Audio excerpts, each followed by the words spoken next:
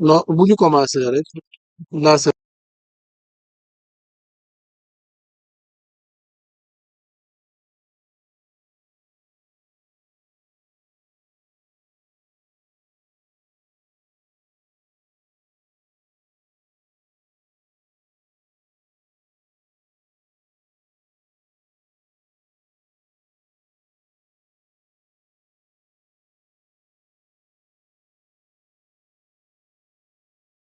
most important. Dear colleagues, we have been waiting for the past 5 minutes for you to please take your seats. We have to begin.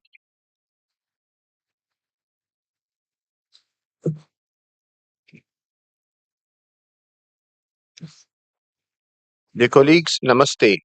I hope you all had a wonderful, enjoyable evening last night. You enjoyed the cultural event, the wonderful cuisine, the ambience of the Purana Killa, the old fort, and we are very grateful to His Excellency, the Lieutenant Governor of Delhi, for having hosted us. Dear colleagues, before we resume our session, I would like to inform you of the outcomes of the fifth meeting of the Bureau. The Bureau recommends to the plenary that Agenda General Item 8 related to the nomination process be only the general discussion on document 45.com/8, which will remain open until 29th July for the adoption of the draft decision. This does not concern the examination of the individual nomination files under Item 8B, which will start this morning as scheduled. The committee will then continue with the examination of Item 8A on tentative lists. Regarding Item 8B on nominations that will follow, please note that considering the withdrawals received, we have 27 nominations to examine between today and Monday morning, as well as 13 minor boundary modification proposals. I hope we will strictly apply the foreseen schedule. As you know, we have received a nomination dossier to examine on an emergency basis. For this specific case, the Bureau recommends that after hearing the presentation by the Secretariat and the advisory bodies, the floor will be given to the author to present the amendment submitted and circulated to you a few days ago, which has garnered large support. Once the draft decision is adopted and if the site is inscribed, I will then give the floor to the state party concerned for a statement up to 4 minutes on its nomination. I will subsequently grant the floor to committee members only. To this extent, I will ask for the cooperation of all. Furthermore, the Bureau heard from the State Party of Japan that an agreement has been reached on its nomination with the State Party of the Republic of Korea. In this regard, and considering the nature of this nomination, the Bureau agreed to grant to 4 minutes each to the state parties for their statements, which means up to 4 minutes to Japan to make its statement and up to 4 minutes to the Republic of Korea to make their statement. The Bureau agreed that this should not set a precedent for future nominations. Thank you.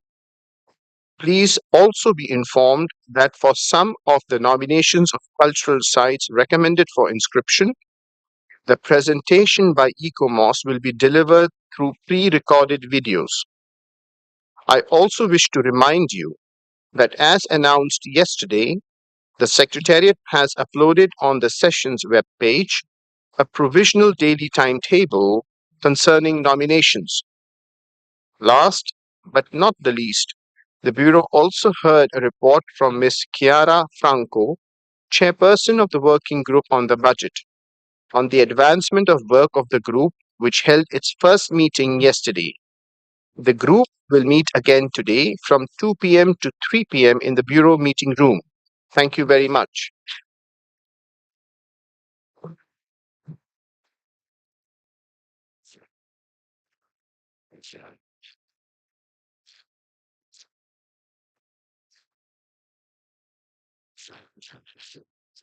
We will now start with our agenda item 8, devoted to the nomination process and to the draft decision 46-8. I invite Mr. Alessandro Balsamo, head of the nominations unit of the World Heritage Center, to briefly present document 46.com/8.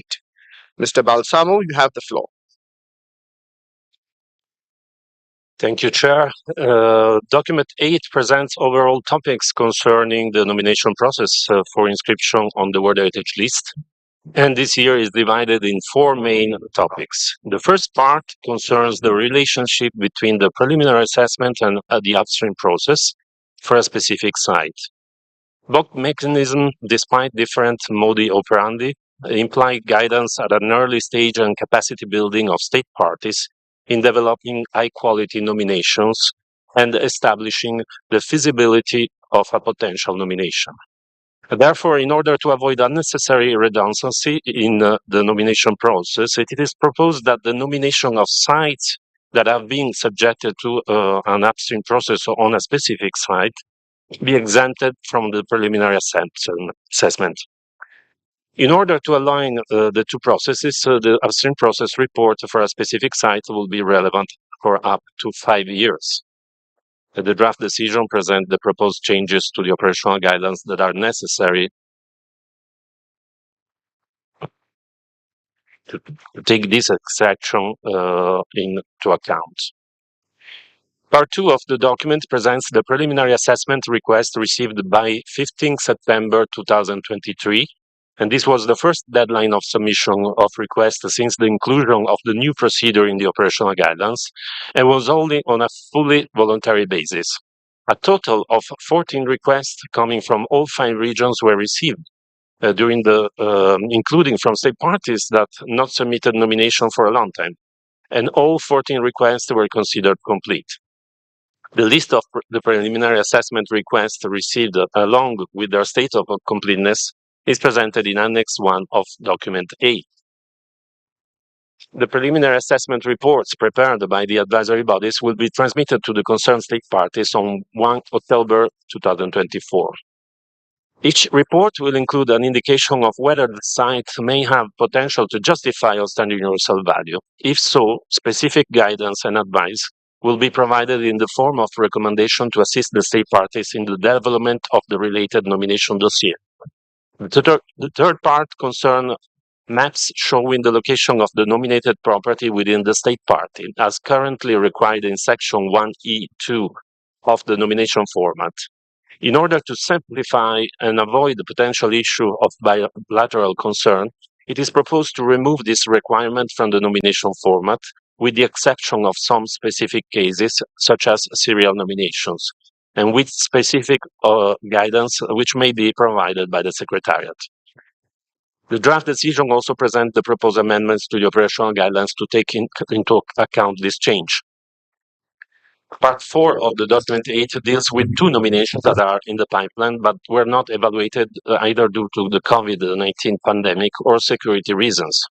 The 2 nominations are the Lake Chad Cultural Landscape by Cameroon, Chad, Niger, and Nigeria, submitted in 2020, and Mount Kumgyong, Diamond Mountain from the Sea, the Democratic People's Republic of Korea, submitted in 2021. Should the health or the security situation allow their evaluation, this nomination will be presented for examination by the World Heritage Committee at its 47th session without impinging on national and overall quota of nomination to be examined. Their evaluation process will be undertaken in accordance with the timeframe foreseen in paragraphs 168 of the operational guidelines. And as the item 8 is open until all the subpoints of this item are closed, we will only deal with the draft decision then. Thank you, Chair. Thank you, Mr. Balsamo, for your presentation. And dear colleagues, I would like to inform you that this item will remain open to take into account the debates and our comments held under agenda items 8A, B, C, D, and E. The draft decision 46-8 will be adopted on Monday, 29th July, once we have completed the examination of items 8A to 8E. I would like to know whether there are any comments on this agenda item.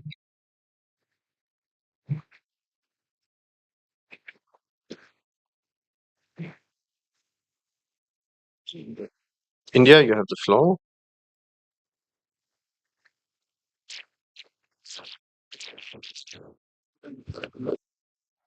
Thank you. Thank you very much, Mr. Chair, for giving India the floor. And a very good morning to all the delegates present here in this hall. We would also like to thank the Secretariat for this presentation that they have just given. Mr. Chair, I think I'd like to first make my remarks with respect to the proposed amendment to the para 121 of the operational guidelines. We're struggling to understand what exactly are we trying to achieve. We have been time and again articulated our position before the committee and the secretariat that time has come for a serious reflection on the implementation of the World Heritage Convention. Mr. Chair, just to put things in perspective, I'm inclined to delve into the world of statistics. If we examine the history of the operational guidelines, we find that the operational guidelines have been revised 28 times since 1977. The paras have been increased from 28 to 290, and even those have sub-paras and sub-paras. Earlier, there was no limit to submitting nomination, and then a limit was imposed to 1 year in 2000. Then it turned to 2 a year in 2004, and then in 2018, it was decided due to some extraordinary circumstances to reduce it to further to 1 a year. And despite the fact that it was supposed to be reviewed in 2023, it was not, and we are still continuing with that figure. Then, Mr. Chair, we adopted the preliminary assessment in 2022 during 44 COM and have made it mandatory from 2027 onwards without working out the financial burden it puts on the states parties as well as advisory bodies. And now this amendment that is being proposed, wherein the preliminary assessment and upstream process are being in a way interlinked as an either or condition, and we are yet not aware of the cost implications or the burden it will further put on the advisory bodies as well as the states parties. Effectively, therefore, what I'm trying to say is that it is another attempt to revise this para in haste. I'm talking about para 121. Perhaps it is not going to solve problems but create more issues, because it doesn't consider the implications on the majority of states parties who are still struggling to get their first site inscribed because of lack of capacity of resource, and we're putting even more burden on them. Mr. Chair, we have the open-ended working group that is still debating and discussing the reflections on the implementation of the World Heritage Convention, and that discussion is yet inconclusive. The preliminary assessment or upstream process as a precursor to the final nomination should first be discussed in that open-ended working group so that its technical and financial nuances are fully understood by all states parties. India feels that we should wait for the outcome of that report, which will be presented during the 47 COM, and then we take this issue forward. And another point which I think I'd like to ask the Secretariat for, we were just informed that 14 requests came from the states parties, which are all complete. We wanted to understand what is the financial implication of that, because yesterday in the budget group we were given a certain figures wherein there is a serious deficiency of voluntary and the mandatory contributions. And then we have this. So what is the pressure on the states parties or the advisory bodies for this? Thank you, Mr. Chair. Thank you.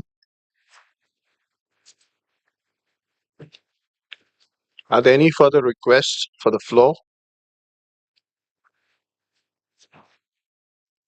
I see none. Any observer state party would like to take the floor?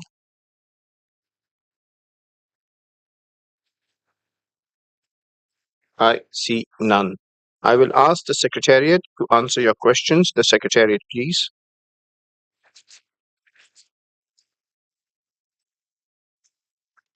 Thank you, Chair, and thank you for the question to the distinguished delegate of India on the financial pressure that, let's say, the preliminary assessment is putting on the Secretariat and the advisory bodies. Well, this is something that I think it has been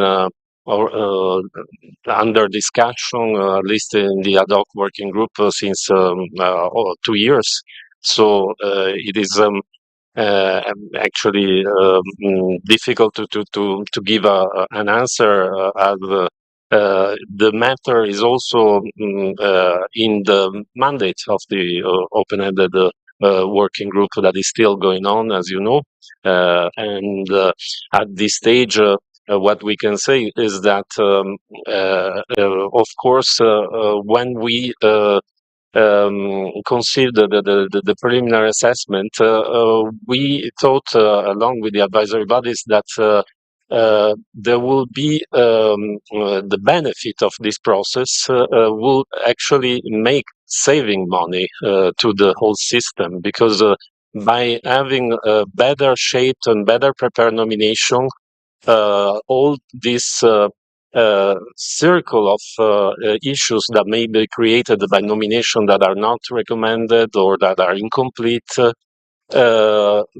will be, let's say, improved with the inclusion and by the use of the upstream process and preliminary assessment. So, to this extent, maybe there are different answers on the short term, on the medium term, and on the longer term.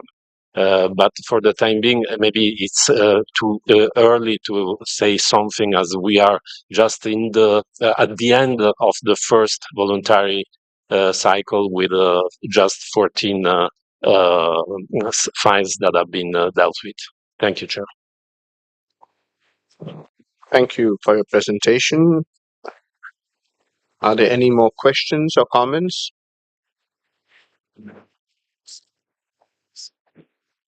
I'll now give the floor to the Director of the World Heritage Center. You have the floor, sir. Thank you, Chairperson. I really would like to thank the distinguished delegate of India for this very important question. And I think what the distinguished delegate of India is raising is definitely an issue that the open-ended working group, of course, will be discussing, because it's part of its mandate. And the distinguished delegate of India is absolutely right to say that this needs to continue to be discussed in the open-ended working group, and it will continue. What I just want to say here is that when it comes to the whole issue of the funds, and we are still in a period of voluntary submission of request for preliminary assessment before it becomes mandatory. And of course, at this stage, as I clearly explained in the budget group yesterday, of course, at this stage, we have been able to cope with the current demands, but it doesn't mean that as we go in the future, this is going to be the same case. And that's why the budget group, of course, has discussed yesterday this particular issue, and will continue to discuss this under our chair of the working group. And we also will be able to know about the next number of preliminary assessment letters this year, as you know, because of the the deadline for submission of preliminary assessment, and of course it will help and it will help and inform the group, the open-ended working group on this issue. But I do agree with the important reflection that the distinguished delegate of India has put forward. Thank you. Thank you. Are there any further questions or comments from any committee member? Argentina, you have the floor. Gracias, señor presidente. Queremos sumarnos a las declaraciones hechas por la delegación de la India. Hay algo que tenemos que tener en cuenta, que es que esta convención es víctima de su propio éxito, no de su fracaso. Por eso hay tanta presión, tanta inquietud, tanto interés en participar más, en tener más inscripciones, y cada vez necesitamos más recursos, más medios, más trabajo. El grupo de trabajo nos parece fundamental, no suficiente porque luego tenemos que seguir hablando, tenemos que seguir reflexionando, y es en la UNESCO en pleno que tenemos que hablar esto. Yeah, can I ask you to pause? Sí, solamente decir, el grupo de trabajo es, perdón. Please pause. The technical team, my friend is speaking beautiful Spanish, but I don't understand those beautiful words because you have stopped the English translation for some reason.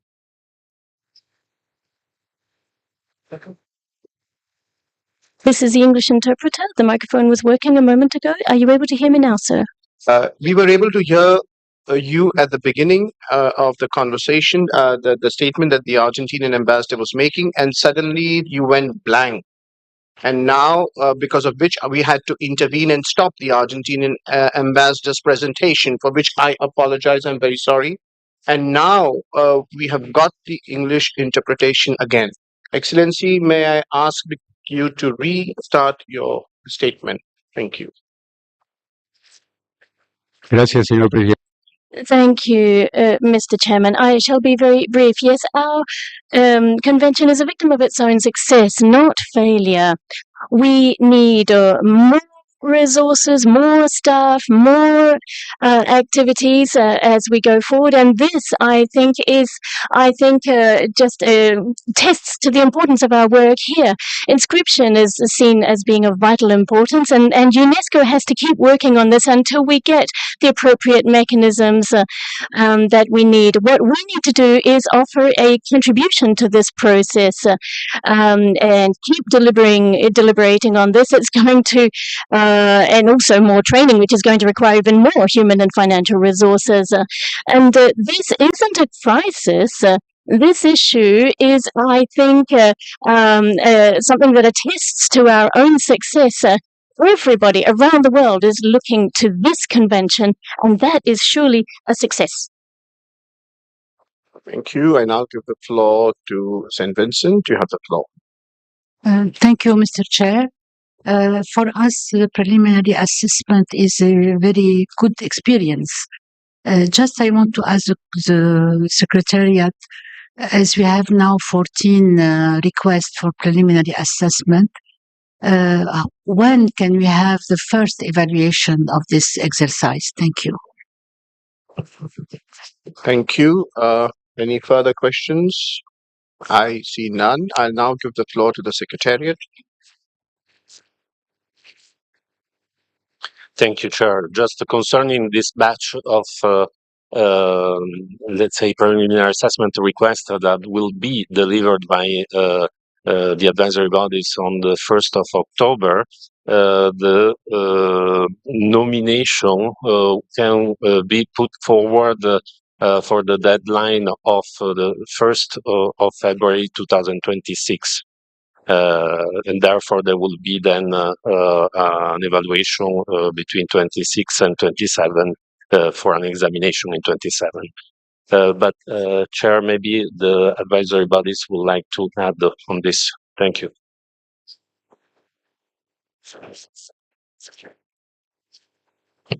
Thank you, Chair. Just to briefly address the general remarks from India and Argentina on the issue that we're dealing with. I think firstly to fully support, and I think the centre's given the context, and we support that there's a need to look at the whole of the system and look for systemic changes to the financing, and that also is true for the monitoring processes as well. But in terms of the proposal that's made in the present document by the centre, I do think it is a very immediate thing that can be done to eliminate an obvious duplication of process that could occur.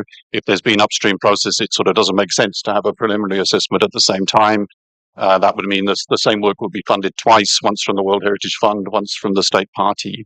So I think that is something that can be sort of eliminated now in advance of the need for a more systemic look. And I think it, from the perspective of the advisory bodies, it doesn't pose a problem. Upstream process is also funded by states parties, so in a way, it is also enabling those states parties that have either the means or can support other states parties to have the means to have access outside of the preliminary assessment process, Chair. So in those senses, we would support the proposals that have been made by the Secretariat in this case. Thank you. Thank you. Ecomos? Je vous remercie, Monsieur le Président, et pour faire écho à ce que dit. Thank you very much.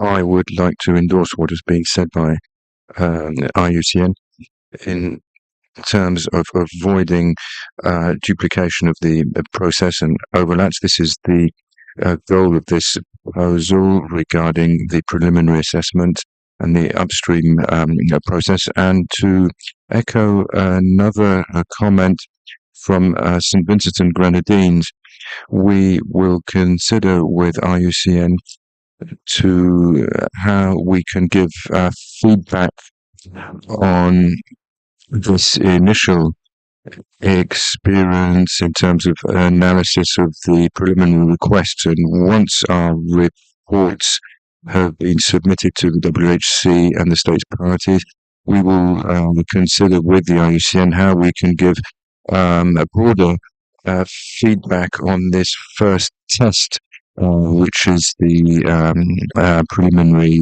upstream assessment. Thank you.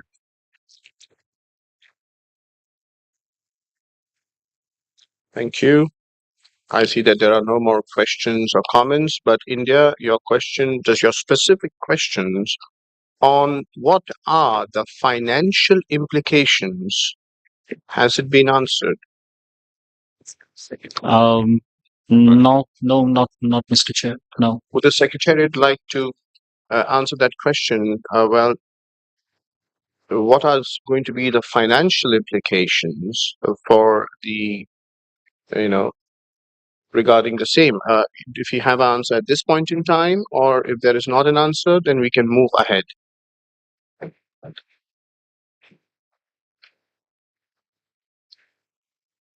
Or you can.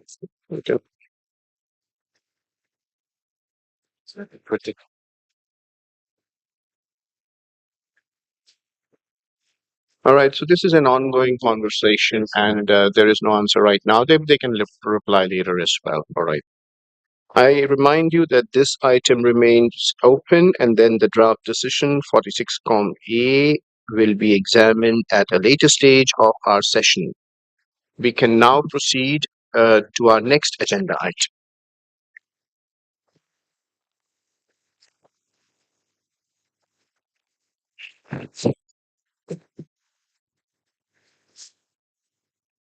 Dear colleagues, we will proceed with our next agenda item 8A, devoted to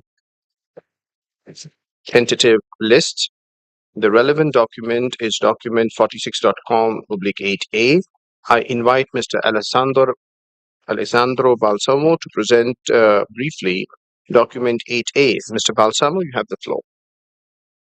Thank you very much, Chair. Document 8A presents the tentative list of all state parties submitted in conformity with the operational guidelines as of 15 April.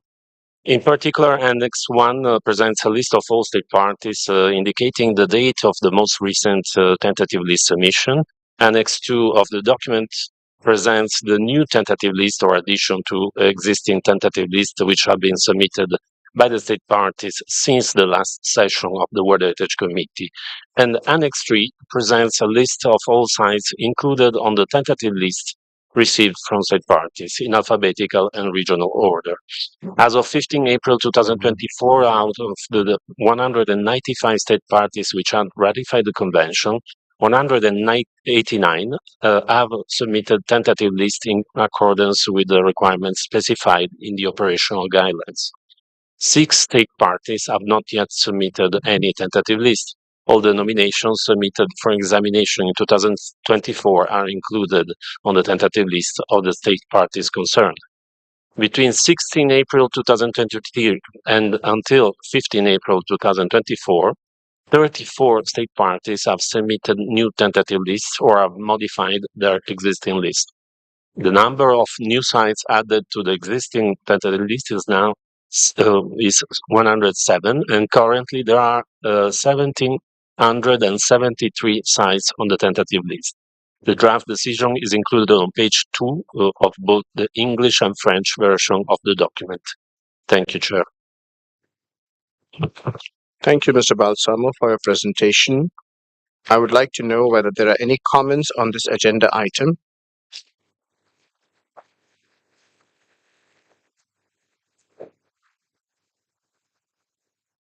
I see none.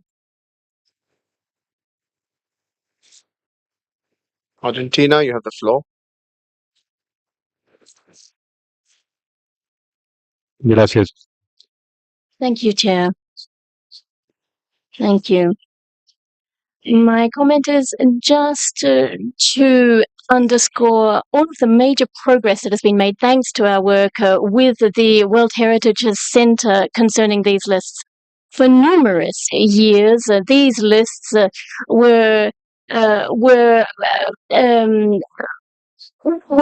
just huge piles of lists that never got revised. But thanks to the World Heritage Center's efforts, we've seen a huge change, and now these tentative lists really do reflect the priorities of each of the states, and they don't just stay there as a static list. I think this has been an incredibly important body of work, and we see that the quality is increasingly growing. We have now had taken the time to look at these lists, and we've seen that it's really clear where the priorities lay. So thank you very much. Thank you very much. I see that there are no more questions and comments. I therefore invite you to proceed with the adoption of the draft decision 46-8A, but before doing so, I would like to ask the rapporteur if he has received any amendments on the draft decision proposed. Bonjour, Monsieur. Good morning, Mr. Chairman. Good morning to one and all. We have not received any amendments for 8A. Thank you. Thank you. I see no amendments. I therefore declare draft decision 46-8A adopted. Thank you. I now declare agenda item 8A closed.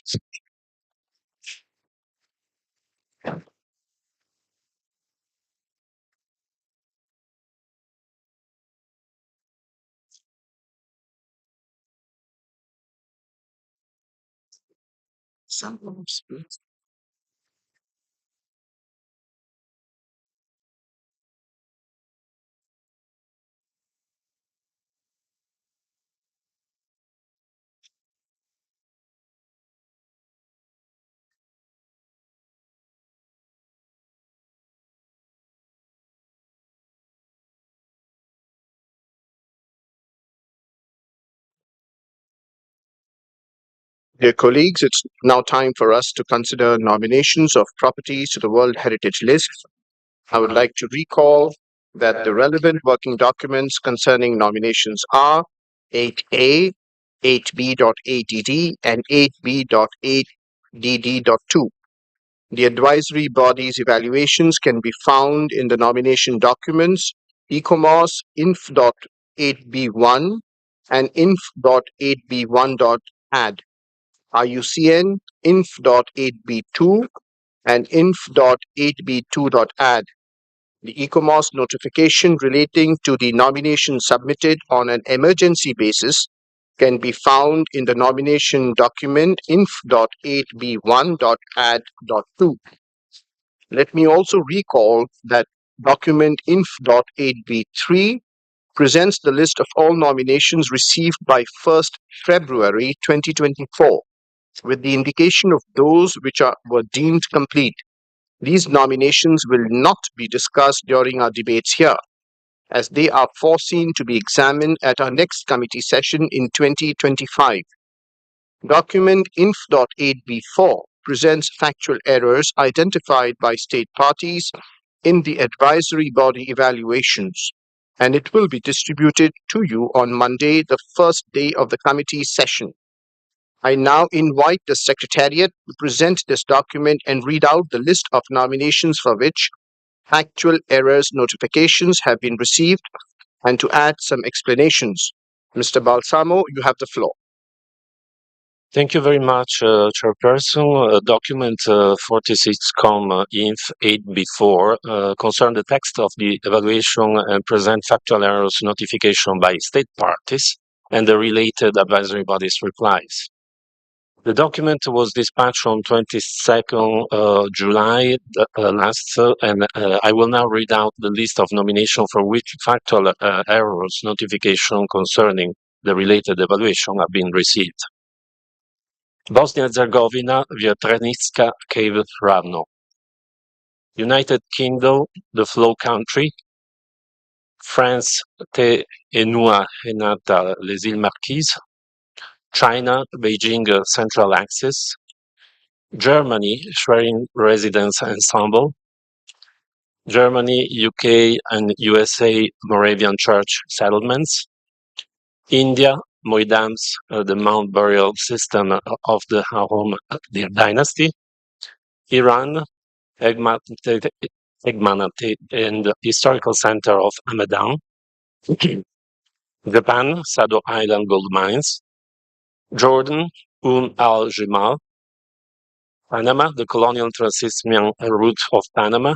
Romania, Brancusi Monumental Ensemble of Targogiu.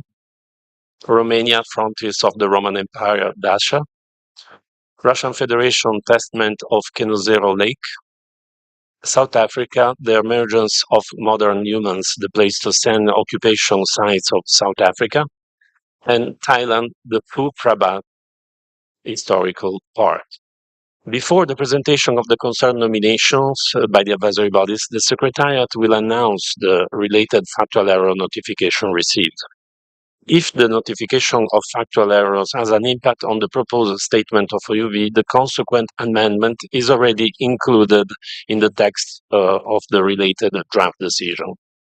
And just to recall that only notification received by the statutory deadline and submitted in the appropriate form of Annex 12 of the operational guidelines have been made available in document INF8 before. Thank you very much. Thank you very much, Mr. Balsamo. Are there any comments? I see none. Let's proceed then. Let's now move to the first draft decision of document 8B concerning proposed changes to names of properties already inscribed on the World Heritage List. I invite Mr. Balsamo to present the proposed name change.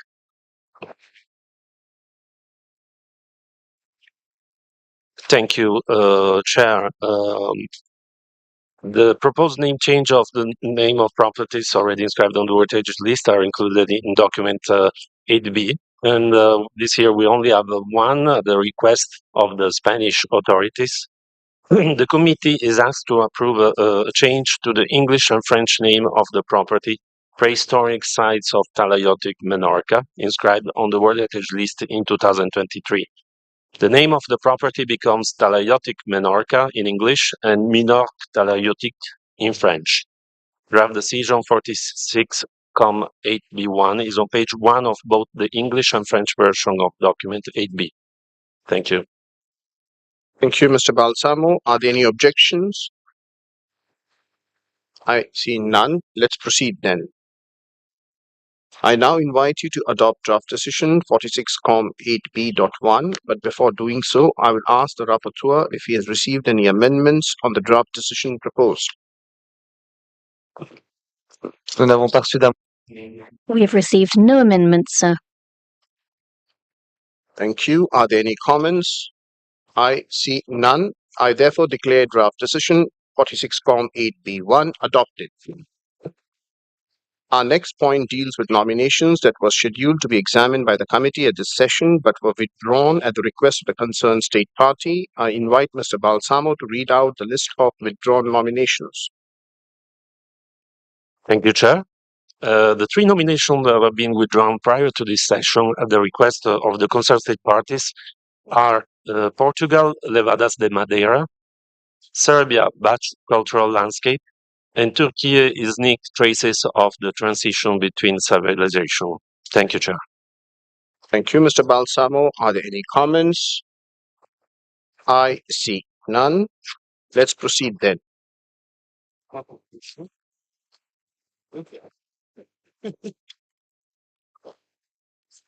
We will now begin with the examination of nominations. I would like to take this opportunity to recall that committee decisions are based on objective and scientific considerations, and any appraisal made on its behalf must be thoroughly and responsibly carried out. The committee recognizes that such decisions depend on A. Carefully prepared documentation, B. Thorough and consistent procedures, C. Evaluation by qualified experts, and D. If necessary, the use of expert referees. The committee is requested to examine the draft decisions presented in the relevant documents and, in accordance with paragraph 153 of the operational guidelines, to take its decisions. I wish to stress that for referred nominations, there is no new nomination file to be prepared, and there is no evaluation mission of the relevant advisory body to the site.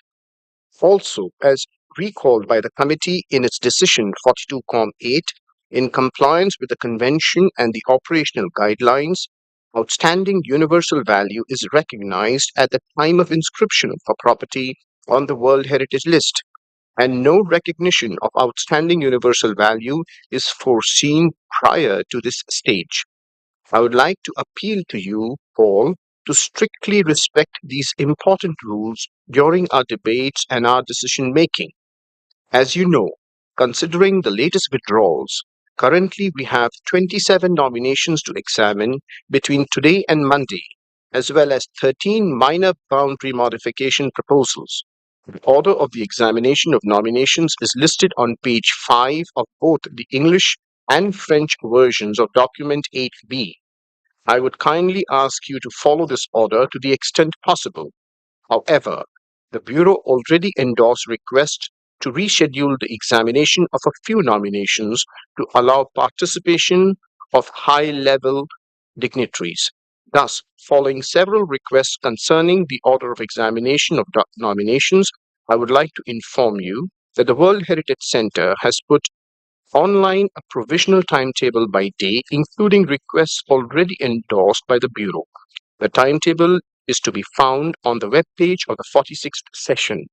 For your information, and for some of the nominations of cultural sites recommended for inscription, the presentation by ECOMOS will be delivered through pre-recorded videos. Ladies and gentlemen, just before proceeding with the examination of nominations, the advisory bodies wish to make a brief presentation on their respective evaluation process of nominations. I will give the floor to ECOMOS and IUCN. You have the floor, please. Thank you, Chair. If I may have the first slide, please, and the next slide. Thank you. So thank you, Chair. The IUCN, next slide, please.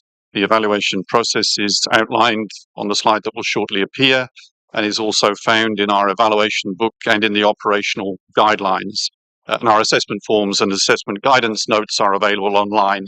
I'd like to take this opportunity to sincerely thank all of the nominating states parties for their excellent collaboration and dialogue throughout the evaluation processes. We are highly grateful to all of your colleagues, your authorities, your site managers and your communities for the successful evaluation of all of the technical evaluation missions and the subsequent exchanges. IUCN would also like to thank most sincerely all of the IUCN experts that have donated a tremendous amount of volunteer time to the assessment of all the nominated sites. This represents a significant and indispensable support to this convention, and I think represents why we are partners of this convention beyond any individual services we provide. Next slide, please.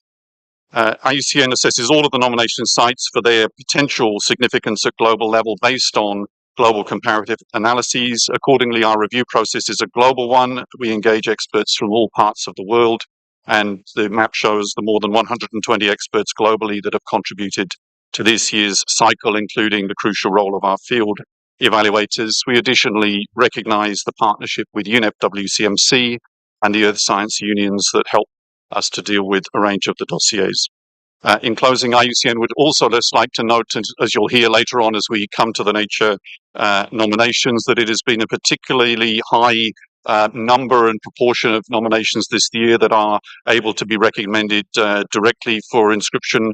It is a very encouraging sign, I think, of the dialogue that has been taking place, and I hope that will continue. Thank you, Mr. Chair, and ICOMOS has a short presentation as well.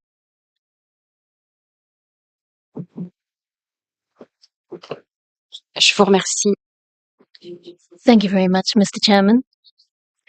I'd like to start this presentation just by expressing our gratitude to all of the experts involved in the evaluation process, as well as the nominating states parties, for all of the efforts undertaken to ensure that our work was able to run smoothly. Next slide, please. ICOMOS's evaluation procedure is set forth in Annex 6 of the guidelines. There are various different stages to it, such as desk reviews, evaluation, technical evaluation missions, and a panel of expert meetings, as well as numerous exchanges with states parties. We're very sensitive to geographical representation among our experts involved in the evaluation process, and recently we changed the rules governing the composition of our panel of experts so as to better address this issue of geographical balance for nominations. Our approach is rigorous and scientific. We aim to be as constructive as possible in formulating our recommendations to the committee so as to better safeguard properties. We have some 40 experts in evaluating a nomination, covering various different aspects of the property, be it its importance in the geocultural context and the way that it's protected and managed. For the current cycle of nominations, there were more than 300 expert reports that we received. ICOMOS's recommendations are collegial and institutional. ICOMOS's fields of expertise include multidisciplinarity, cultural and geographical diversity, a large range of training and experience, and institutional representation very broadly. Thank you, Mr. Chairman. Thank you for your presentations, ICOMOS and IUCN. Are there any comments? I see none. Let's proceed then. Thank you. I see no more questions and comments. We will now start with the first nomination.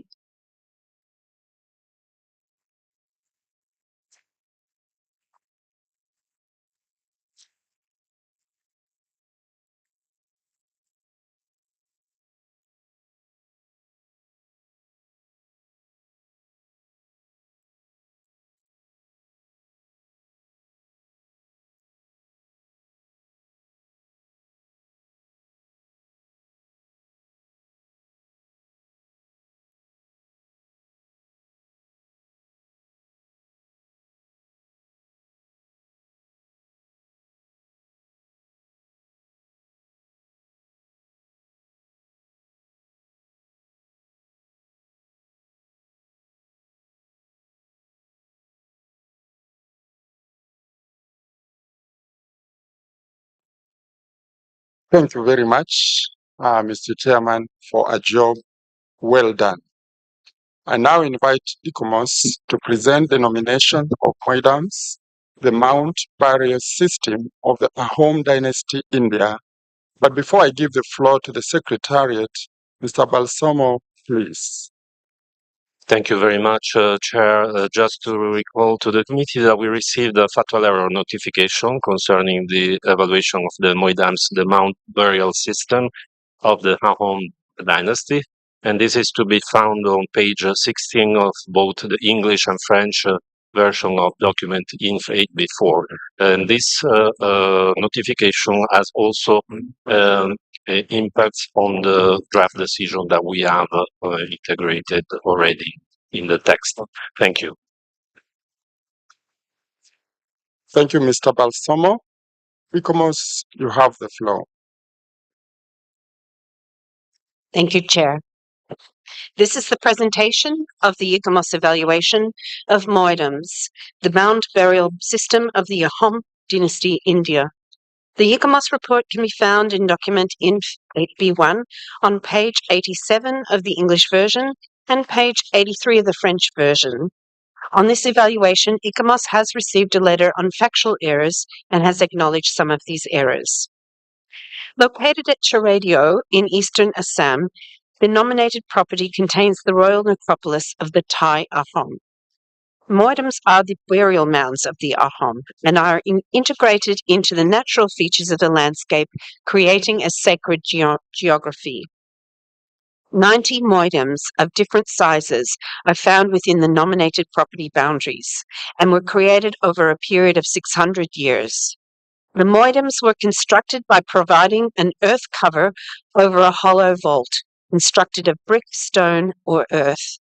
The vaults contain the burial or cremated remains of kings and other royal individuals, together with grave goods. The boundaries of the nominated property and buffer zone are shown here. There are a number of cultural features within the buffer zone, such as moidams, ceremonial pathways, and water bodies. An inventory of these features was provided during the evaluation process. Legal protection of the buffer zone is provided by the state of Assam, and the process of individually protecting the sites in the buffer zone is in progress. The moidams of Charadio contain the remains of the Thai Ahom kings, and the tombs are set within a sculpted landscape that reflects Thai cosmologies, working with and modifying the natural topography, lakes, forests, and water sources. The moidams are of different sizes and demonstrate changes in techniques and materials over time. ICOMOS considers that the nominated property is an exceptional example of an Ahom necropolis that represents funerary traditions and associated beliefs in a tangible way. The comparative assessment was augmented during the evaluation by the state party through exchanges with ICOMOS. Comparisons are provided with other sites in India and other Thai ethnic groups within South and Southeast Asia, while this could have been further expanded to deepen the understanding of the context of the diversity of Thai cultures in Asia and their funerary traditions. It is evident that the nominated property is the most significant in relation to the specific mound burial traditions of the Ahom kings. While moidams are found throughout the Brahmaputra Valley, those found within the nominated property are regarded as exceptional. The nominated property demonstrates criteria 3 and 4, although ICOMOS considered that criterion 5 has not been demonstrated. The requirements for authenticity and integrity have been met.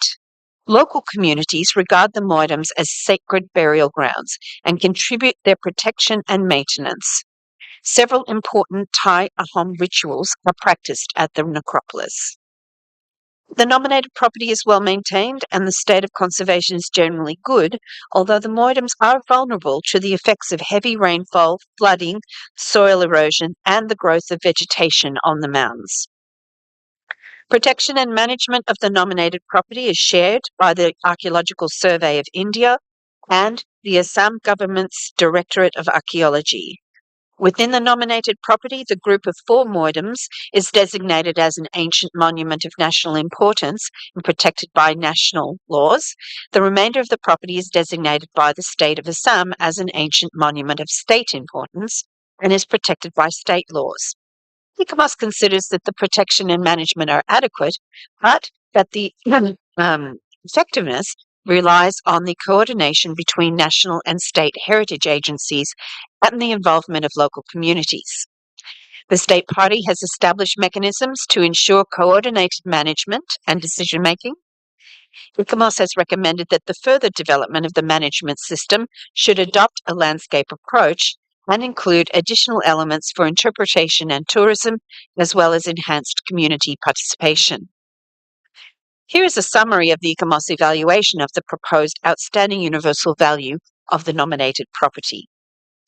To conclude, ICOMOS recommends that Moidams, the mound burial system of the Ahom dynasty, India, be inscribed in the World Heritage List on the basis of criteria 3 and 4, and has included a number of further recommendations in the draft decision to support the long-term conservation of the property.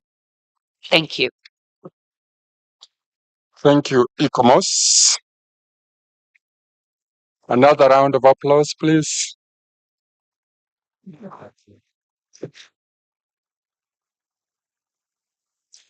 Thank you, ICOMOS, for your presentation. I would like to know whether there are any comments concerning the nomination.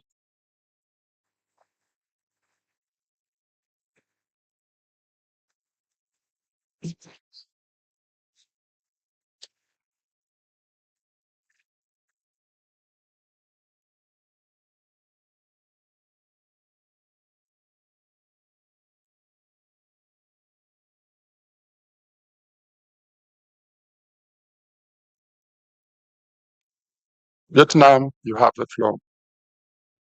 I thank you, Mr. Chair. I'd like to express our sincere thanks to the advisory bodies for the information for the evaluation. And we are really fully convinced by the statement on the overview of the site, and that's why we strongly support the inclusion of the sites on the list.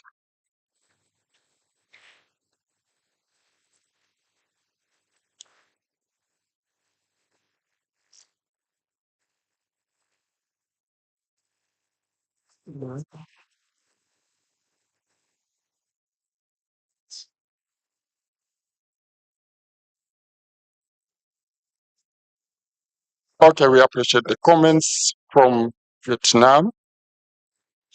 Thank you. I see no more comments, and we can now proceed. I now invite you to adopt. Our apologies. We have Zambia. Zambia, you have the floor. Thank you, Mr. Chairman. I would like to appreciate the role that ICOMOS is doing in evaluating the various dossiers. And in this case, Mr. Chairman, specifically, I would want to appreciate the fact that, ICOMOS has been very understanding. Instead of emphasizing on all the criteria to be used, ICOMOS has been able to, identify the one of the criteria, the criteria which is relevant to the site. And for this, would like to commend ICOMOS, and maybe that is the spirit which should be that is encouraged. Thank you. Thank you, Zambia, for your kind words. I now invite you to adopt the draft decision 46-8B.16. But before doing so, I would like to ask Radhapatua if he has received any amendments on the draft decision proposed. Thank you, Mr. Chair. We have received no amendments, although we have duly noted Vietnam and Zambia's support. And furthermore, as Mr. Balsamo announced, the agreed factual errors have been integrated in the statement of outstanding universal value. Thank you.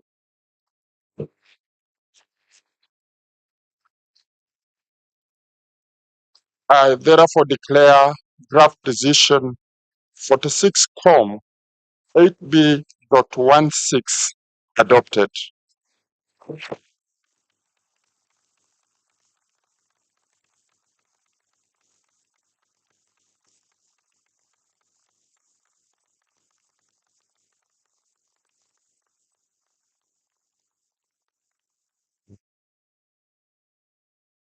Let me congratulate India on behalf of the entire committee for the inscription of this property. India, you have the floor, up to 4 minutes to offer a statement. Thank you. Thank you.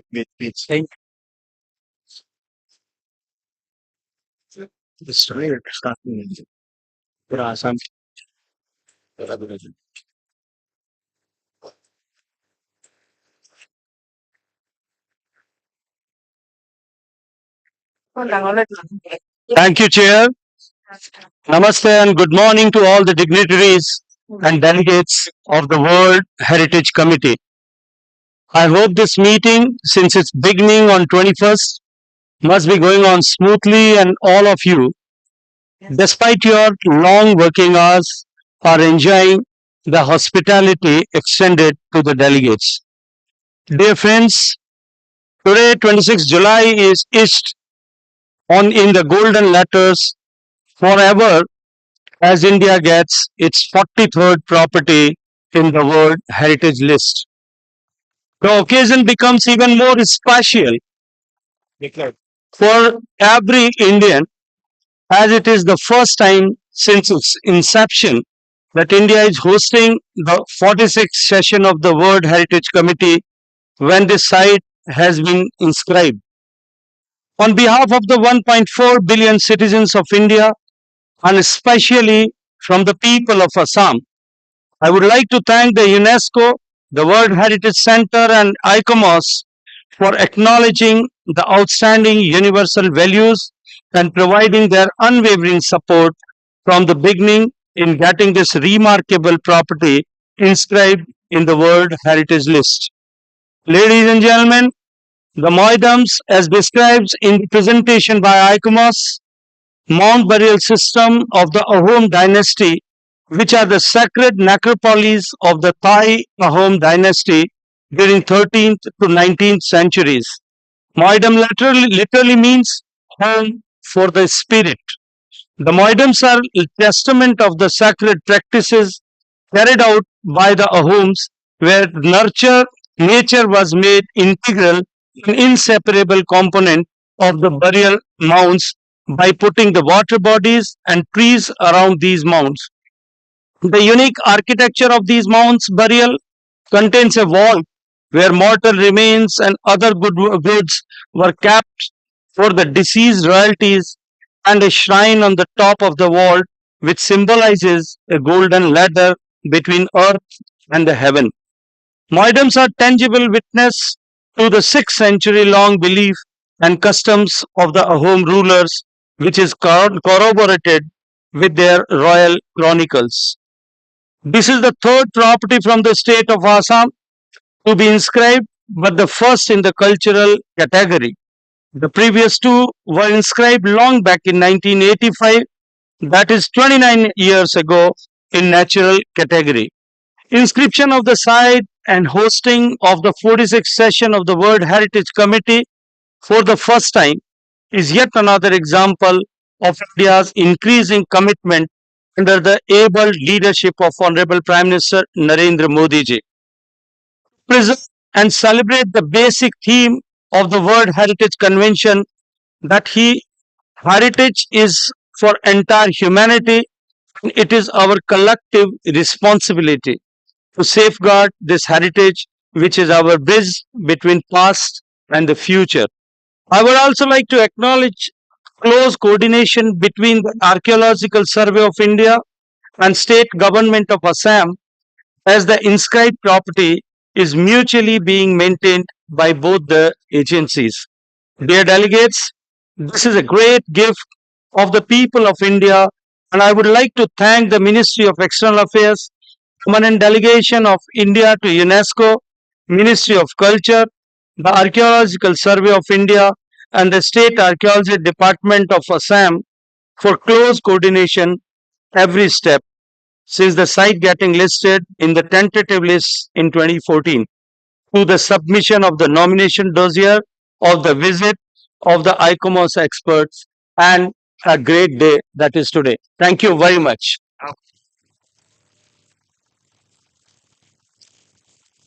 Congratulations. Thank you, sir. Thank you. Cheers to incredible India. It's now my pleasant duty to invite back the substantive chair to continue with the agendas for the day.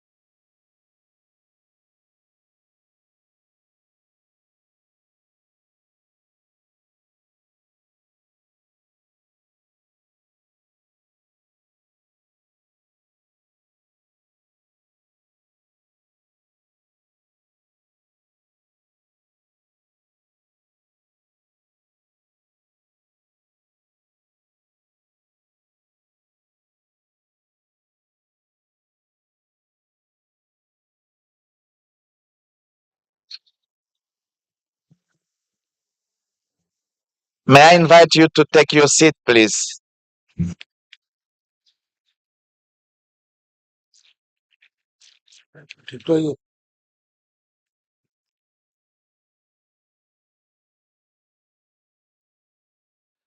May I just remind that greetings can be held outside the room, please.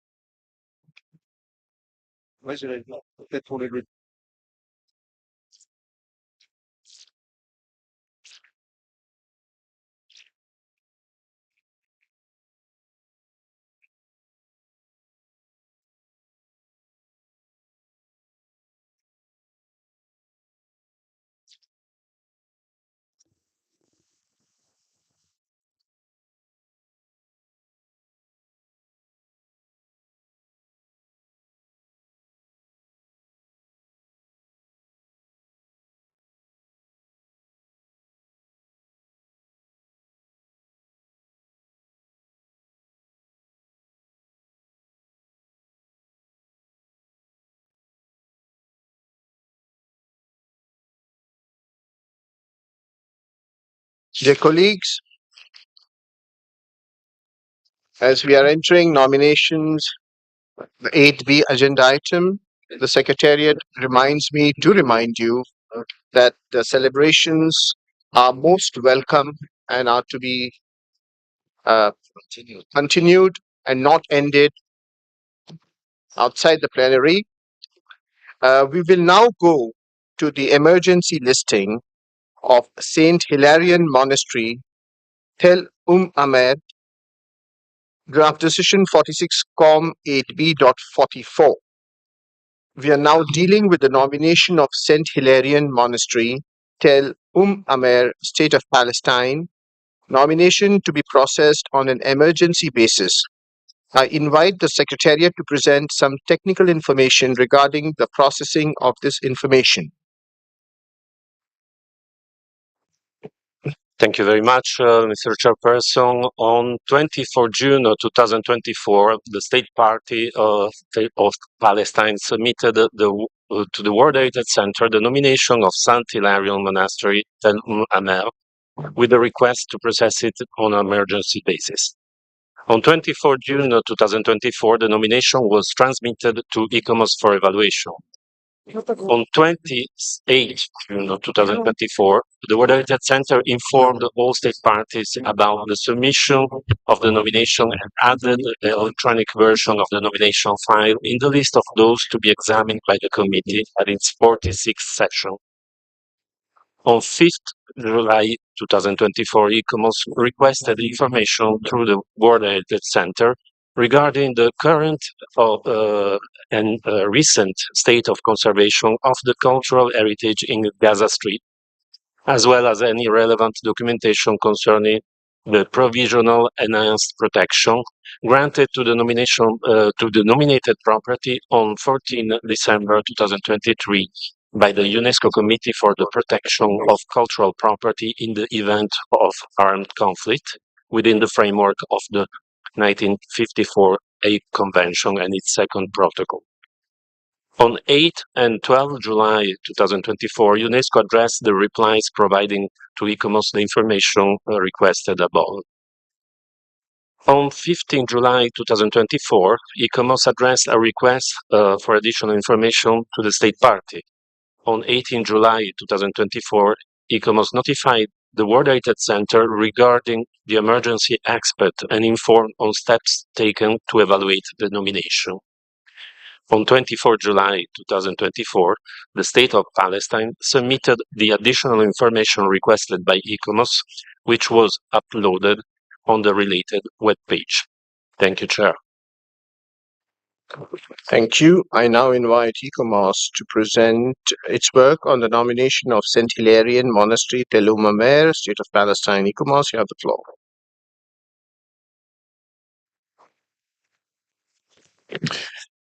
Thank you, Mr. Chairman.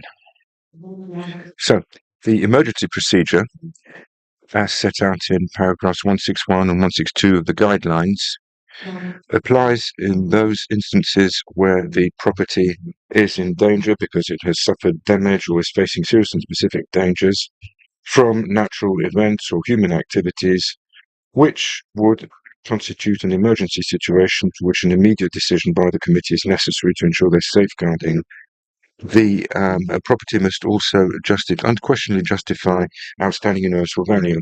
In emergency situations, the evaluation of ICOMOS focuses on the qualities of the proposed property for inscription, namely the criteria which are put forward and the conditions of integrity and authenticity, the nature of the danger, the urgency of the decision of the World Heritage Committee.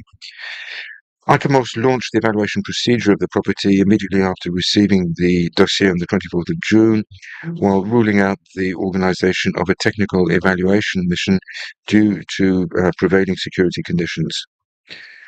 At this stage of the process, ICOMOS has contacted a group of international experts, including archaeologists and art historians specializing in art and architecture of late antiquity and the Paleo-Christian period, university academics recognized for their research work on the intellectual tradition of the monastic school of Gaza, in order for them to submit their view and critical analysis of the potential OUV of the property through the study reports and documents. Furthermore, on the 5th of July 2024, information was requested from the World Heritage Center on the current or recent state of conservation of cultural heritage in the Gaza Strip, in particular regarding properties on the indicative list of the State of Palestine, as well as any relevant documentation regarding the provisional strength and heightened protection granted to the proposed property for inscription on 14th of December 2023 by the UNESCO Committee for the Protection of Cultural Properties in the event of armed conflict. Furthermore, a letter was sent on the 15th of July 2024 to the state party requesting further information on the justification of the inscription, the attributes, the boundaries and the buffer zone, as well as the legal protection of the nomination. This information was received on the 24th of July. The Commission of the World Heritage Commission on ICOMOS was consulted on the emergency nomination and confirmed on the 17th of July 2024 that the implementation of an emergency procedure was justified. The time required to enable consultation of international experts, analysis of further information, and in order to bring together the members of the ICOMOS World Heritage Commission in order to consider this information has not enabled ICOMOS at present to make a recommendation in order to establish whether the property proposed for inscription, the nomination, can justify unquestionably its outstanding universal value. Thank you very much, Chairman.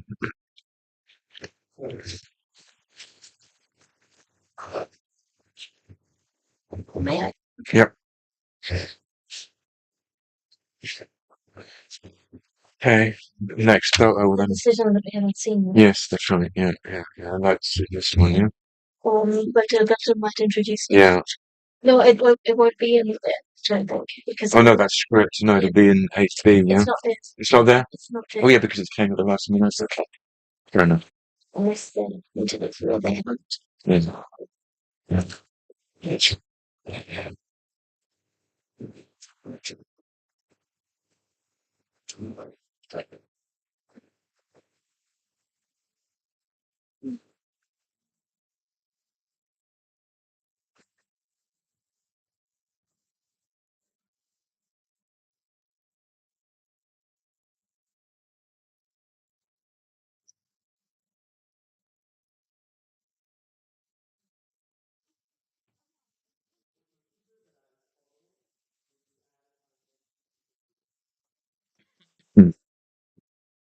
Where's the script? Yes. There. Grab it. Yeah. This will be in French here, right? Yes.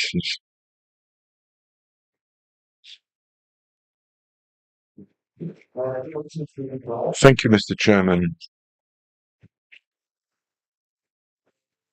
We have received an amendment to the draft decision on the Saint Hilarion Monastery, Telum Amer, submitted by Belgium and co-sponsored by 18 other members of the World Heritage Committee, Qatar, Senegal, Lebanon, Turkey, Republic of Korea, Mexico, Bulgaria, Greece, Italy, Zambia, Kazakhstan, Rwanda, Vietnam, Kenya, St. Vincent and the Grenadines, Jamaica, India, Japan. The amendment starts at paragraph 5, also noting that the nominated property has been placed under provisional enhanced protection by the Committee for the Protection of the Cultural Property in the event of armed conflict during its 18th session, December 8, 2023. Next, paragraph 7 to 12, additional, noting the exceptional circumstances that have prevented a fully fledged evaluation process, and bearing in mind that the consideration of this nomination by the World Heritage Committee shall in no way can constitute a precedent for future nominations processed on an emergency basis. Next paragraph inscribes Saint Hilarion Telumamir Monastery, State of Palestine, on the World Heritage List following the emergency procedure on the basis of criteria 2, 3, and 6. Next paragraph also inscribes the Monastery of Saint Hilarion Telumamir, State of Palestine, on the list of World Heritage in Danger. Next, takes note that a provisional statement of outstanding universal value is under preparation and will be submitted for adoption by the committee at its 47th session if possible. Next, recommends that the State Party invites a joint World Heritage Centre ICOMOS reactive monitoring mission as soon as the situation on the ground allows to establish a desired state of conservation and a programme of corrective measures for the removal of the property from the list of World Heritage in danger. And now, last paragraph. request the state party to submit to the World Heritage Centre by the 1st of December 2025, or as soon as the situation allows, a report on the state of conservation of the property for the examination of the World Heritage Committee at its 48th session. Thank you very much, Chair. I will now give the floor to the author of the amendment, Belgium, to take the floor. Merci. Thank you, Mr. Chairman. Mr. Chairman, we are introducing, with the support of the vast majority of the members of the committee, this amendment, which seeks to adopt the inscription of the monastery of Saint Hilarion, Telemamer, on the World Heritage List, consistent with the goal and raison d'être of our convention. The monastery of Saint Hilarion is a major archaeological site and is in a relatively good state of conservation. It is probably one of the earliest and most significant monastic sites in the Middle East, going back to the 4th century AD. The location of these sites, close to several trade routes, means it is a place of welcome, meeting, and exchange. At present, the monastery of St. Hilarion is a place for study, research, and training. Culture, education, and science, the pillars of the UNESCO mandate. The local communities are particularly keen on the preservation of this site, which is in which they take great pride. The site is inscribed on the indicative list of Palestine since 2012, and a proposition and a nomination on the list, World Heritage List, under a normal procedure was in the process of being established. Given current events, we, however, have to find an appropriate response and to step up the procedure in order to enable the conservation and restoration of the site in a humanitarian perspective. Current events led in last December the Committee for the Protection of Cultural Properties in the event of armed conflict to place it on a temporary basis under heightened protection. With this decision, the committee recognizes that the site of St. Hilarion is particularly important for humanity. When we inscribed on an emergency basis the property of St. Hilarion on the list World Heritage, we will simultaneously inscribe it on the list of World Heritage in danger. This dual decision provides an opportunity to define and to implement the programs enabling optimal conservation of this outstanding ensemble. The inscription of this property will contribute to the credibility and the representativeness of the World Heritage List and will display our capacity to fulfill everywhere in the world the mission conferred upon us by the Convention to ensure the protection and conservation of humanity's most important properties. Thank you.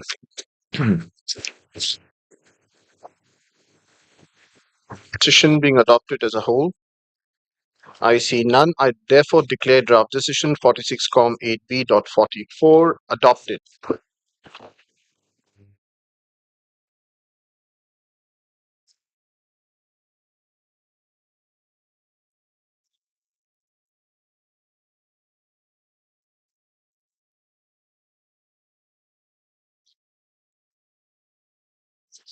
I must say the decision as amended. Perfect. I will now give, as agreed in the Bureau, I will now give the floor to the state party concerned for an up to 4-minute statement on its nomination. I will subsequently grant the floor to committee members only to the regular stipulated time up to 3 minutes only.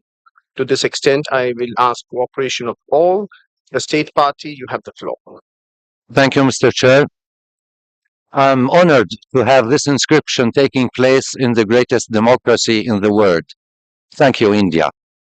I would like to express my deepest gratitude to all committee members for their valuable support of this inscription.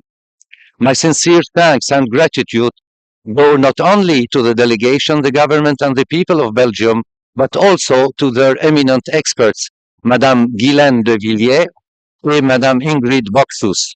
I would like also to thank Mr. Willis, the Deputy Permanent Delegate, for his excellent presentation. Merci la Belgique. Thank you, Belgium.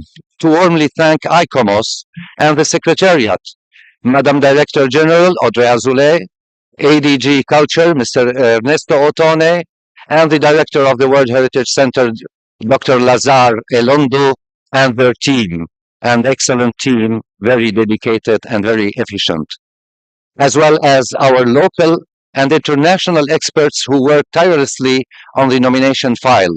Dr. Ahmed Urjoub, architect Marwa Adwan, Dr. Raymond Bondin, and the expert of the inscribed site, Mr. René Elter, who worked for more than 23 years on the same site in Gaza.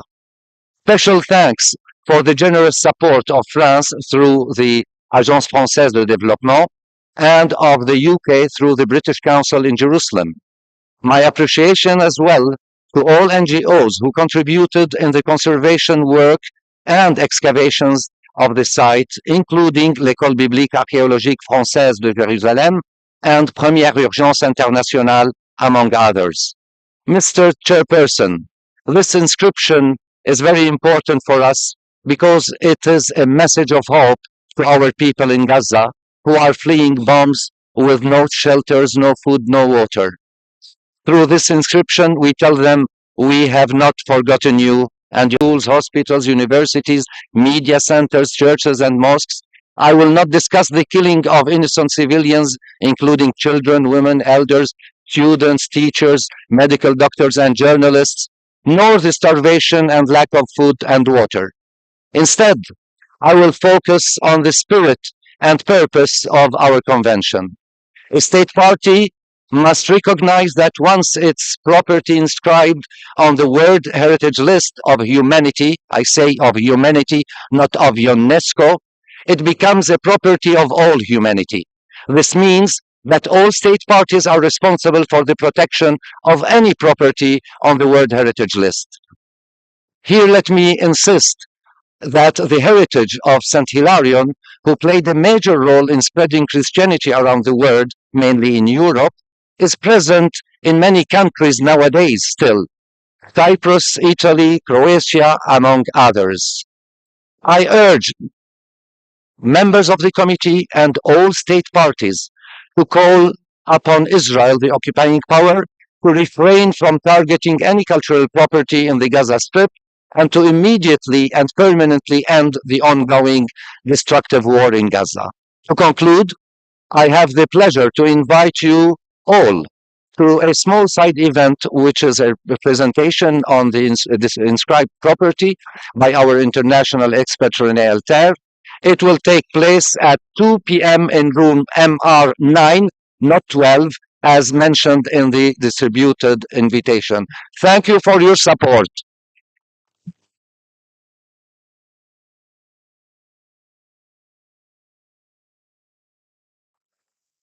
Thank you. I will now give the floor only to committee members. I know the ambassador of Qatar had mentioned in the bureau, so I'll give the floor first to him, followed by Lebanon. Qatar, you have the floor. Thank you, Chair. The state of Qatar is working hard with all member states of the World Heritage Committee to enhance the protection of heritage sites in accordance with the World Heritage Convention. It is no secret to all of us that the world today needs more than ever that the international community to assume its responsibilities seriously, honestly, and with respect of international conventions. The inscription of the Tel Amr St. Hilarion site on the list in danger today in Gaza and in the Gaza Strip is evidence of the urgent need to protect this historical site in times of the war and military conflict. And we do hope that the WHC puts more efforts to protect other sites in Gaza. I also would like to commend the state parties who approved these crucial decisions of this protection of this important heritage site in Palestine. Thank you, Chair. Thank you, Excellency. I now give the floor to the distinguished representative of Lebanon. You have the floor, sir. Thank you, Chair. We would like to note the dramatic conditions in which the population of Gaza is living and the exceptional circumstances that have prevented a fully fledged evaluation process of this property. In other emergency nominations, the advisory bodies were able to perform desk review within a shorter time and could even send missions in certain number of cases. The case of St. Hilarion Monastery Tel Amir is different. Situated on the coastal dunes in Nusayra municipality, the area around the property has become a battlefield, suffering from daily bombing. ICOMOS recognized the emergency status as clearly indicated in the letter sent to the director of the World Heritage Center on July 18, and all independent international reports also indicate that the property is facing a situation of imminent threat. Although the journalists are not allowed to enter Gaza by Israel, the occupying power according to the International Court of Justice. Renowned for its well-preserved example of early Byzantine monastic architecture, the property dates back to the 4th century AD and represents the oldest monastery in Palestine and one of the oldest and most important Christian monastic sites in the world.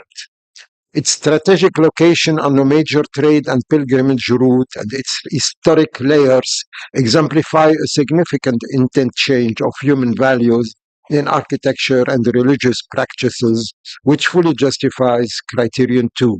It provides unparalleled insights into the development and practices of early Christian monastics in the region, which fully justifies Criterion 3, and is intimately connected to pivotal events, traditions, beliefs, as well as theological and philosophical discourse, which fully justifies Criterion 6.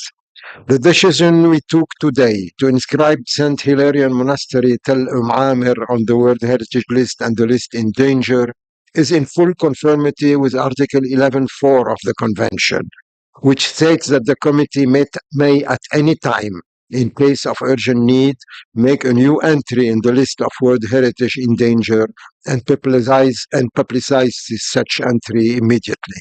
We hope this decision will help ensuring the safeguarding of the property for future generations. Thank you. Thank you. I now give the floor to the distinguished representative of Turkey, followed by Senegal. Thank you, Mr. Chair. We would like to congratulate Palestine for the inscription of St. Hilarion Monastery.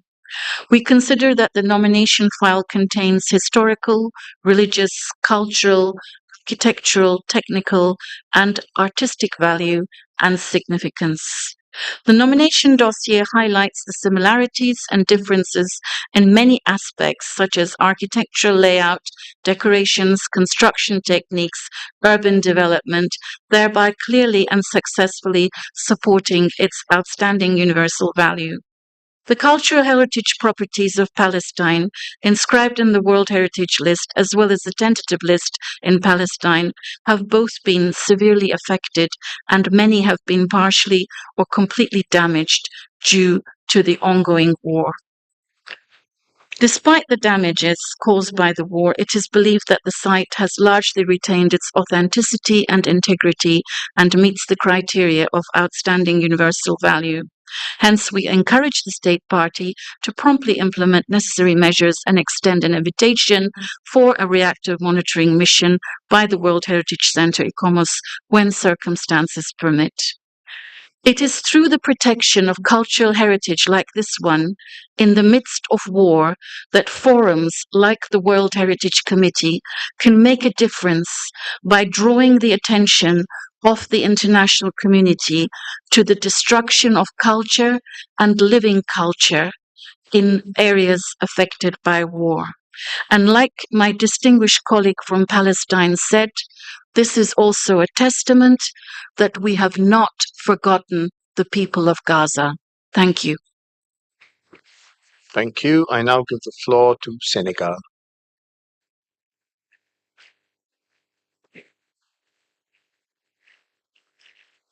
Merci. Thank you very much, Mr. Chairman. Senegal welcomes this brave decision that has just been taken. And UNESCO has often been able to attest to the honor of the international community as what we've just seen with this decision. We've seen the same thing a few years ago for the Church of the Nativity in Palestine. The fact that ICOMOS was unable to undertake its evaluation mission because of the security situation is quite telling. It attests to what the state of Palestine is suffering. And we need to continue to raise the alarm concerning World Heritage sites and make sure that potential World Heritage sites can be listed. We express our solidarity with Palestine, and despite the circumstances, we wish them every success in putting together nomination files for inscription. And finally, I should like to commend Belgium for its leadership, clairvoyance, and bravery. Thank you.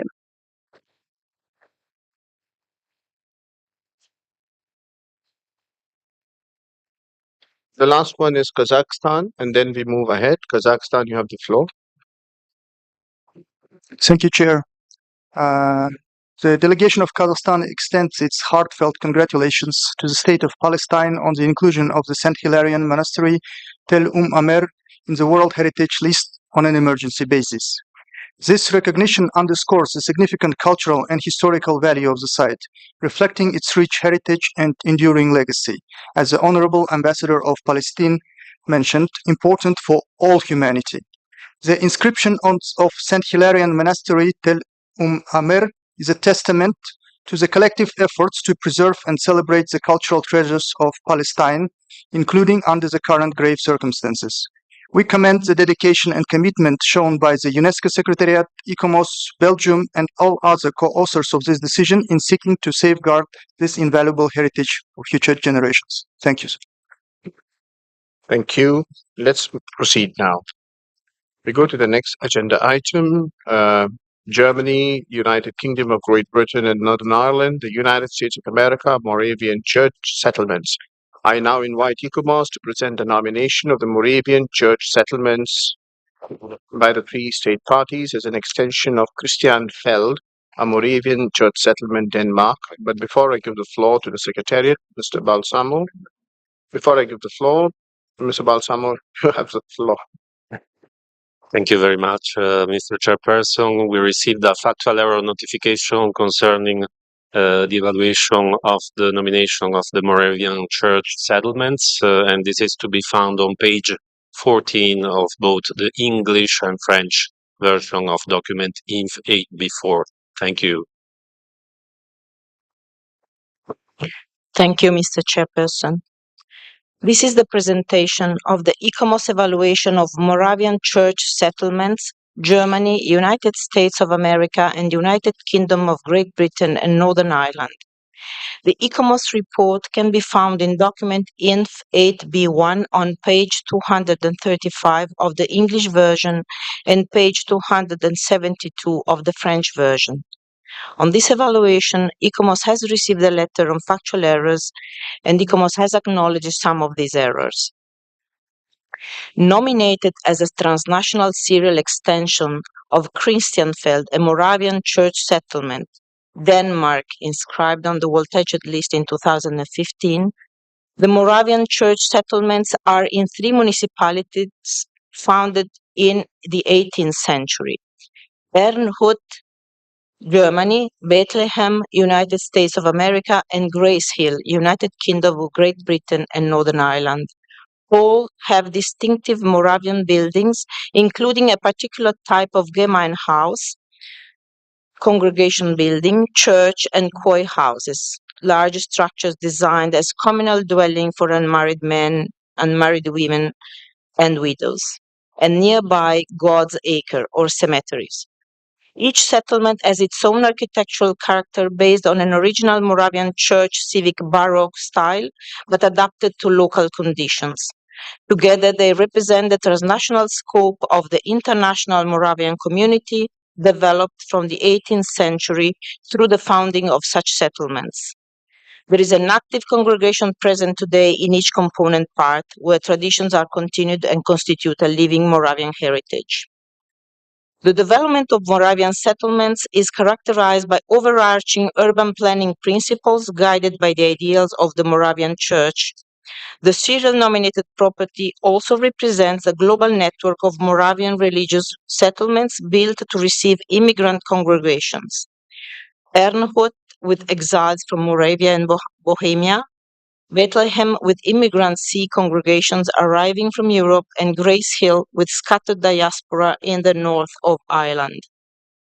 The serial property has been nominated as an extension of Christiansfeld, for it represents a formative phase of Moravian cultural tradition and construction of ideal settlements.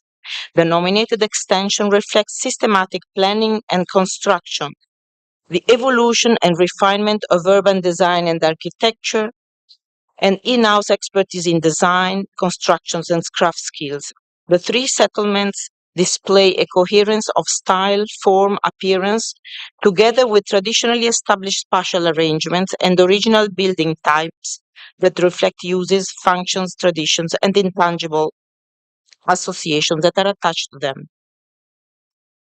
The nomination of the Moravian Church settlements is a response to the World Heritage Committee's recommendation regarding the potential for a transnational serial extension of the World Heritage property Christiansfeld, a Moravian church settlement, at the time the property was ascribed in 2015. The comparative analysis justifies consideration of the nominated extension for the World Heritage List. It reinforces the justification for criteria 3 and 4 of the property already inscribed on the list. Ernhut, Bethlehem, and Grace Hill bring additional attributes of the Moravian church settlement phenomenon and fully express the significance of the Moravian church settlements during the formative years of the 18th and early 19th centuries.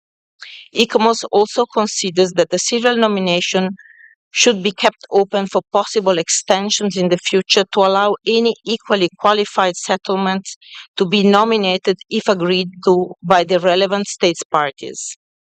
The condition of integrity and authenticity are met, and the boundaries of the component parts and their buffer zones as modified by the states parties in February 2024 are adequate. The key attributes of the nominated extensions are all within the boundaries and are coherent with the attributes that were determined for the Christiansfeld settlement. Visual and functional connections between individual buildings and the surrounding landscape are also included. ICOMOS considers that the three component parts have an adequate level of protection under the applicable laws. International Management Plan will establish a coordination mechanism for the nominated extension together with the already inscribed property, while individual local management plans will orient the management of individual component parts at the local and national levels. These management plans will need to be formally adopted and implemented. Conservation issues to be addressed by the relevant state party has also been noted. Here is a summary of the ICOMOS evaluation of the proposed outstanding universal value of the nominated property. To conclude, ICOMOS recommends that the extension of Christiansfeld, a Moravian church settlement, Denmark, to include Ernhut, Germany, Grace Hill, United Kingdom of Great Britain and Northern Ireland, and Bethlehem, United States of America, be approved and become the Moravian church settlements, Denmark, Germany, United Kingdom of Great Britain and Northern Ireland, United States of America, on the World Heritage List on the basis of criteria 3 and 4. ICOMOS has included further recommendation in the draft decision to support the long-term conservation of the property. Thank you for your attention. Thank you. I would like to know whether there are any comments concerning this nomination. I see none. And I now go to the rapporteur, and I invite you to adopt draft decision 46-8B.28, and I ask the rapporteur if he has received any amendments on the draft decision proposed. Monsieur le Président, Mr. Chairman, we've received one proposed amendment from Greece, which offers a minor change given the previously mentioned biomass factual area. It concerns paragraph 4A with the following modification. Recommends that the states parties give consideration to the following: enhancing the presentation of the attributes, supporting OUV, and in particular the presentation of. And then it continues. Thank you. Thank you. Are there any comments? I see none. Are there any objections for this draft decision presented as amendment from being adopted as a whole? I see none. I therefore declare draft decision 46-8B.28 adopted as amended.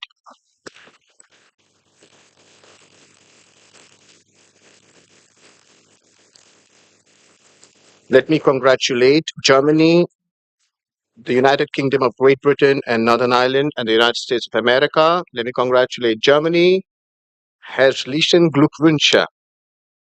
On behalf of the entire committee for the inscription of this property as an extension of the property already inscribed in Denmark, representatives of the three state parties, you have the floor for a combined time of 4 minutes.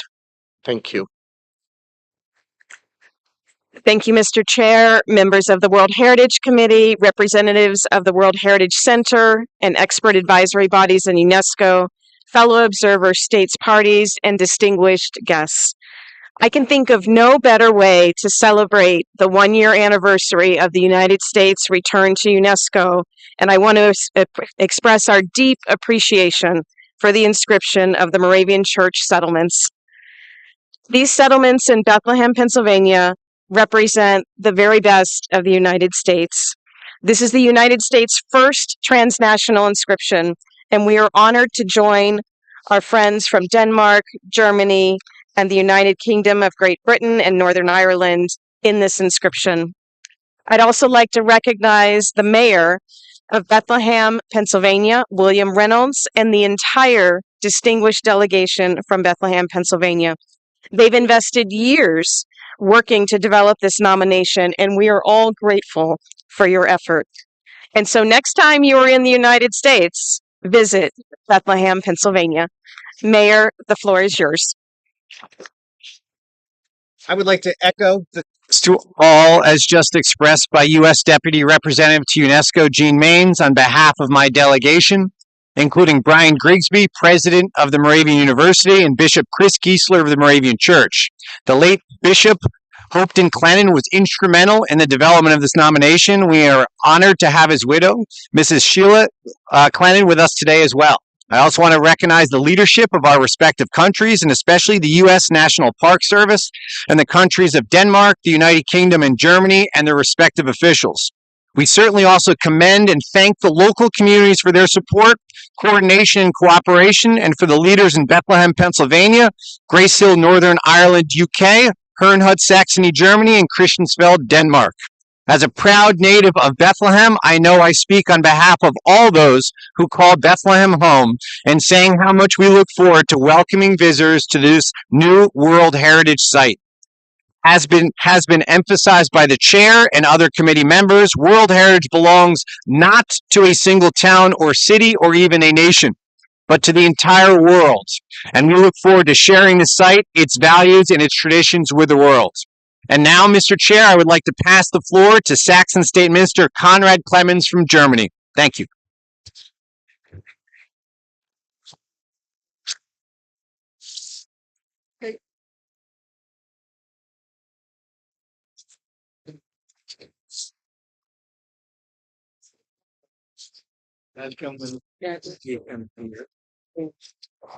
Wir warten auf Ihnen, bitte schnell.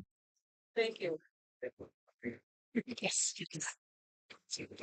Dear Chairperson, members of the committee, hosts from India, Namaste, and thank you very much on behalf of Herrnhut, the Oberlausitz, the Moravian Church, Berthelsdorf, and the Free State of Saxony. The settlements of the Moravian Church from all over the world are connected by their unique architecture. They are places of open-mindedness, productive cooperation, and social equality. They are builded communities.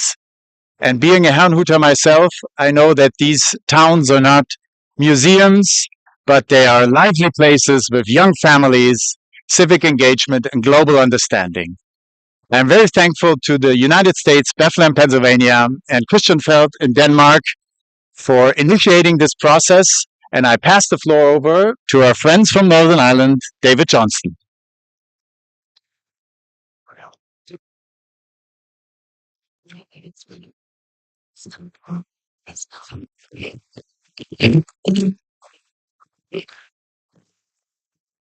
On behalf of the United Kingdom, I will not repeat what has already been said, but I do want to sincerely thank incredible India for hosting us all so well, and also the World Heritage Committee for approving this nomination.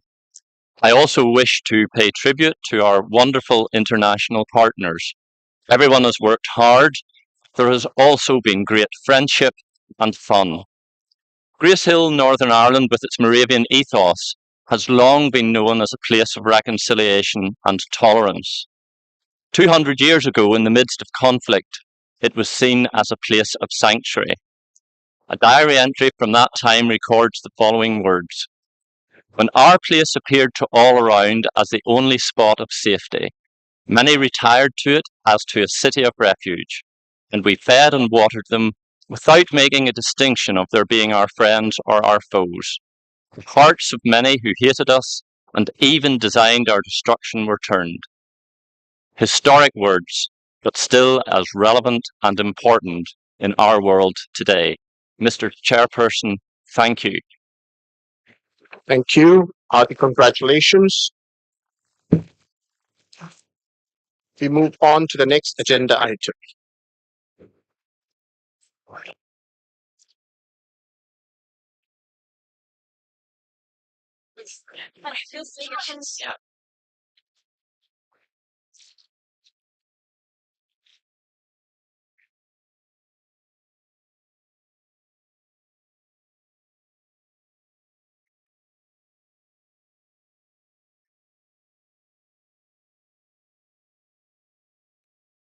I now invite ICOMOS to present the nomination of Al-Jimal Jordan.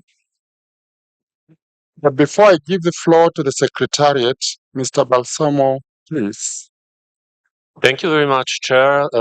We received a notification of factual error concerning the evaluation of the nomination of Al-Jimal, and this is to be found on page 29 of both the English and French version of document INF 8B4. Thank you. Thank you, Mr. Balsamo. ICOMOS, you have the floor. Thank you, Mr. Chair. This is the presentation of the ICOMOS evaluation of Al-Jimal Jordan. The ICOMOS report can be found in document INF 8B1 of page 51 of the English version and page 161 of the French version. On this evaluation, ICOMOS has received a letter on factual errors and has acknowledged some of these errors. Next slide. Located in present-day northern Jordan, within the Haran Plateau that spreads from southern Syria to northern Jordan, Al-Jimal is a rural settlement that developed organically on the site of an earlier Roman settlement between the 5th and 8th centuries CE. It preserves the architectural vestiges of mostly domestic and religious character that represent the local style architecture of the Haran region from the Byzantine and early Islamic periods. The nominated property has an area of 52,584 hectares and a buffer zone of 258,000 722 hectares. The boundaries run mostly parallel to the wall constructed around the ancient town and include a small portion of agricultural fields, thus evoking the agricultural identity of al-Jimal. The buffer zone includes the area of the early village, which marks early developments in the area, and some of the Roman and Byzantine cemeteries located outside the town's wall, which are not visible anymore today. Next slide. Composed of clusters of multi-story houses with courtyards arranged in 3 neighborhoods, the Byzantine and early Islamic town of al-Jimal included 16 churches of different types and a complex water catchment system that ensured irrigation of the nearby fields. The basaltic architecture of al-Jimal reflects local Iranian building styles and designs rooted in pragmatism, cost-effectiveness, and durability. The settlement, which formed part of a broader agricultural landscape, included also Roman imperial structures of military, administrative, or religious use that were repurposed and integrated into the structure of the town. Some of these structures are still visible today. Next slide. The comparative analysis has demonstrated that the well-preserved vestiges of the nominated property showcase the distinctive Iranian basalt architecture and are one of the most representative examples of a Iranian rural town. They epitomize the Iranian culture with its agro-pastoral identity and demonstrate key aspects of the cultural traditions and social values of the Iranian people. The nominated property has been nominated on the basis of criteria 3, 4, and 5, but ICOMOS considers that only criterion 3 has been demonstrated. The conditions of integrity of the nominated property have been demonstrated. However, the property remains vulnerable due to a lack of maintenance of the large part of the preserved structures that left some of the attributes in a fragile state. Moreover, the agricultural landscape that once supported the existence of the settlement has been transformed, while the wider rehabilitation project and some modern structures built within the buffer zone compromise the visual integrity of the nominated property. Mitigation measures should be implemented to address these issues. The conditions of authenticity have been met as the nominated property remains authentic in its form, design, and materials. Only a few of more than 170 structures in al-Jimal have been investigated archaeologically. However, the wider context of the nominated property has been compromised by contemporary urban pressures. The legal protection and the management system are adequate to ensure protection of the nominated property, even though the al-Jimal site management plan is yet to be approved. It presents a 5-year vision for the future management of the site and formalization of processes geared towards protection of the nominated property. Heritage impact assessment, a disaster risk management plan, and provisions to ensure the safety of tourists should be prepared, and the baseline documentation and assessment of conservation requirements should be finalized. The preparation of a comprehensive conservation plan, including a maintenance program for the site, is recommended. Here is a summary of the ICOMOS evaluation of the proposed outstanding universal value of the nominated property. To conclude, ICOMOS recommends that al-Jimal Jordan be inscribed in the World Heritage List on the basis of criterion 3 and has included a number of further recommendations in the draft decision to support the long-term conservation of the property. Thank you. Thank you, ICOMOS, for your presentation. I would like to know whether there are any comments concerning this nomination.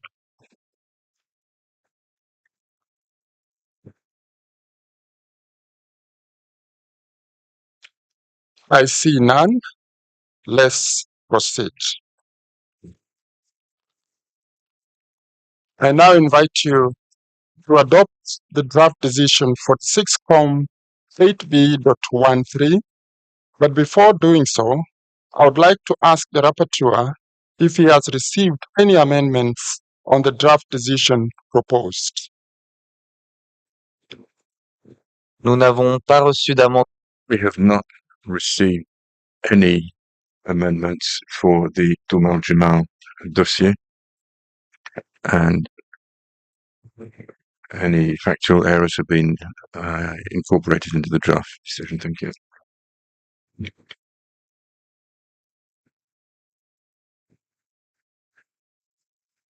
Are there any comments?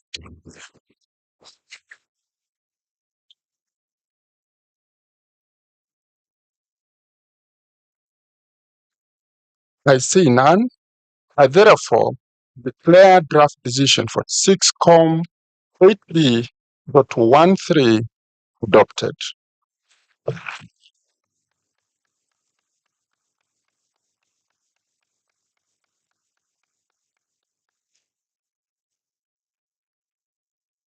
Thank you very much. Let me congratulate Jordan on behalf of the entire committee for the inscription of this property. Jordan, you have the floor for a 4-minute statement. Thank you. Thank you, Mr. Chair. Mr. Chairman, dear colleagues, distinguished guests, today we not only celebrate inscription of this magnificent black oasis of Jamal on the World Heritage List of UNESCO. We also celebrate decades of this unbreakable partnership between my country, Jordan, and your esteemed, vital, and most needed at all times organization. On behalf of the Hashemite Kingdom of Jordan, the Kingdom of Time, we extend our thanks to the World Heritage Committee for the recognition of the outstanding universal value of Jamal. Jamal, which is an extension of the Nabatean rule to the north, a stronghold of the first Arab Jordanian Empire on its trade routes, proudly joins 6 other Jordanian sites in the honor of being on this list. It also joins Petra and Rasas as the 3rd Nabatean city inscribed. Jamal is the largest and best preserved ancient rural settlement in the southern Horan Plain. The extraordinary basaltic remains tells the story of a proud nation. It also bears a unique testimony to a clever and sustainable settlement established in a water-scarce environment. This showcases the resilience of local culture and community that demonstrates itself until today. We in Jordan believe in what UNESCO stands for, its mission, its philosophy, and its values. Especially in these days, humanity needs to be reminded of these values. Inscribing Jamal is our gift to the world, our message of togetherness, another jewel from the Kingdom of Time. Let me conclude by sincerely thank the mayor of Jamal, who is present with us here today, and his team. And also thank the able director of the Department of Antiquities and his team for the great work they have exerted for the success of this file. Jana, the spirit of your father is around the room. We are confident that with the able leadership of the mayor of Jamal and his team and the director of the department, we will all work on the implementation of the management plan for the years to come. On behalf of the Kingdom of Time, on behalf of the gatekeepers of history, I thank you.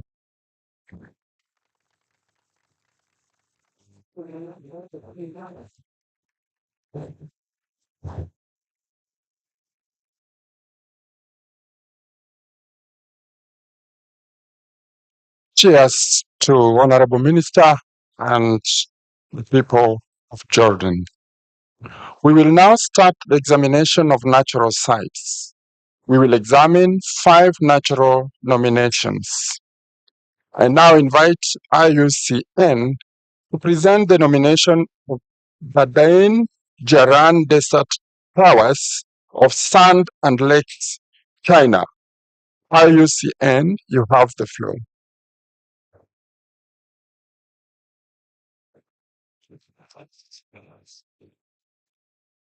Thank you, Mr. Chair. IUCN's evaluation can be found on the pages indicated on the slide.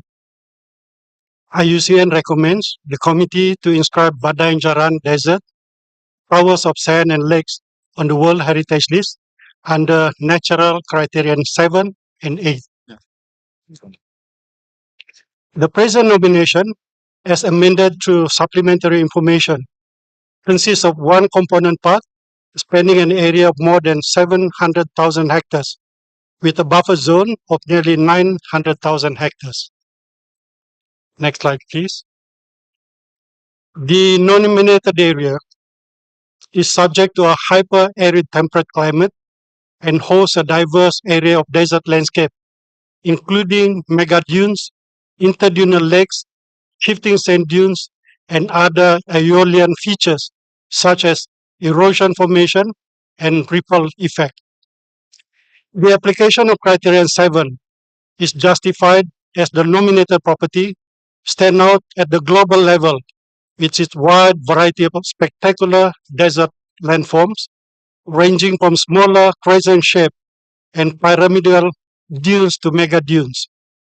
This contrasts with unexpected interdunal lakes and give rise to the aesthetic appeal of the nominated property, and microbial communities and different level of salinity colors the 144 interdunal lakes, adding to the aesthetic appeal of the nominated property. The dynamic of shifting sand creates an ever-changing visual environment. Criterion 8 is also justified thanks to the nominated property's remarkable geodiversity. It hosts a densest collection of stabilized megadunes globally, including the world's tallest stabilized sand megadunes with a relative relief of 460 meters. The nominated properties stand out with the highest concentration of interdunal lakes found anywhere on Earth. Next, please. The IUCN 2011 thematic study on desert landscape already highlighted the nominated property as representing a selection of the most significant desert landscapes and geomorphological sites that are currently not included in the World Heritage List. IUCN 2021 thematic study on the application of Criterion 8 noted that the nominated property belongs to one of the evident geographical gaps in current listings. The boundaries of the nominated property, as revised and clarified by the state party in supplementary information, contain the main distribution range of mega dunes, as well as other types of sand dunes and desert landform features. The buffer zone effectively protects the geoheritage and aesthetic values of the mega dunes within the nominated property. The area covered by the buffer zone include important areas for the near source recharge of the interdunal lakes and does not contain any potential source of pollution. In terms of protection and management, the nominated property benefit from several layers of legal protection, including the designation as UNESCO Global Geopark, National Geopark, and regional designation as Scenic Site and Nature Reserve. The Badain Jaran Desert Lake Nature Reserve of Inner Mongolia protects the majority of the nominated area, and in addition, the Badain Jaran Nature Reserve of Inner Mongolia serve as additional layer of protection at autonomous region level. Additionally, IUCN notes that the state party intend to designate the nominated property as a national park. Management coordination for the vast area covered by the nominated property is ensured through a comprehensive management plan. The Inner Mongolia Autonomous Regions People Government will establish a World Heritage Management Committee to lead on the protection and management of the nominated property and its buffer zone. Mr. Chair, the draft decision can be found on document 8B as shown on the slide and contains IUCN recommendation to inscribe Badain Desert Towers of Sand and Lakes on the World Heritage List under Natural Criteria 7 and 8. Thank you, Mr. Chair. Thank you, IUCN, for your presentation. I would like to know whether there are any comments concerning this nomination.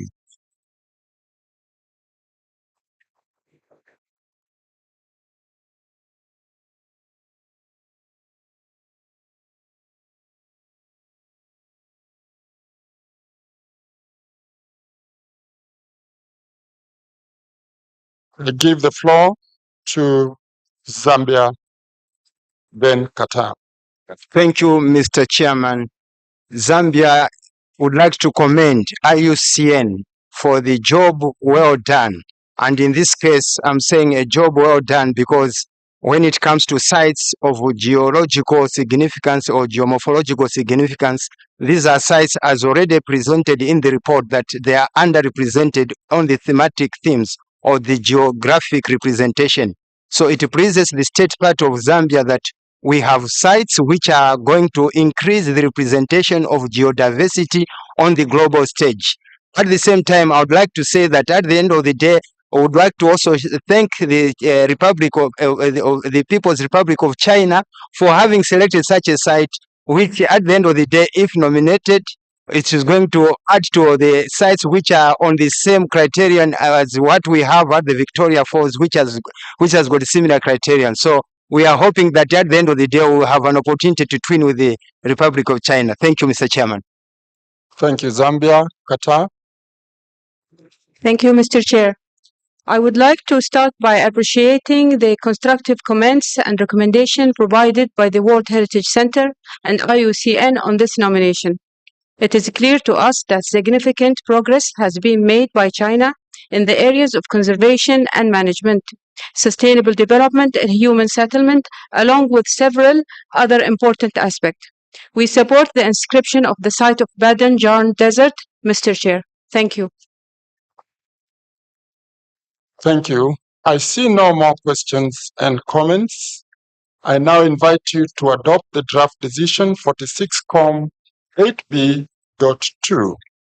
But before doing so, I would like to ask the rapporteur if he has received any amendments on the draft decision proposed. Nous n'avons pas reçu d'amendement. We have not received any amendments, Chair. Thank you.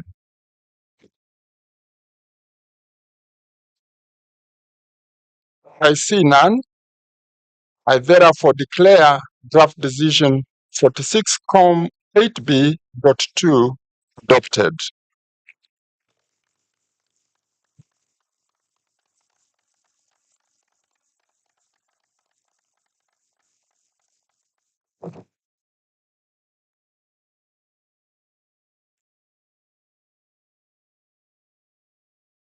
Thank you very much. Let me congratulate China on behalf of the entire committee for the inscription of this property on the World Heritage List. China, you have the floor for a 4-minute statement. Thank you.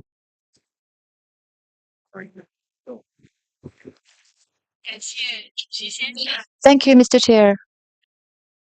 Thank you, Mr. Chairman.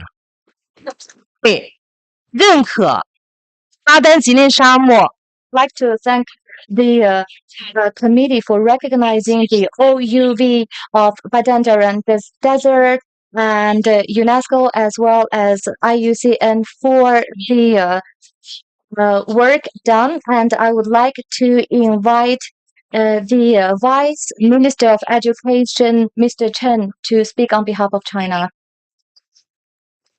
Mr. Chair,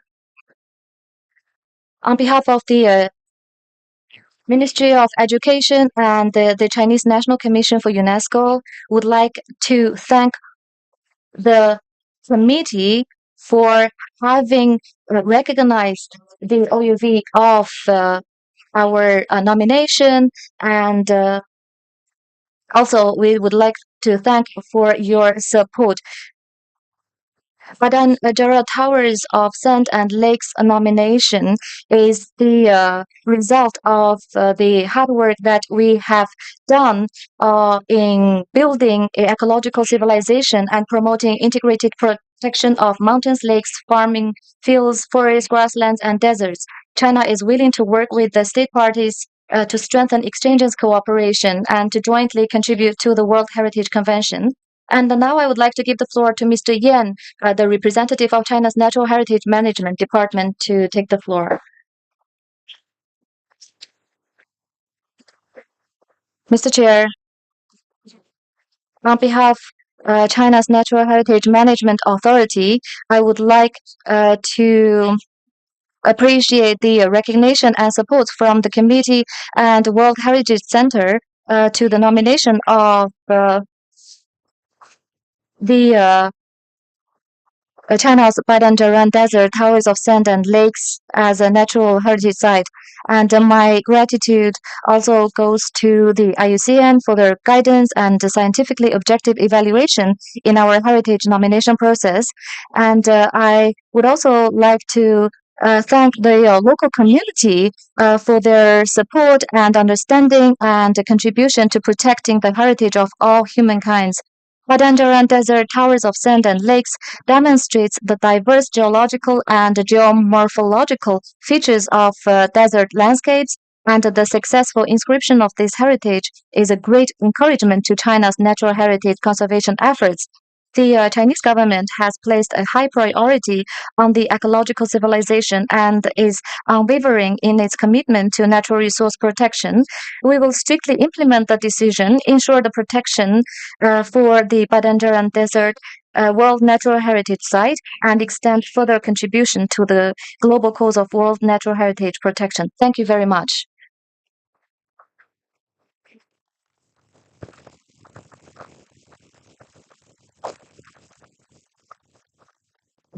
Cheers, Mr. Vice Minister and the people of the Republic of China. I now invite IUCN to present the nomination of the migratory bird sanctuaries along the coast of Yellow Sea Bohai Gulf of China, Phase 2, a significant boundary modification of migratory bird sanctuaries along the coast of Yellow Sea Bohai Gulf of China, Phase 1, China. IUCN, you have the floor. So thank you, Mr. Chair. IUCN's evaluation can be found on the pages indicated on the slide, and we recommend the committee to approve the inclusion of 10 new component parts as an extension of the existing World Heritage property of the migratory bird sanctuaries along the coast of Yellow Sea, Bohai, Gulf of China. The existing T consists of 2 component parts, which were inscribed by the World Heritage Committee under Criterion 10 in 2019, and that inscription decision, which is 43Com 8B.3 by the committee, included a number of requests for a Phase 2 nomination based on which the component parts of this, the component parts of the first phase which had been inscribed. And accordingly, IUCN has based its evaluation of this new phase of the nomination on those previous requests that were laid out by the committee. Next slide, please. So the present nomination, which has been amended through supplementary information, consists of 29 component parts proposed to be added to the existing 2 components. And in response to the IUCN interim report, the state party revised the local boundaries of 5 component parts in supplementary information, with some examples shown on the present slide. The nominated component parts as revised comprise an area of almost 140,000 hectares, with buffer zones totaling almost 50,000 hectares in total. Next slide, please. So in comparison to the 415 bird species recorded in the existing component parts, a total of 562 bird species use the nominated component parts of the present Phase 2 extension nomination according to the dossier. All the nominated component parts host numerous bird species assessed as threatened in the IUCN Red List of Threatened Species. IUCN considers that the Phase 2 extension nomination does include many areas that are important for the Eastern Asian Australasian flyway, and these areas hold the potential to improve the integrity of the existing Phase 1 property. Next slide, please. There are, however, at present some of the mostly smaller nominated component parts that do not presently meet integrity requirements and that do not respond fully to the requests of the committee that I mentioned earlier in its earlier decision. These issues relate to integrity or protection and management, and they require revision of boundaries to enlarge the local extent of these proposed component parts and to align the boundaries to the maximum extent possible with the existing protected area boundary core zones. And in addition, it's necessary to confirm some of the additional key species information with some of those areas. In addition, the nomination includes component parts that clearly do not meet the protection and management requirements of the convention, and these sites include some components which are open to oil exploration and with a number of other integrity and boundary concerns. Finally, next slide please, IUCN does note that there are some potential components that are not included in the present Phase 2 nominations, which we consider could be added in a further phase of work to complete this series. And these include a number of critically important sites that have been identified in the Phase 1 nomination dossier and in the state party's tentative list. And while supplementary information from the state party notes that there are some issues to be worked on, we do consider that these areas include places consistently identified as high priorities in the literature. And so we do consider these are worthy of consideration in a further extension to complete this nomination in line with the committee's original decision. And through such an extension, it could also be possible to include some of the areas that have been considered not to be included in our recommendation on this occasion, and to cover the issues that I've covered previously in this presentation, Mr. Chair. But that said, Mr. Chair, we are in a position with a nomination which bears considerable merit, includes many component parts which add to Phase 1, and so we can put forward to you today a recommendation for inscription. We appreciate this is a complex nomination, so please we draw your attention to Annex 1 of the IUCN Evaluation Report on pages 60 and 61, which provides some details on this different interplay of current and potential component parts. And Mr. Chair, the draft decision can be found in document 8B as shown on the slide, and it contains IUCN's recommendation to approve the extension of the property through the addition of the 10 nominated component parts that meet the protection and management and integrity requirements of this convention's operational guidelines. Thank you, Mr. Chair. Thank you, IUCN, for your presentation. I would like to know whether there are any comments concerning this nomination.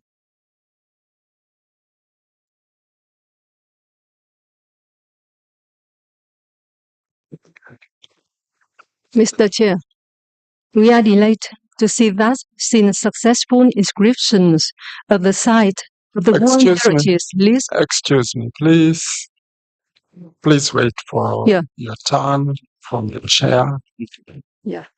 We are delighted to see that since successful inscriptions. Excuse me. Please wait until we give you your turn. We'll do that in a moment.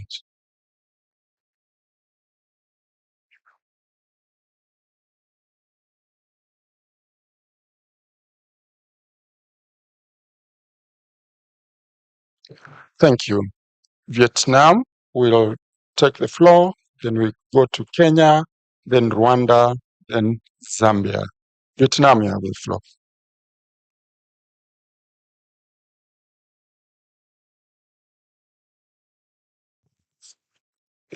We are delighted to see that since successful inscription of the site of the World Heritage List in 2019, State Party, in accordance with decisions of the 41st sections of the World Heritage Committee, initiated the Phase 2 nomination process Despite the challenges posed the pandemic, this an intricate task requiring in-depth scientific research, extensive social consolations, and stakeholder coordination. The nominated site under review the critical for the conservation of the bird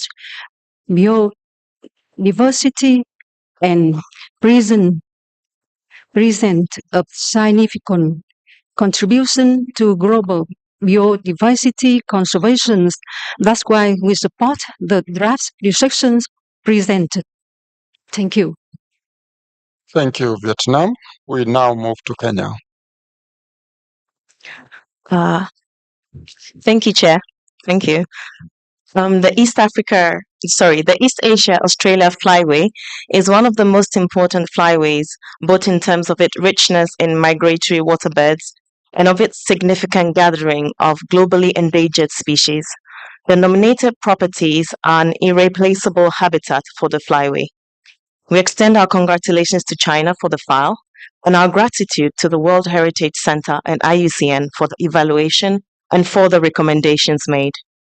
We recognize the exceptional value of the sanctuary sites and the need to support more sites of this nature to ensure their protection for the future generations. Thank you, Chair. Thank you, Kenya. Rwanda, please. Thank you, Chair. We are immensely pleased to see the great effort by the China State Party to nominate these serious sites.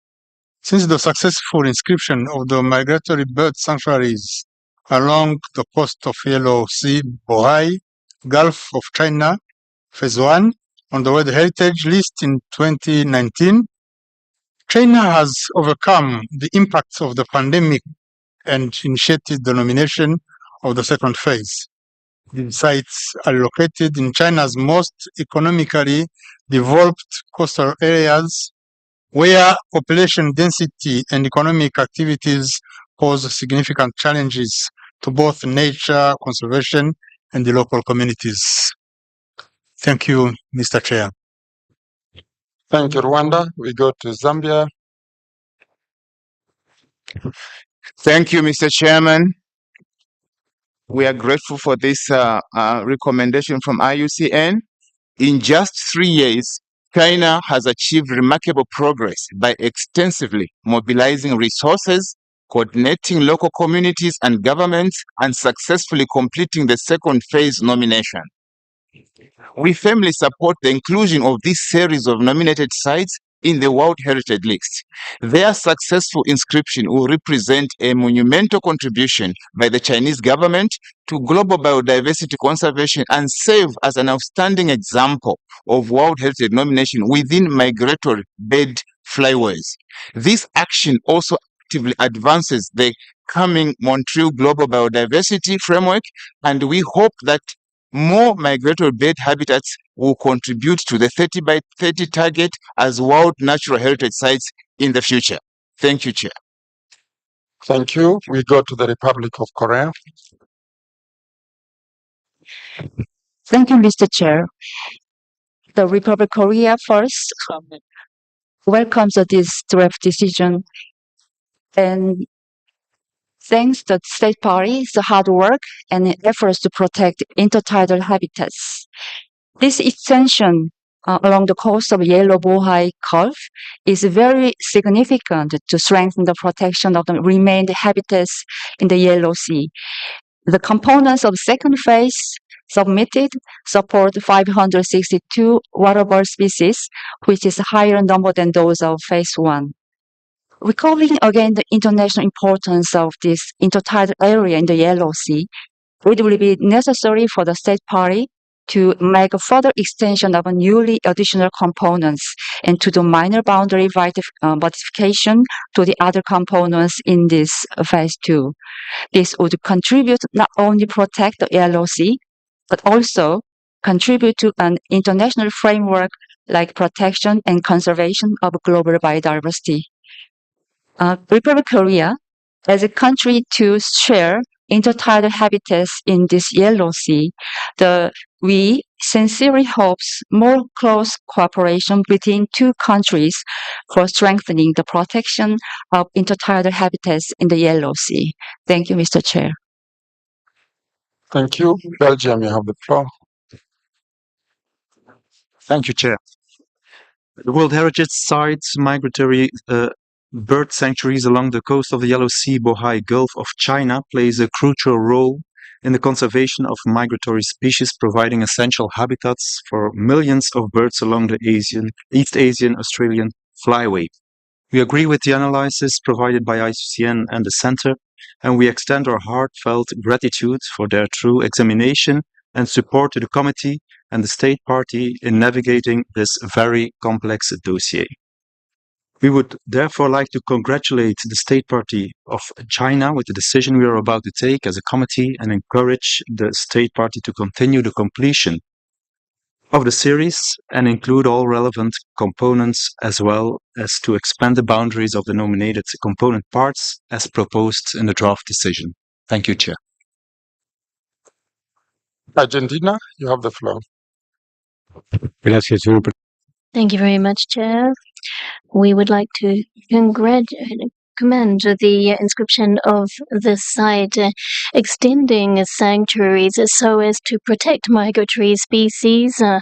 And considering that we ourselves are a migratory species, is something so important for protecting biodiversity on the planet. And every agency of the UN is working on this, and we here in our body are giving a very important message about this. If one species disappears, all of the other remaining species are further endangered. Thank you very, very much, and congratulations for this inscription. Thank you, Argentina. Let me give IUCN to make some clarifications. Thank you, Chair. I just would like to take the opportunity to respond to the short debate. Firstly, I think to recognise the consensus around the key issues that are on the table with this nomination and the great progress that has been made. I'd like to thank the delegation of Zambia for their comments about the potential that this shows to connect the World Heritage Convention to the Global Biodiversity Framework's 30 by 30 target, and also the synergies with the Convention on Migratory Species, which might also enable us to move forward some additional opportunities. And also, I think it is appropriate to acknowledge the comments from the Republic of Korea about the joint efforts that are being made through different but coordinated nomination processes across the Yellow Sea ecosystems and the collaboration that was referred to. Lastly, Mr. Chair, I would just like to return to note that this, in fact, and also the previous nomination of China, both suffered delays in our evaluation process due to the impacts of COVID. And so I would just like to reiterate also the thanks for the collaboration and dialogue which we've been able to sustain through those difficult times, and also to bring this evaluation process to a conclusion that looks forward to concrete and further next steps. Thank you, Mr. Chair. Thank you all for your comments. I see no more questions and comments. Hence, I now invite you to adopt the draft decision 46COM 8B.3. But before doing so, I would like to ask the rapporteur if he has received any amendments on the draft decision proposed.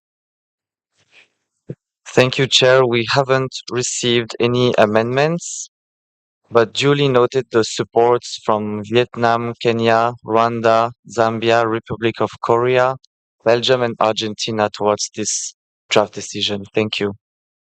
I see none.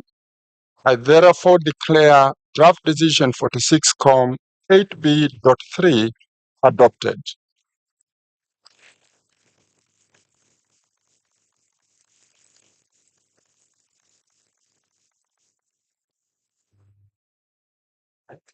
Thank you very much.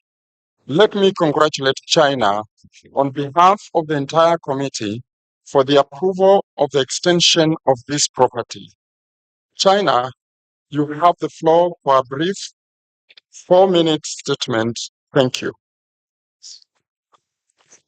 Thank you, Mr. Chairperson. I'm very glad to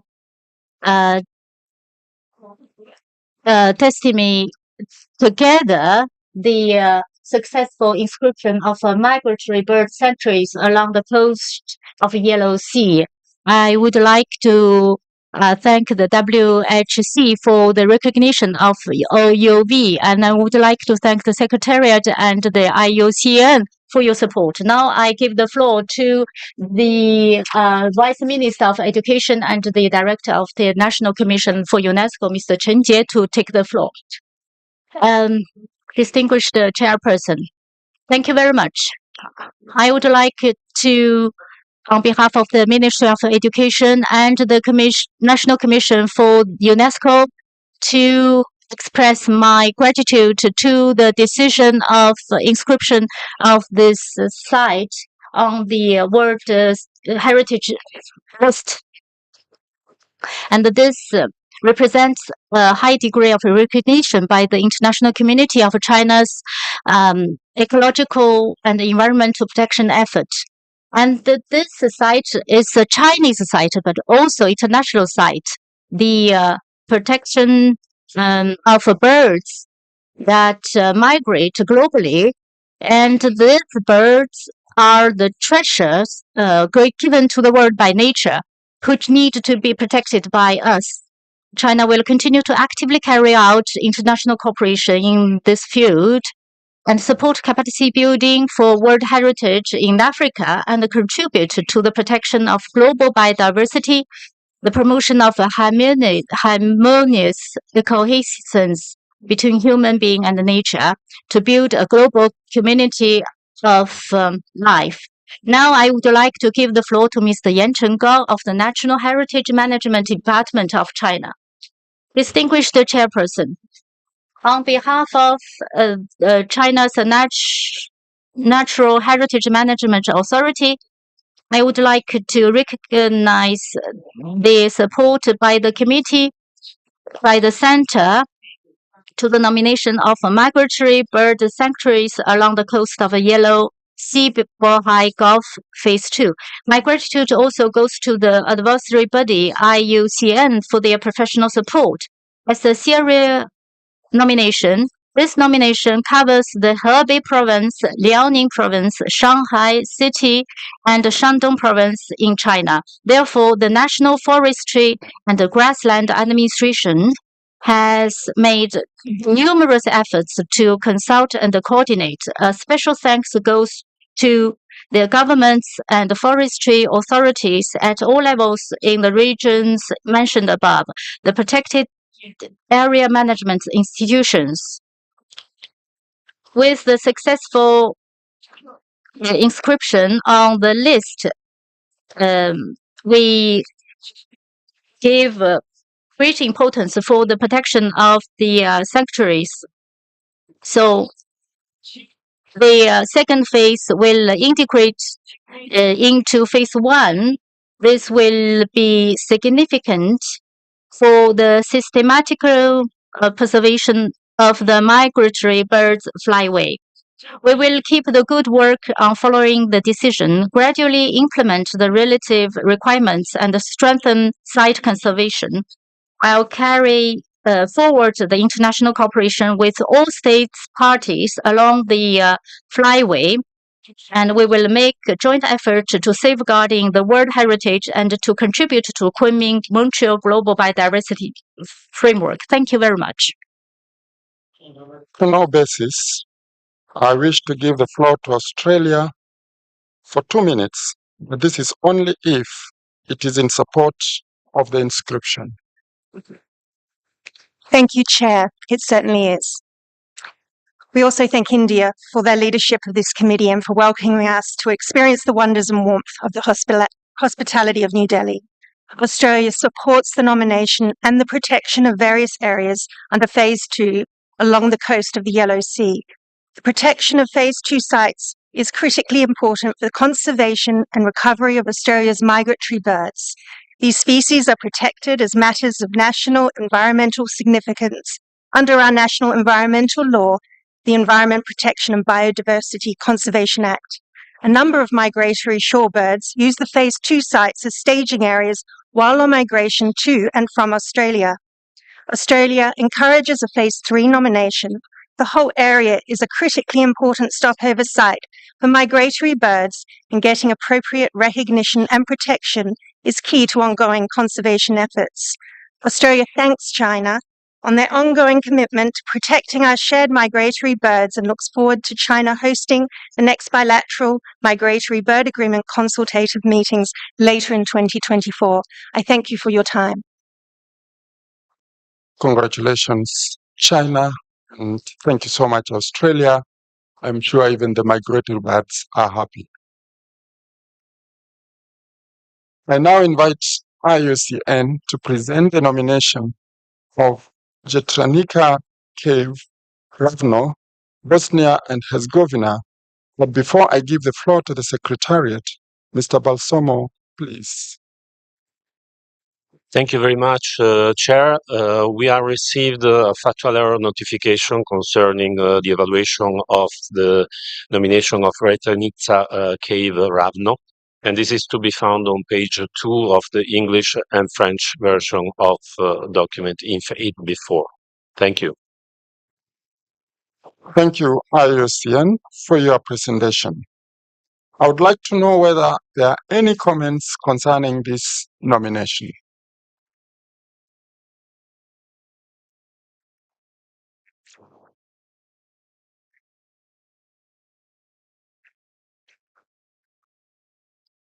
Let me take that again. Thank you, Balsomo. IUCN, you have the floor. Thank you very much, Mr. Chair. IUCN's evaluation can be found on the pages indicated on the slide. Jetranica Cave is nominated under criteria 7 and 10. Situated in the South Dynaric Karst, the nominated property boasts a wide range of karst features and attains a length of more than 7 kilometers. Next slide, please. The nominated property totals a surface area of more than 400 hectares, covering the extent of the cave system and its surrounding area. A buffer zone of slightly more than 4,600 hectares surrounds entirely the nominated area. IUCN notes that the nominated property boasts a remarkable level of cave biodiversity. It hosts 231 recorded taxa with numerous endemics. Many of the endemic species are tertiary and pre-tertiary relict species, hence essentially living fossils, as their closest relatives went extinct. In addition, Jetranica Cave hosts the only subterranean tube worm in the world. The Jetranica Cave area is a biodiversity hotspot, housing a significant number of species living in underground water, and by far the highest number reported globally for species strictly bound to underground habitat. The range-restricted and highly specialized species underline the fragility of the nominated property's biodiversity values. Whilst IUCN considers that the nominated property is clearly significant at global level under criterion 10, IUCN concludes that criterion 7 is not met. The features described are typical of many hundreds of caves globally. Several World Heritage properties boast significantly larger and more geologically diverse cave systems. Jetranica Cave currently meets integrity requirements. Though fragile, the cave ecosystem is currently intact and not facing significant threats. The boundaries of the nominated property and buffer zone adequately cover the cave system. In terms of protection and management, Jetranica Cave is subject to a multi-layer governance involving federal, cantonal, and municipal authorities. The management plan is valid until 2031 and implemented by the Jetranica public company Ravno, serving as the managing body, though funding and staffing for the management of the nominated property should be increased for the implementation of the management plan. The property is protected as a strict nature reserve and part of the protected landscape Jetranica Popovo-Polje declared in 2021. However, the zonation of the protected landscape Jetranica Popovo-Polje remains to be completed and clearly mapped out, As the attributes of the potential OUV of the nominated property are fragile and prone to impacts from upstream sections, there is a need to demonstrate that sufficient water quality and water inflow into the Vjetrenica cave system will be guaranteed in the long term. Changes in water regimes and quality can negatively affect the abundance of important cave-dwelling species.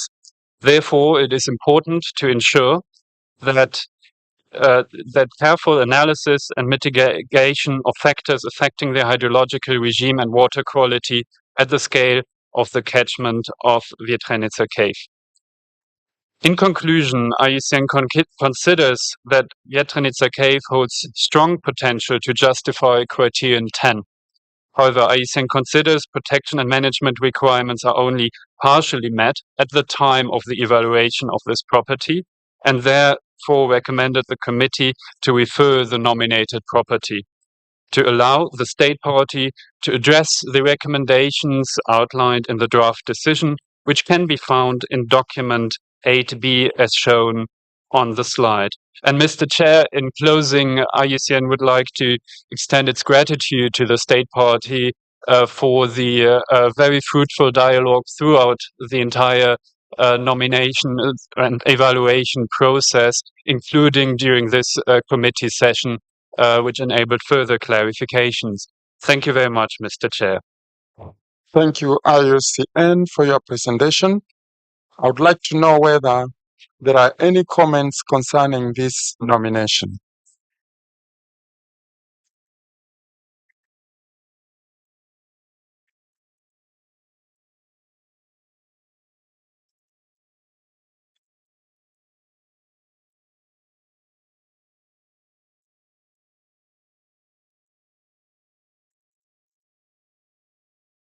We have Turkey, Argentina,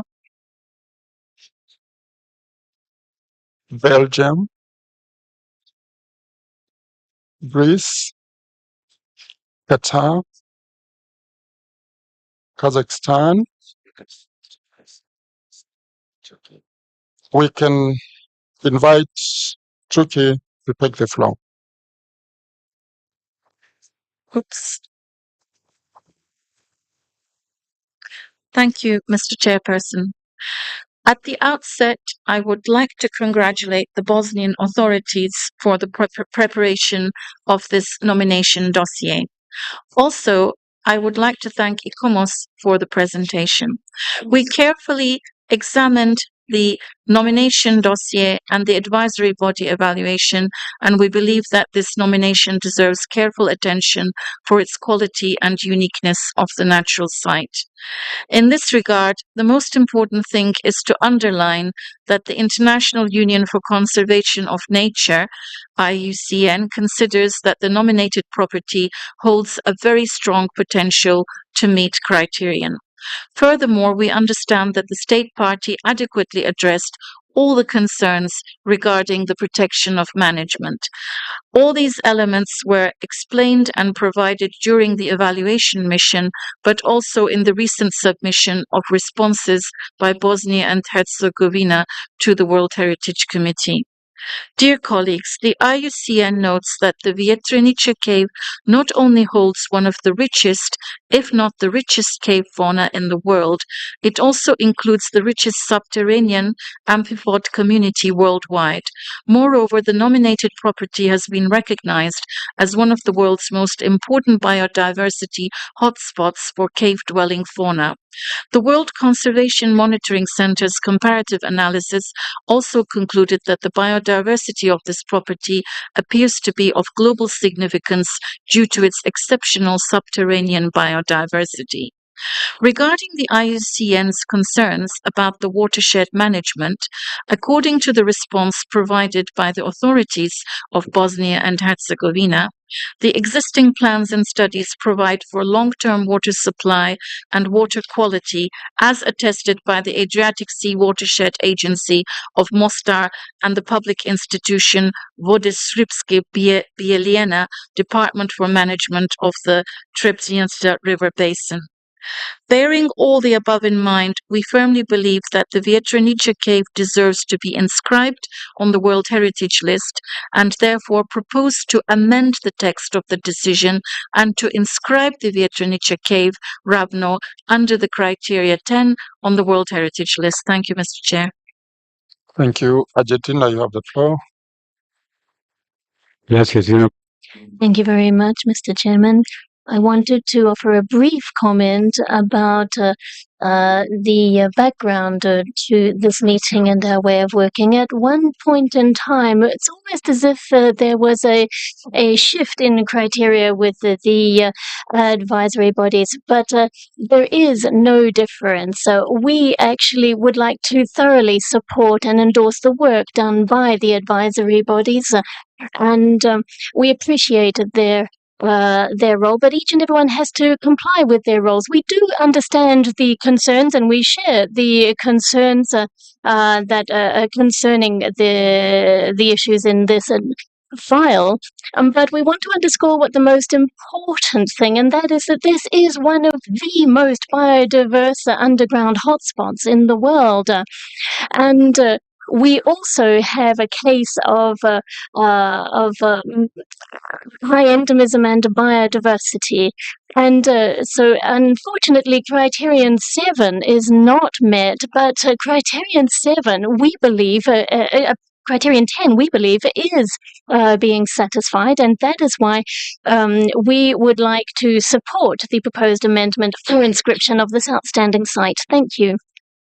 Thank you very much. Argentina, we go to Belgium. Thank you, Mr. Chair.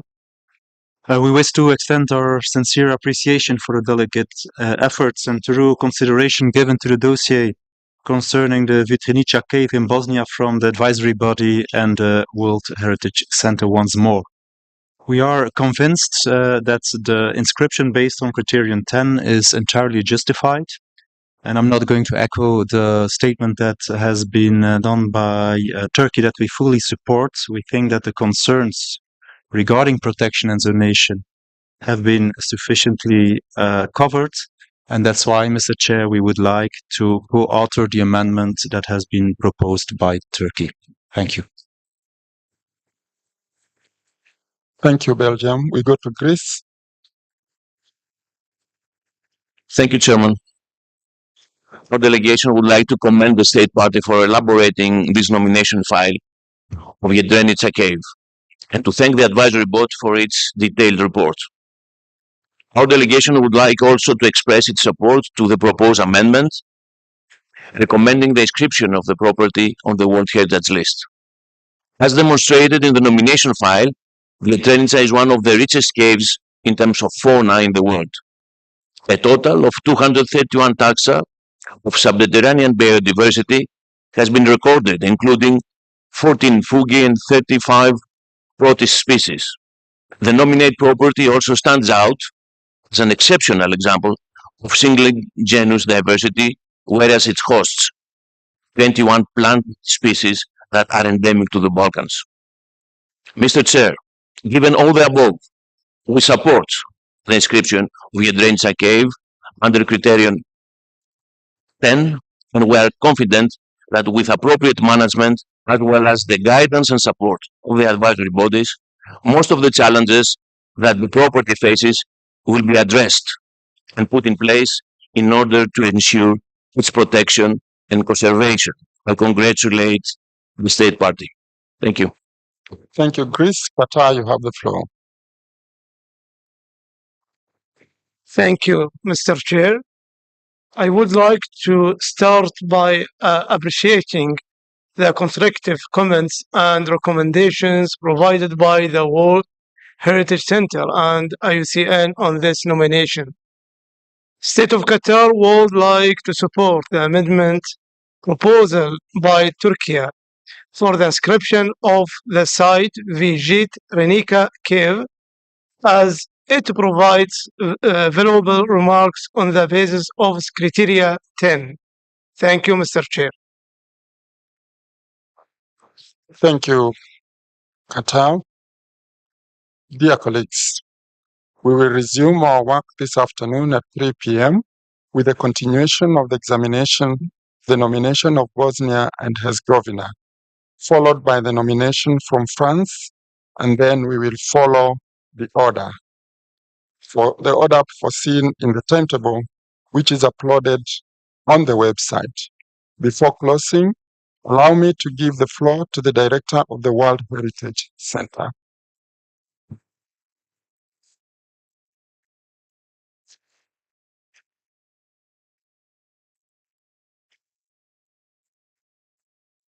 Before I hand it over to him, I'll kindly ask him to read out the names of the state parties that will take the floor when we resume. Thank you, Mr. Chairperson.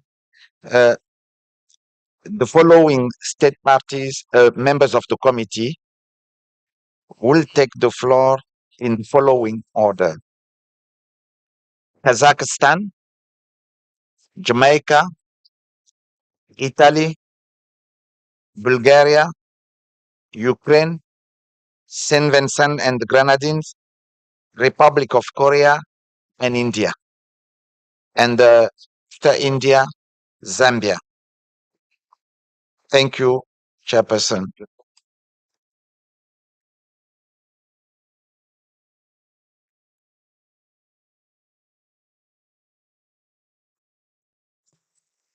Now, I just want to provide you with some announcement of side events to take place during lunchtime. 4 side events will take place. The first side event is organized by Malaysia that will showcase its cultural heritage and natural heritage, entitled Sarawak, Malaysia, a journey through culture, nature, and heritage. And the side event is in room MR6.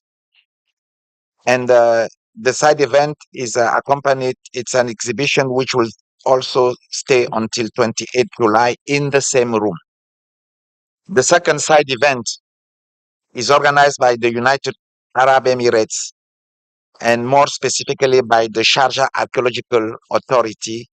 And the event is entitled Digital Preservation Ensuring Cultural Legacy. And this side event will start at 1:30 in room MR19. And the third, we have 2 side events organized by Category 2 centers. One event called Investing in Heritage in Africa and the Arab World, co-organized by the Arab Regional Center for World Heritage, ARCWH, and the African World Heritage Fund, AWH. And this side event will start immediately now in room MR15. The other side event is entitled Big Data for Sustainable Development of World Heritage Sites. And it is organized by the International Center on Space Technologies for Natural and Cultural Heritage. It also starts at 1 p.m. now in room MR10. Let me also remind everyone that we will have the budget group meeting, which will start at 2 p.m. in the bureau meeting room. Thank you, Chairperson. We meet after lunch. Enjoy your lunch.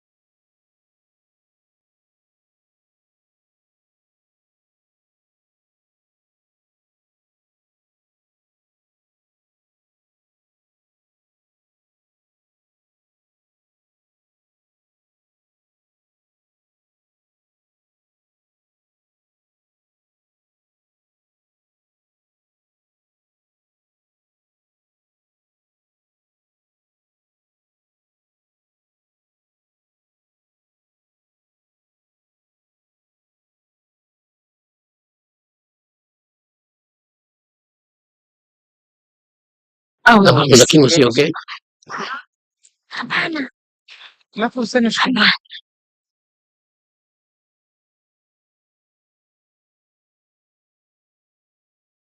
Delegates, please take your seats. It's past 3 p.m. and we need to begin our afternoon session.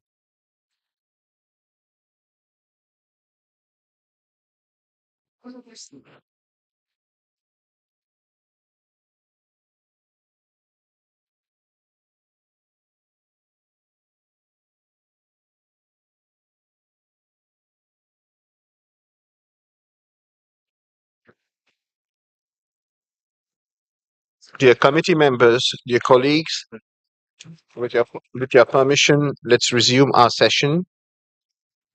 I hope you had a pleasant lunch break. I would like to thank His Excellency, the Ambassador and Permanent Delegate of Kenya to UNESCO for his excellent conduct of the meeting of the session this morning as Vice Chairperson. We are now going to resume the examination of our agenda item 8B. But before we do that, I had received a request from the distinguished delegate of the United States of America to take the floor for a brief 2-minute period to make an announcement that is in conjunction with the 1970 convention related to the culture sector. You have the floor, Excellency. Thank you, Chair. Earlier today, the United States and India Can't signed. hear you. 1 second. Can we hear her? Because other than in the translation, cannot hear the United States. Okay, can you hear me now? There we go. Thank you, Mr. Chair. Earlier today, the United States and India signed a new bilateral cultural property agreement, which is the mechanism which the U.S. implements the 1970 UNESCO Convention on the means of prohibiting and preventing the illicit import, export, and transfer of ownership of cultural property. With this important agreement with India, the United States has reached the milestone of having 30 bilateral agreements on culture. The United States is unwavering in its commitment to protect and preserve cultural heritage around the world and to prevent trafficking in cultural property.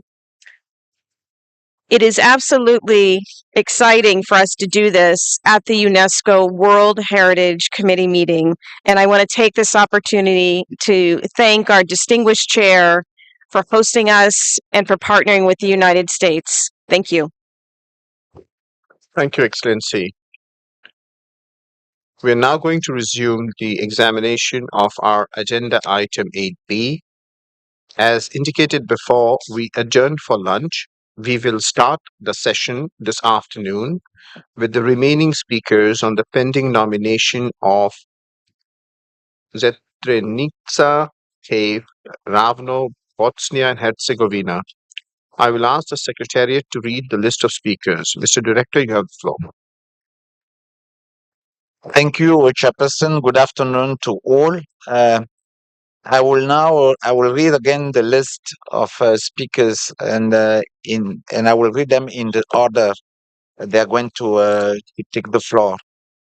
So we will start by Kazakhstan, then Jamaica, then Italy, followed by Bulgaria, then Ukraine, then Saint Vincent and the Grenadines, then Republic of Korea, then India, and last, Zambia.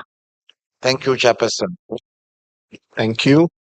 I now give the floor to the distinguished representative of Kazakhstan to be followed by Jamaica. Japan. Thank you, Mr. Chairperson. We have carefully studied the nomination of Srebrenica Cave and strongly believe it has the outstanding universal value and fulfills the needed criteria to be inscribed in the World Heritage List as one of the world's important biodiversity hotspots for cave-dwelling fauna. It is noteworthy that the state party of Bosnia and Herzegovina already handles Vetrinica not only as a national protected area, but also as a Natura 2000 site. The corresponding proposal for inclusion in the network is ready and waiting to be legally adopted. One of the concerns of the advisory body in the draft decision was the water quality and long-term inflow, and for this we have received additional guarantees of Bosnia and Herzegovina. Both state bodies responsible for water in the country guarantee there are no direct impacts on the water regime except the influence of the natural hydrological and hydrogeological regimes. The water quality is also substantiated by the physical chemical analysis provided by the University of Sarajevo, which also conducts monitoring within its research programs. It should be noted that the site is also studied intensively molecularly. There is a range of microbiome studies of the bacterial composition of the cave, which is high-ended proof of the water quality, as no traces of bacterial indicators of water pollution were found in these studies. Instead, the new generation sequencing efforts have demonstrated very promising and interesting results, which are now being published. Distinguished committee members, we believe the state party will maintain the outstanding universal value of this cave, and we ask for the support of the proposed amendments. I thank you. Thank you. I now give the floor to the distinguished representative of Jamaica, followed by Italy. Thank you, Mr. Chair. Jamaica commends the Bosnian Authority for bringing this site to our attention. Having proven criterion 10, the nominated property stands out with its remarkable cave biodiversity and endemicity. The Vetrenica Cave is one of the longest caves in the state party, and its biodiversity is outstanding and includes some of the richest cave fauna of the world. We appreciate the work of the World Heritage Center and IUCN and note their recommendations, which include a confirmation of the exact and correct area of the nominated property and its buffer zone. There is also a requirement to confirm the protection status of the property and provide an updated assessment of its current threats. Having had extensive dialogue with the state party's experts, Jamaica believes these matters have already been addressed with the implementation of new and existing systems. Further, the supplemental information provided by the state party has responded to the queries and include a confirmation that the water quality and water flow in the cave system is not compromised. Jamaica also commends the state party for all its efforts and for working in collaboration with the advisory body to address the concerns. Although this site was recommended for referral, we believe the state party has adequately addressed issues raised and that it can be inscribed on the World Heritage List.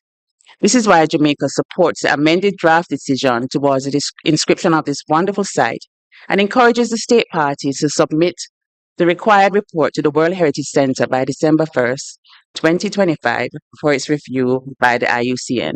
Thank you, Chair. Thank you. I now give the floor to Italy, followed by Bulgaria. Mr. Chair, thank you. And since it's the first time I take the floor during this committee, let me congratulate for your knowledge and experience in the leadership of this session. Italy warmly congratulates Bosnia and Herzegovina for this extraordinary nomination. We fully support its inscription and we totally share the advisory body evaluation, in particular when IUCN acknowledges Vetrenica Cave as one of the world's most important biodiversity hotspots for cave-dwelling fauna, as well as when it is recognized that the integrity requirements of the operational guidelines are met. Concerning protection and management requirements, though the evaluation is not totally positive, the gap is easily bridgeable with the recommendations proposed in the amendments presented by Turkey, which we thank for its excellent work. Moreover, IUCN and several experts strongly emphasize that Vetrenica Cave may hold the potential to serve as a component part in a generic past civil nomination transboundary extension nomination under criterion 8. Such a possible future nomination, in addition to opening up a positive process of collaboration and partnership among different European countries, like Bosnia and Herzegovina, Croatia, Italy, Montenegro, Serbia, and Slovenia, would enrich the World Heritage List of natural sites with an important and extensive transnational property throughout Europe, increasing long-term conservation and management efforts for all the attributes of the exceptional geological phenomenon or karst. In this regard, Italy supports the decision as amended by Turkey, with a suggestion of a minor modification, which we will explain better during the discussion of the text. Thank you. Thank you. I now give the floor to Bulgaria, followed by Ukraine. Thank you. Dear Mr. Chair, distinguished delegates, we carefully examined the nomination documents for Veternica Cave. With its 231 taxa, the cave is undoubtedly a biodiversity hotspot and is among the richest caves in the world in terms of fauna. Impressive are not only the total number of established species, but also the active speciation processes which led to the formation of high endemism and exceptional diversity even within a single genus, perhaps the highest recorded in the world. We therefore consider that the site meets criterion 10 and deserves to be inscribed on the World Heritage List. We've read the report of the advisory body and fully agree with their findings and recommendations. We also noted the IUCN finding that there are currently no significant threats to the karst cave system and its biodiversity. Weaknesses in the nomination documentation and in the current management of the site are important, but they do not significantly affect the conservation of the outstanding university value of the site.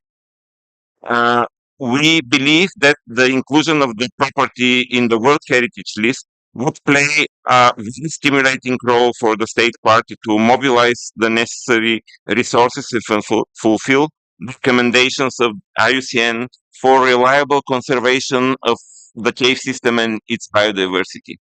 Thus, we believe that the site should be inscribed on the World Heritage List and support the amendment submitted by Turkey and co-authored by Kazakhstan and Belgium. Thank you.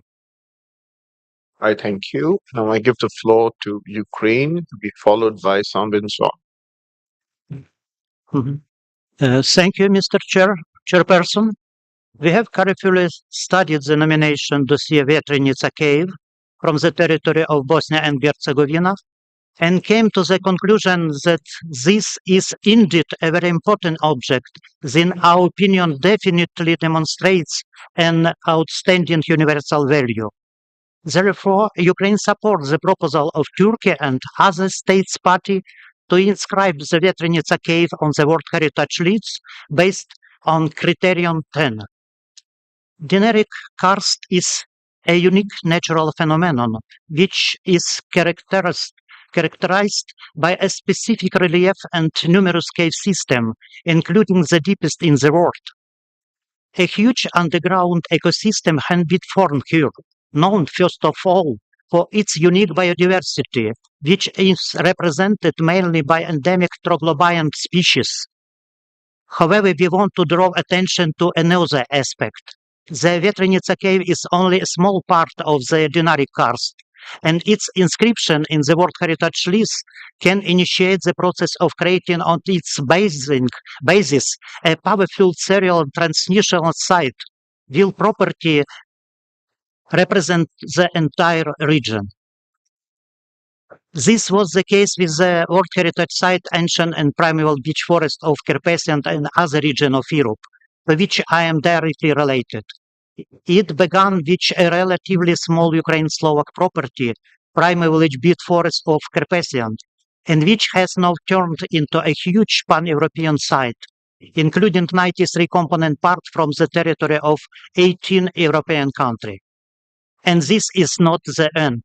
Of course, in the case of the Dinaric karst, it is hardly possible to achieve such a scale, but it is necessary to strive for it.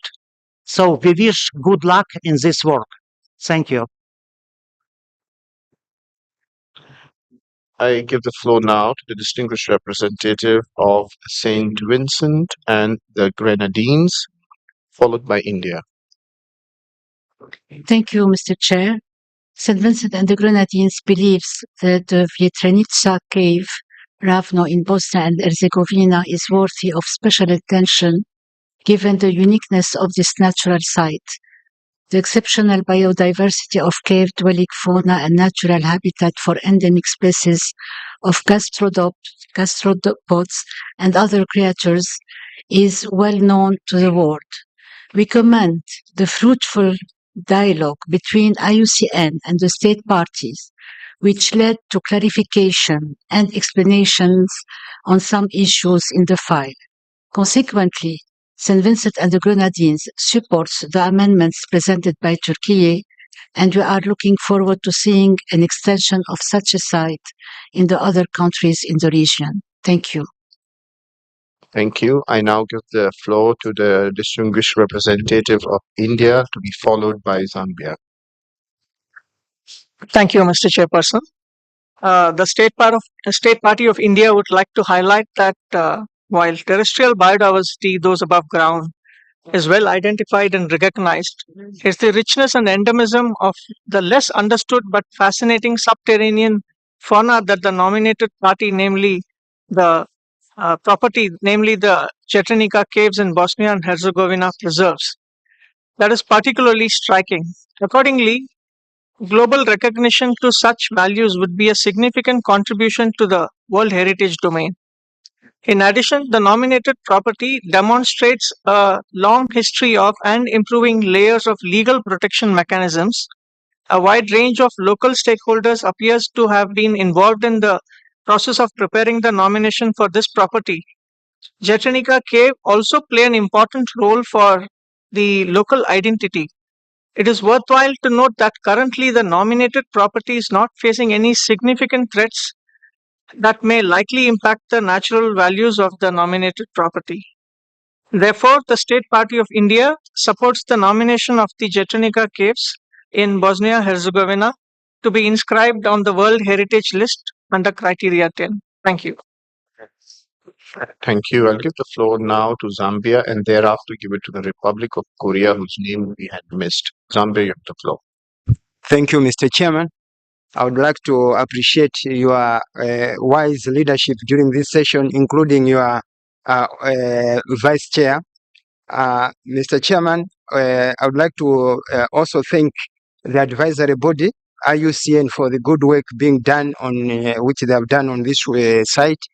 More than that, we would like to also appreciate the State Party of Bosnia for having identified this beautiful site. As a State Party of Zambia, would like to point out the fact that it is gratifying that much as the site did not meet the geodiversity criterion, but it also provides an opportunity for more research linking three thematic areas within the natural heritage, that is geodiversity, hydrological or hydrosphere, as well as biodiversity. So when you look at the three, if you start linking them, you will be able to see opportunities for more research, and especially that the rich biodiversity found at this particular site, it is of global significance in that it serves itself as the richest biodiversity hotspot looking at the subterranean ecosystem. So for us, we believe, as a state part of Zambia, we believe this site is very important, and therefore, looking at the richness of species of subterranean nature, it already meets criterion 10, and beyond that, when it comes to issues of threats, these have been dealt with, and the aspects of the buffer zone having been dealt with, they give us that confidence that as a state part of Zambia, we should rally behind all those state parties that have supported the amendment by the state party of Turkey. I submit, Mr. Chairman. But before you submit, can you please let me know about the wonderful dress that you are wearing today? Because I know the red dress which you are going to gift me, this new dress, is it some symbolic? I would love to hear about it. Thank you, Chair.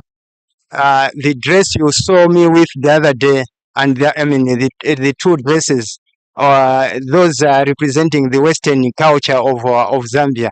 That is the Barotse floodplains or Western province. Then this attire you've seen me today with, this is representing the Ngoni or Zulu culture. I'm saying Zulu because the Ngonis came from South Africa, the KwaZulu Natal, and they migrated all the way through Central Africa up to somewhere near East Africa and Tanzania, and went back into Zambia, and they settled on the eastern part of Zambia. So this is the Ngoni traditional attire. Thank you, Mr. Chairman.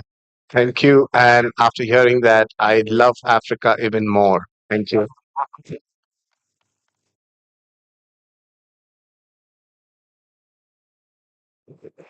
I now go to the Republic of Korea, to be followed by Japan. Thank you for giving me the floor, Mr. Chair. The delegation of the Republic of Korea takes a special note that Veteranicha Cave has an international importance of supporting high diversity, biodiversity, and endemic species of cave-dwelling fauna. 78% of the stygofauna that are endemic to the Dinaric region is dependent on this nominated property. And this property is also highlighted as an exceptional example of a single genus diversity not to be seen in any other caves in the world. We believe these attributes inherent in this nominated property are enough to meet the criterion 10, and the necessary protection and management has been ensured by the state party. Therefore, we join the other committee members in supporting the inscription of the nominated property on the World Heritage List with the proposed amendment of the draft decision. Thank you, Mr. Chair. Thank you. I now give the floor to the distinguished representative of Japan. Thank you, Chairperson. As other committee members stated, we believe nominated property merits inscription based on criterion 10. We had a conversation with State Party of Bosnia and Herzegovina and IUCN, and our concerns have been resolved. Therefore, we also support the proposed amendment to the inscription based on criterion 10. Thank you, Chair. Thank you. Now that the member states have finished, I would like to give the floor to the Observer State Party of Australia.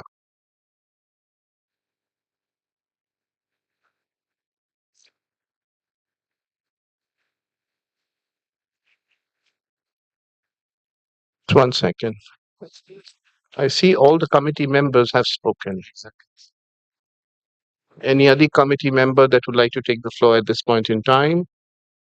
I see none. Yes, Senegal, you have the floor.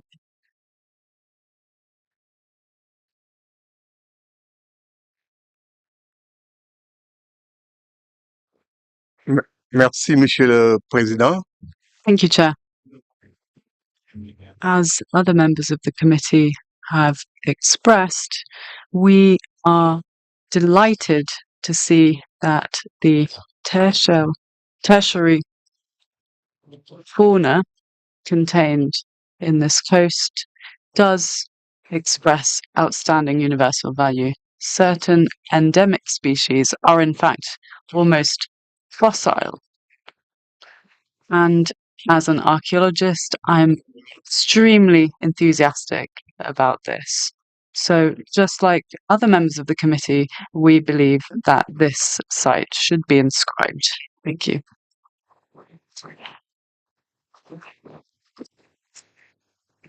Now that everyone has spoken. There is no question asked by anyone. So, e-commerce, IUCN, there's no point. IUCN, you'd like to take the floor. Okay. Thank you very much, Mr. Chair, for giving IUCN the floor. And we'd like to extend our thanks to all esteemed committee members for their comments. And with your permission, I would like to highlight just one point also in relation to what the distinguished delegate of Italy has mentioned regarding the transnational or extension potential of the nominated area. So our evaluation report also points to the IUCN thematic study on the World Heritage Cave and Karst, which explores these options as well. There has also been in the past a pilot upstream process. So these are strands that could potentially be connected in that regard. Thank you very much, Mr. Chair. Thank you. I have now seen that the committee member Kenya has raised its plate. You have the floor, sir. Thank you, Chairman. To save on your time and the committee's time, would want to fully support the inscription of this very unique site, which has a very wide diversity of biodiversity and a very unique environment and unique combination. Thank you, Chair.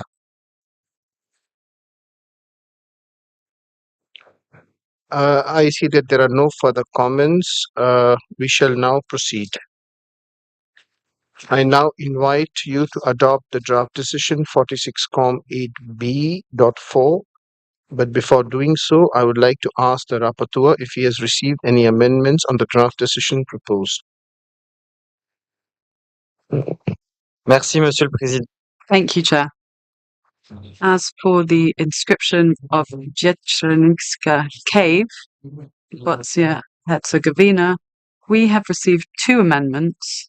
The first was submitted by Turkey and co-authored by Kazakhstan and Belgium, and has been supported in the room by Argentina, Jamaica, Italy, Bulgaria, Ukraine, St. Vincent and the Grenadines, India, Zambia, Republic of Korea, Japan, and Kenya. I hope I haven't forgotten anyone supporting the amendment since this morning's session. In the meantime, we've received another minor amendment from Italy just before the break, which we have not had time to circulate, so we'll be presenting it very briefly. It has received support from Turkey and Belgium. So I'll start with paragraph 2. And the change from refers to inscription. Inscribes the Jetrenička Cave, Ravno, Bosnia-Herzegovina on the World Heritage List on the basis of criterion 10. Paragraph 3. And if you'll allow me, here we have slightly adjusted it in order to comply with standards and rules when we move from referral to inscription. Takes note of the following provisional statement of outstanding universal value. And then there's the statement available in English. Paragraph 4. Welcomes full acceptance of IUCN recommendations by the state party to ensure additional resources to further enhance capacities of the public institution Jetrenička, as highlighted by IUCN. Paragraph 5. Welcomes confirmation of the state party that sufficient water quality and water inflow into the Jetrenička cave system is guaranteed in the long term. Paragraph 6. Recommends that the state party give consideration to the following. A. Further improving the consistency of mapping and zoning of the protected landscape of Jetrenička Popovo-Polje, especially within the new spatial plan of the municipality of Ravno that is being developed. B. Ensure that the hydrology management, including water quality and water inflow in the property, is sufficiently monitored. And here I draw the attention of the chair to the fact that on this paragraph, which contains the recommendations made to the state party, this is where Italy has another amendment to propose and to present to the rest of the committee. The last paragraph, paragraph 7, requests the state party to submit to the World Heritage Centre by the 1st of December 2025 a report on the implementation of the above-mentioned recommendations for review by IUCN. Thank you. Thank you. We have received, requests from Italy to be followed by Argentina.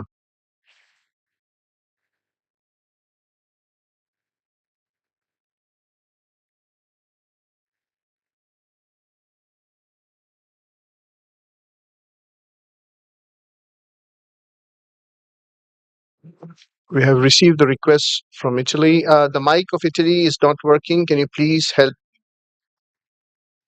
Technical team, we need you here.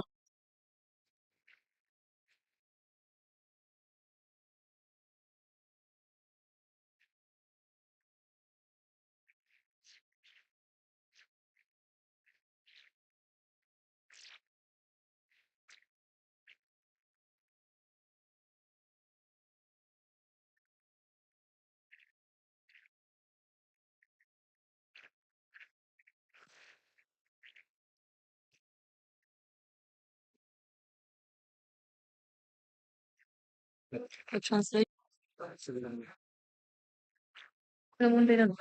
Okay.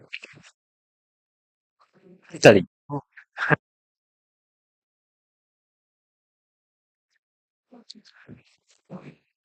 Perfect. Thank you, Chair. As I mentioned in my introductory remarks, and as it has been also highlighted again by the IUCN, and which I thank again, in the spirit of the convention, it's important to keep always the door open for a possible, potential future transnational, transboundary serial nomination site. I think this promotes international collaboration, and this is one of the real added value of UNESCO in the world. In this spirit, we would like to make reference to the original Para 3A. So, if we can go back to the,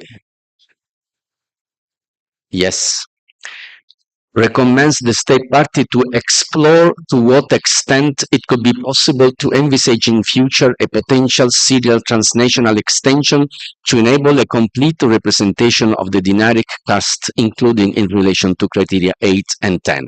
So this para can be perfectly put as the rapporteur suggested in the new para 6. And this is just to respect a potential for the future of this very outstanding nomination. Thank you. Thank you. We give the floor to Argentina to be followed by Qatar. Gracias. Thank you, Chair. In our first statement, we believe that we clearly expressed our support for the inscription of this property, and we are convinced that it will be adopted. We would like to be added to the list of co-authors, and we would also like to support the draft amendment which has just been presented by Italy.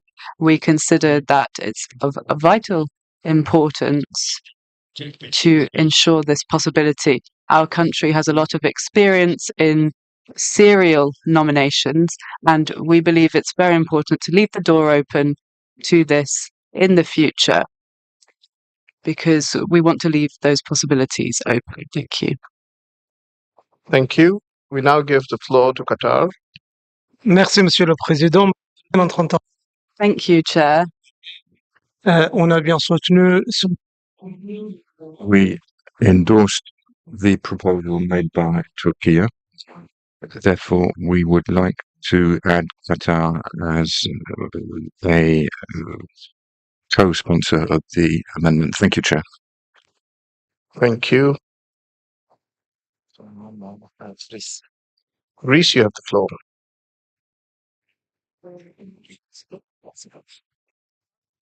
This was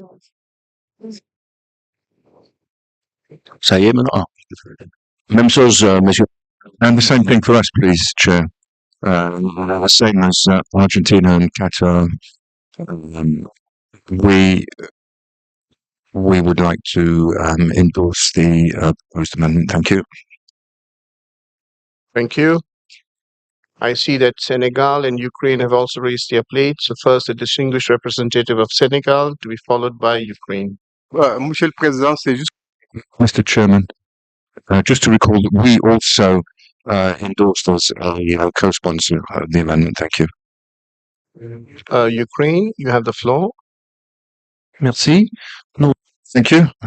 We would like our name to be added as well as a co-sponsor. Thank you. I guess Italy also wants to have its name added. Please add the name of Italy, Mr. Rapporteur. Thank you. Yes, St. Vincent, India, Bulgaria. Yes, Rapporteur, please read them. Je propose de... So I will read them out, and they have been added. Just one moment, if I may. Turkey, Kazakhstan, Belgium, next Argentina, Jamaica, Italy, Bulgaria, St. Vincent and the Grenadines, India, Zambia, Republic of Korea, Japan, Kenya, Qatar, Greece, Senegal.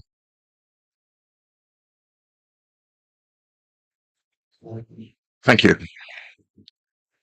Thank you. Have all the names been added? I see no request for intervention. We shall now go para by para. Let's go to para 1.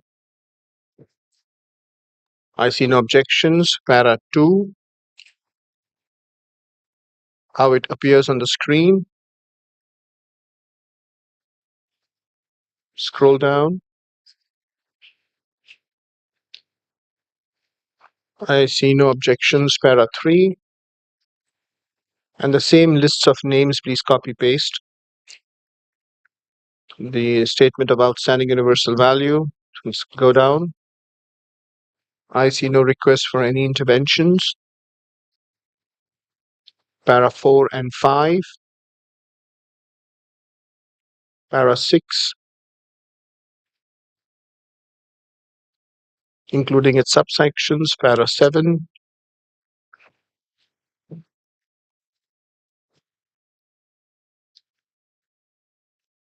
Okay, no one has raised any plate for any interventions. We'll go right at the top before we adopt this para as a whole.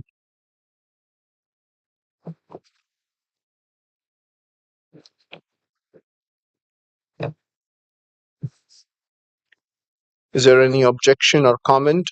I see none. I therefore declare draft decision 46.8b.4 adopted as amended. Thank you very much.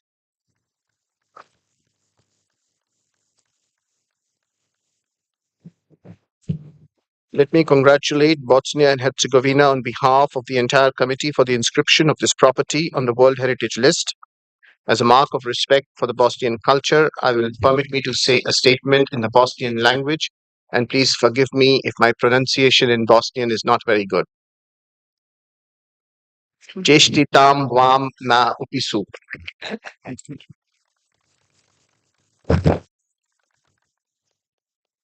Bosnia and Herzegovina, you have the floor for a brief 2 minutes. 2-minute statement, thank you. Or 4 minutes, thank you. We have a problem.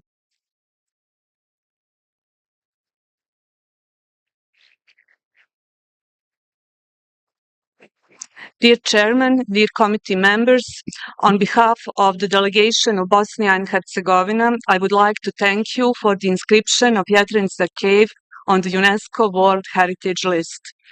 The inscription of Jadranska Cave on the World Heritage List is very important for us. This is a great day for us, for our country, especially for the people of the small municipality of Ravno and all the people involved in the management and protection of the Jadranska Cave.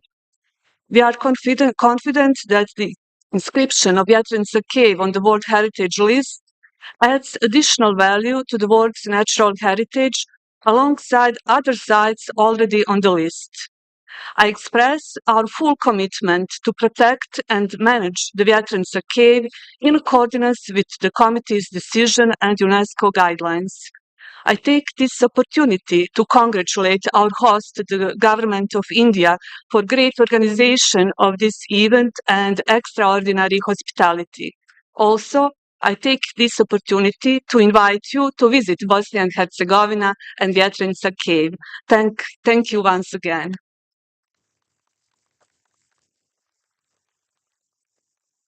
Thank you.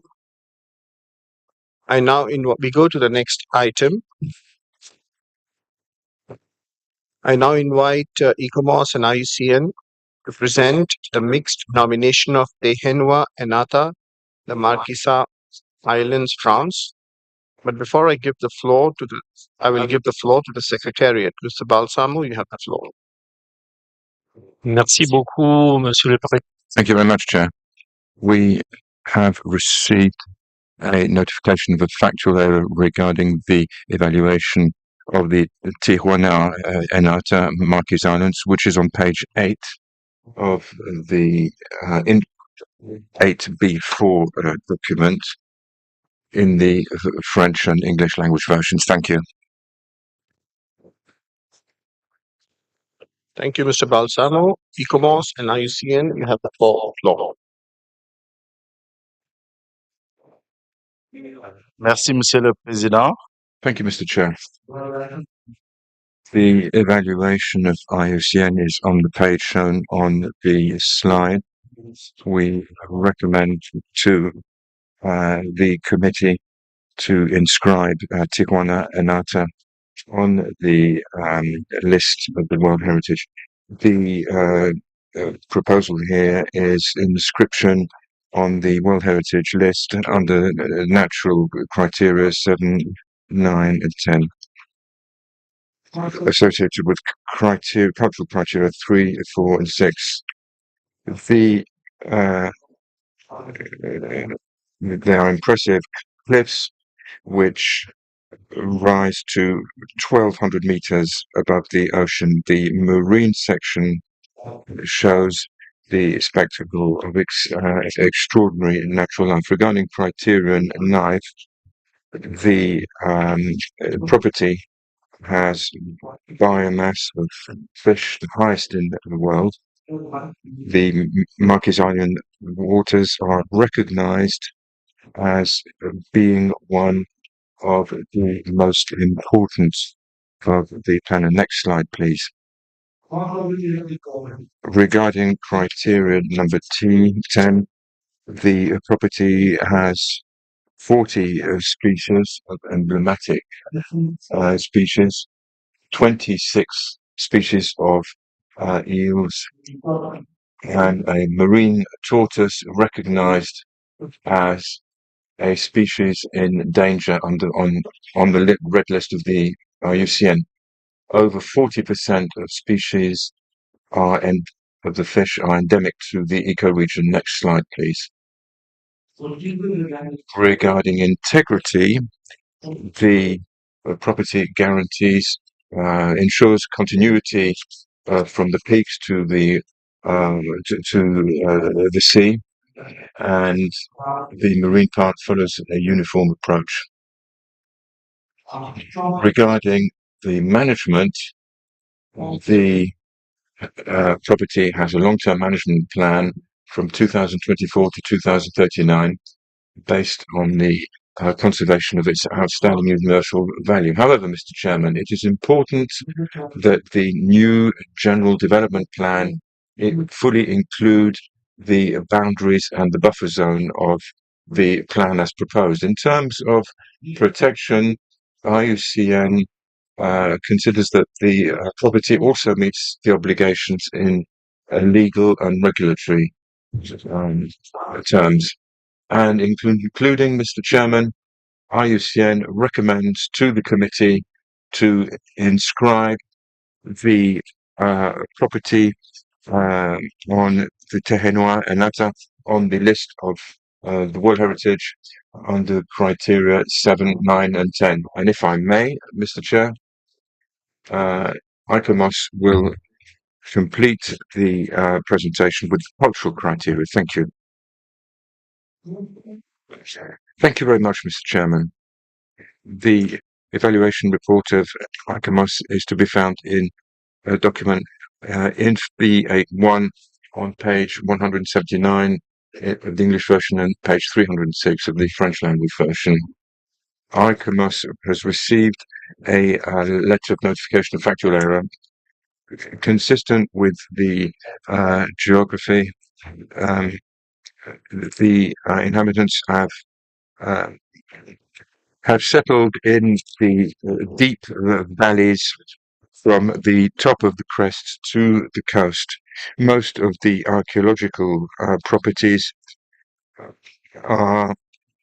some are highly imposing, and others include petroglyphs or statues in carved stone, which is tiki. The scope of the property proposed includes 8 valleys. 3 are on the island of Nuku Hiva. Uapuk is comprised of two twin valleys, and 2 other valleys are on the island of Hiva Oa. The last of the valleys is on the island of Fatu Iva. The crests were constantly watched in order to prevent any enemy invasion, which led to the construction of fortifications called pa from watch towers or areas for stocking food, waman. The main river defined the main access from the depths of the valley Vawa to the sea and contributed to structuring the population area into 3 functional zones. The nomination is an exceptional testimony to the territorial occupation of the archipelago of the Marquise Islands by the Enata, human beings in Marquise, between the 10th and 19th centuries on their adjustment to a difficult natural environment and limited availability of construction materials on their population plans in deep, very steep valleys. ICOMOS considers that the comparative analysis clearly accounts for the selection of the 7 component items. The comparative analysis also shows that the property nomination differentiates in terms of the geocultural area as exceptional testimony to the way of life and traditions of construction of the Anata. ICOMOS feels that criteria 3 is fully justified, but criteria 4 and 5 are not. Some of the arguments presented to justify criteria 4 and 6 are more on the basis of criteria 3. ICOMOS feels that the conditions of integrity and authenticity of the serial property and of each component item have been fulfilled. Overall, the 7 component items provide a full representation of the way of life of the Enata and the social, spatial, and functional links associated with their territorial occupation of the Marquise Islands.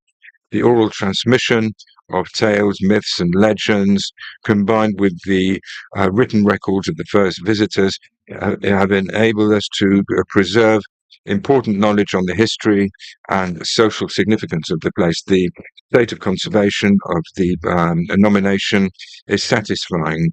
These archaeological sites, which are at the heart of the nomination, have to be put into inventory as soon as possible and designated under the Heritage Code and legal restrictions. The General Development Plan is a priority and has to be completed by 2025 as planned by the state party. The management systems in terms of governance have to be strengthened. The implementation of the management plan will have to be supported by the establishment of annual or biannual work plans in order to be effective, as well as midway evaluations. Here is a summary of the evaluation of ICOMOS of the OUV proposed for this nomination. In concluding, ICOMOS recommends that the property Tehinwa Enata, Marquise Islands, France, be inscribed on the World Heritage List on the basis of criteria 3, and included some additional recommendations in the draft decision in order to support long-term conservation of the property. Thank you very much.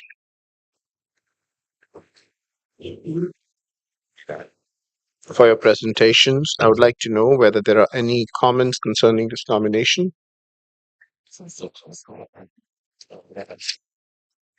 Lebanon, you have the floor. Merci, Monsieur le Président. Thank you, Mr. Chairman. This property was proposed for inscription on the basis of cultural criteria 3, 4, 6 and natural criteria 7, 9 and 10. The IUCN feels that natural criteria 7, 9, 10 are justified, whereas ICOMOS only endorses criteria number 3.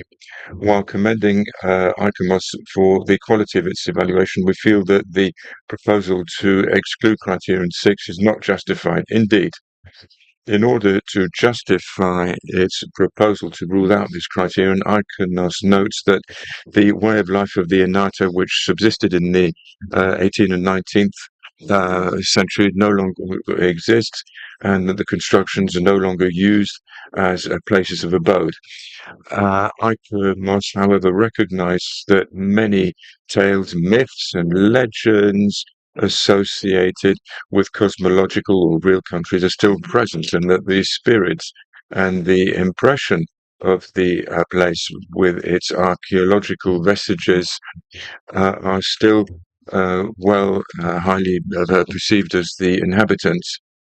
Many properties on the list have been included on criteria 6, even though they're no longer associated with current criteria.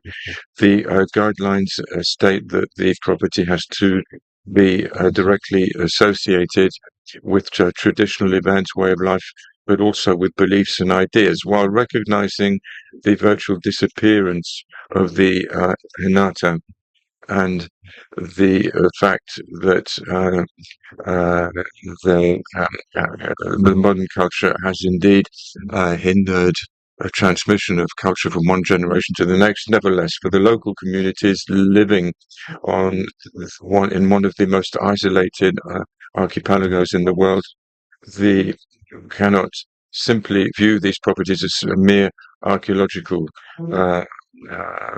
artifacts or objects, because they testify to the relationship of their ancestors with their natural environment, plants, marine environment, land, and are part of a system of beliefs which are closely associated with the origin of the world. The recognition by UNESCO, the recognition of the spiritual dimension of the property would, for the Marquesan population, enhance their identity and history, and would therefore contribute to the long-term safeguarding of the property. So therefore, we propose to add criterion 6 to criterion 3, recognized by ICOMOS. Thank you. Thank you. I now give the floor to Belgium, followed by Argentina. Merci, Monsieur. Thank you, Mr. Chairman. Belgium endorses everything that has just been said by Lebanon. We could not have put it better ourselves, and we also propose to inscribe this nomination on the basis of criterion 6. Belgium fully endorses the inscription of Terre-Noire Inata, and thanks France and the population of the Marquise Islands for their commitment to preserve this unique ensemble of the spiritual and intangible. The cultural features, the way of life associated, define the identity of this territory. And how can we talk about the Marquise without talking about Gauguin, his love of the Marquise Islands? Belgium also has a personal link with this new property because Jacques Brel, one of the greatest Belgian singers, decided to spend the last years of his life there, and took part with his playing in facilitating the daily life of some of the isolated villagers. And he wrote the following song: La pluie est traversière, elle bat de grain en grain, quelques vieux chevaux blancs qui fredonnent Gauguin, et par manque de prise, le temps s'immobilise aux marquises. The lyrics of the song by Jacques Brel. Thank you very much, Mr. Chairman. Thank you. It would have been even better had you sung it. I now give the floor to Argentina. Gracias, señor presidente. Thank you, Chair. what can I say after hearing that statement from our dear colleagues from Lebanon and those beautiful lyrics which were expressed by our colleagues from Belgium? This site is not just a natural site, but as has been said, it also brings together great universal cultural values. Here, we wish to support the inscription of this site firmly. Thank you. Thank you.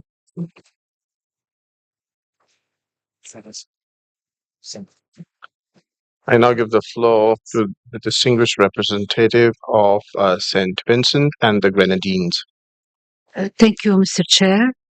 St. Vincent and the Grenadines thanks ICOMOS for its presentation and for the positive evaluation for the inscription of Te Enua Inata, the Marquesas Islands. We thank also Lebanon for the analysis of the site, and we cannot say more than Belgium say very eloquently. Therefore, St. Vincent and the Grenadines support the amendments presented by Lebanon for the inscription of the Marquesas Island, sister islands. Thank you. Thank you. I now give the floor to the distinguished representative of Mexico. Muchas gracias. Thank you very much. The Mexican delegation is also delighted to see this inscription nomination because we also have two mixed sites and we are well aware of the challenges that this may represent, but also because this is a holistic approach in biological and cultural terms. We see that it is moving us towards the 2030 targets, and it enables us to learn more about the evolution of the site thanks to the IUCN's presentation.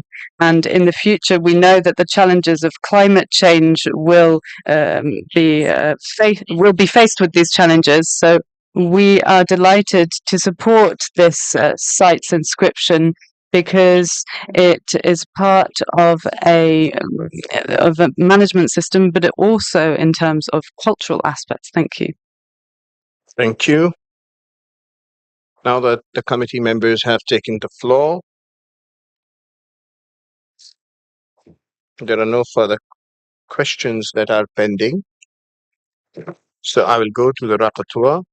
I now invite you to adopt the draft decision 46 Com 8B.8. But before doing so, I would like to ask the rapporteur if he has received any amendments on the draft decision proposed. Merci, Monsieur le Président. Thank you, Mr. Chair. As announced by Lebanon, we have received an amendment from Lebanon proposing to add criterion number 6, endorsed in the room by Belgium, St. Vincent and the Grenadines, Mexico. I've also noted the endorsement of Argentina, and I will also add Argentina on the basis of criterion 6. This leads to a change of paragraph 3 because if we add a criterion, that means a change in the Declaration of Universal Value.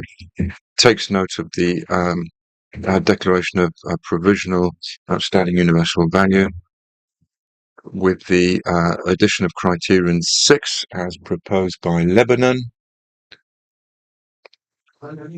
Notwithstanding the demographic shock and the European contact, notwithstanding the virtual disappearance of the NATO, many narratives, myths and legends associated with real or cosmological landscapes are still present today, combined with the knowledge passed down from generation to generation. These stories reflect the spiritual bond between the Marquesan people and their environment, and for the rest, they've been the factual errors which have been taken into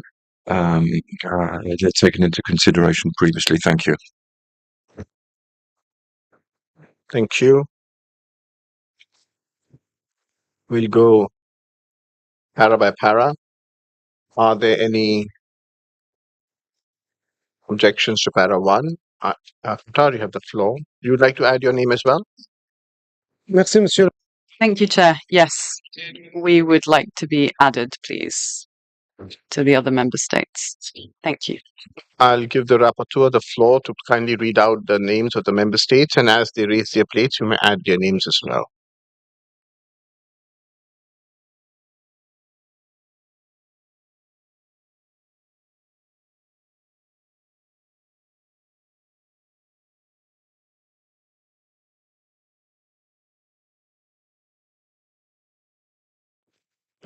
Monsieur le Président, Chair, I see some countries have raised their plates. I take that to mean that I should add them to the list supporting this. So we have co-authors, St. Vincent and the Grenadines, Mexico, Qatar, Argentina, Vietnam, Bulgaria, Japan, India, and Ukraine. Thank you, Chair. merci. Thank you. We would also like to have our country added. Thank you. Thank you. Are there any objections to para 2, how it appears on the screen? I see none. We go to para 3. Scroll down the entirety of it. Yes, just we can copy paste the names. You can scroll down.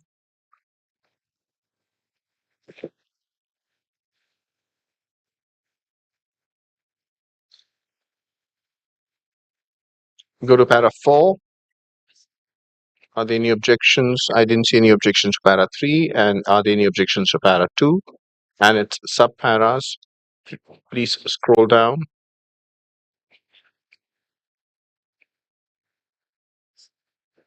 Para 5, para 6. I don't see any objections to para 4, 5, and 6. Now we go to adopt the entire decision as a whole. Is there any objection in adopting the decision as a whole?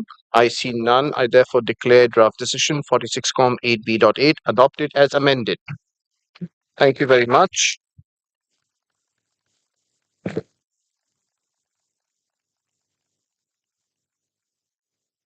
Let me congratulate France on behalf of the entire committee for the inscription of this property, and I will speak one sentence in beautiful French language.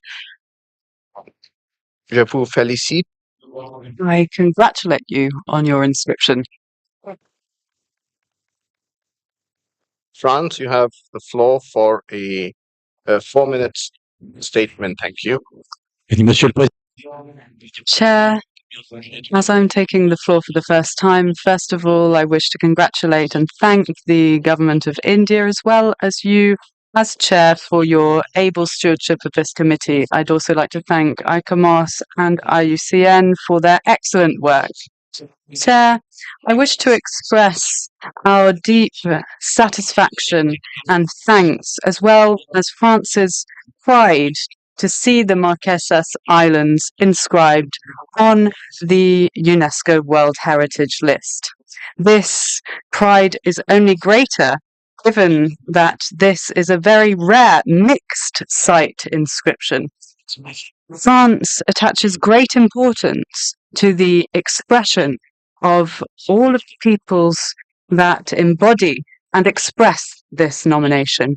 And now I have the honor and pride to give the floor to the Minister for the Culture in Polynesian French Islands, including the Marquesas Islands. Chair, ladies and gentlemen, members of the World Heritage Committee, Excellencies, dear colleagues, Yaorana Tawanui.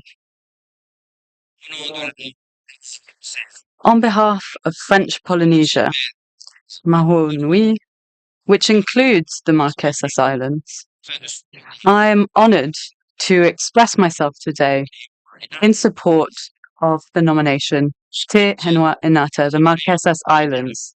This is not just an expression of support. It symbolizes the global reach of the land of men and of our country. These islands are an invaluable treasure of our planet. comprised of natural landscapes of rare beauty and very much alive cultural traditions. They are the vibrant testimony of ancestral harmony between human and nature. We are the peoples of the Pacific Ocean, Timwana Nui Ahiva, and our relationship to the sea and the land is at the heart of our identity. According to the oceanic worldview, each and every element of nature is sacred and interconnected. The spirits of our ancestors continue to guide us and to protect our environment. This outstanding property will be recognized internationally, and this will strengthen efforts to protect and to showcase local and territorial communities. We are convinced that this inscription will contribute to preserving and respecting this gem for all of humankind within the framework of the management plan in which our Marquesan brothers and sisters will play a key role. Their direct and active involvement will be key to ensuring the protection and showcasing of their natural and cultural heritage, which reflects their identity and their heritage. I'd like to thank you all for your attention and your support to this unique nomination. Naururu. Kutau Nui, Vewe Nui. Thank you. Thank you very much.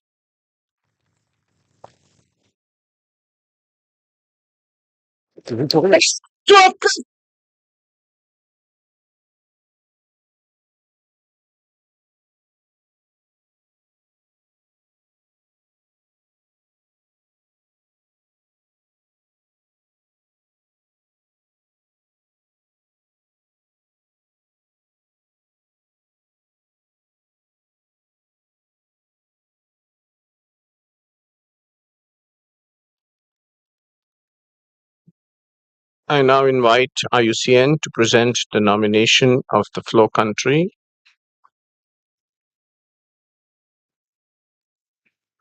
The United Kingdom of Great Britain and Northern Ireland. But before I give the floor to the Secretariat, Mr. Balsamo, please. Thank you very much, Chair. We received a fatal error notification concerning the evaluation of the nomination of the flow country. And this is to be found on page 6 of both the English and French version of document INF 8B4. Thank you. Thank you very much, Mr. Chair. IUCN's evaluation can be found on the pages indicated on the slide. IUCN recommends the committee to inscribe the flow country on the World Heritage List under Criterion 9. The nominated property hosts an extensive expanse of blanket bogs in northern Scotland. A blanket bog is an area of peatland in which high rainfall and low evapotranspiration allow peat to develop over large expanses, playing an important role for carbon sequestration. Across 7 component parts, the nominated property totals an area of more than 180,000 hectares. Under Criterion 9, the flow country is considered the most extensive and diverse example of an actively accumulating blanket bog landscape found globally. A diverse mosaic of mire and vegetation types with their associated species assemblages have evolved in large parts undisturbed. The flow country is a type reference for a rare and threatened ecosystem not yet appropriately represented on the World Heritage List. Peatland stores more carbon per surface area than any other carbon sink on land. The nominated property's ongoing ecological processes sequestering carbon on a large scale are therefore of even greater significance in light of climate change. The role of the nominated property as a nature-based solution to climate change is hence very important. IUCN considers that the flow country demonstrates global significance under Criterion 9 due to its large extent, its nearly undisturbed nature, and its biodiversity assembly with specific communities composed of Atlantic, boreal, and Arctic taxa. The nomination is exemplary in articulating the attributes of outstanding universal value. However, while the nominated property supports unique species assemblages, it does not show exceptional global biodiversity in regard to criterion 10, under which the flow country has also been nominated. Nevertheless, the species assemblages contribute to the integrity under criterion 9 as indispensable element of the blanket bog's wider ecosystem and ecological processes. The nominated areas therefore meet the condition of integrity. Areas not contributing to the proposed outstanding universal value or vulnerable to development pressures were excluded, resulting in the serial approach. The serial approach has also been informed by comprehensive stakeholder consultation.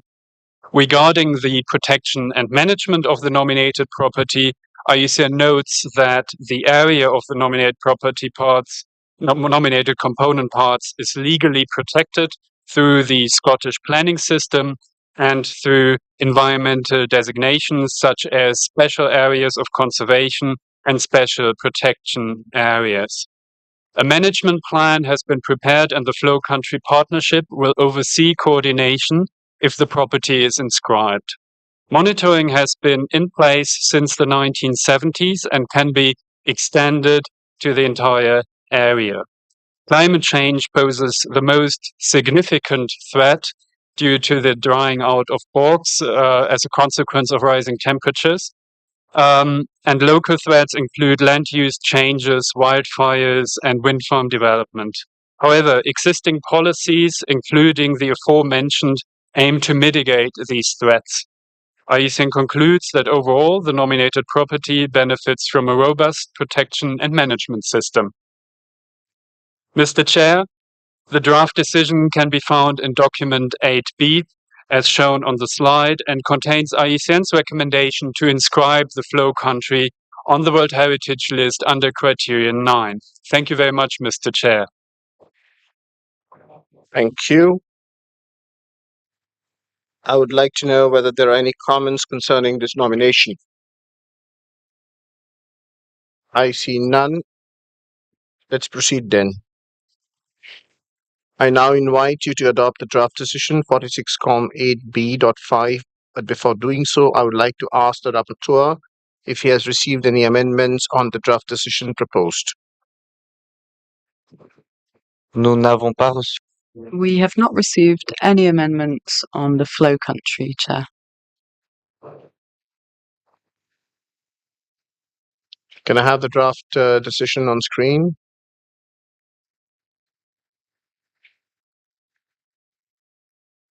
Okay. Are there any comments? In adopting this draft decision as a whole? I see none. I therefore declare draft decision 46.8b.5 adopted. Thank you very much. Let me congratulate the United Kingdom of Great Britain and Northern Ireland on behalf of the entire community for the inscription of this property on the World Heritage List. The UK, you have the floor for a 4-minute statement. Thank you. Thank you, Chair. Distinguished members of the committee. On behalf of the people of the Flow Country in Scotland and the UK, I am honoured by your decision today to inscribe the Flow Country as a World Heritage Site. I would like to thank the committee, the Secretariat, IUCN, and our gracious hosts for their generous hospitality and welcome to New Delhi. The idea to nominate the Flow Country as a World Heritage Site was first voiced in the 1980s, when conservationists began to recognise the significance of the blanket bog as a pristine and diverse natural habitat which has been looked after carefully by many generations of farmers and crofters. It has since, of course, been recognised also for its huge value as a carbon store and significant nature-based solution in our global battle against human-induced climate change. The blanket bog stores more than 400 million tonnes of carbon, which is more than double the UK's entire forest carbon store. The decision today is a culmination of many years of work, both from the project team some of whom have been involved for many years, but also those forward-thinking scientists who saw the immense value of this landscape over 40 years ago. Inscription on the World Heritage List recognises the Flow Country as the best example of a blanket bog ecosystem anywhere in the world. We are particularly proud that this is the first World Heritage Site inscribed purely for its qualities as a peatland ecosystem. For a habitat type which has been historically globally undervalued, the decision by the committee is testament to improved understanding of peatland ecosystems. We hope this inscription will shine a spotlight on the importance of the world's peatlands, many of which are under threat, and in particular their role in the fight against climate change. And finally, I want to thank the communities of the North Highlands for their stewardship of this area. The Flow Country covers nearly 2,000 square kilometres in one of the most remote parts of the UK, an area facing social, economic and environmental challenges. Inscription of this site will help protect and enhance this 9,000-year-old blanket bog for future generations and provide new and exciting opportunities for our rural communities. We look forward to continuing the work with the international community to protect and promote the values of World Heritage in the Flow Country and beyond. Thank you, Mr. Chair. Thank you.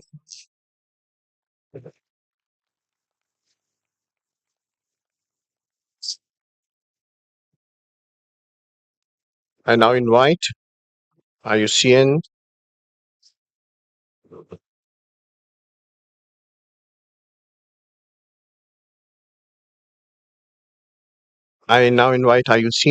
to present the nomination of François Maranhães National Park, Brazil. IUCN, you have the floor. Thank you, Mr. Chair. IUCN's evaluation can be found on the pages indicated on the slide.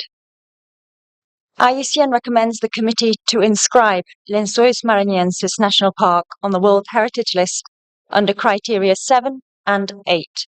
Next slide, please. The nominated property is found in northeastern Brazil on the east coast of Maranhão, covering about 156,000 hectares. As shown on the map, the property is surrounded by a buffer zone with an area of 268,000 hectares. About 90,000 hectares within the nominated area are composed of an extensive white coastal dune field with precipitation-fed lagoons.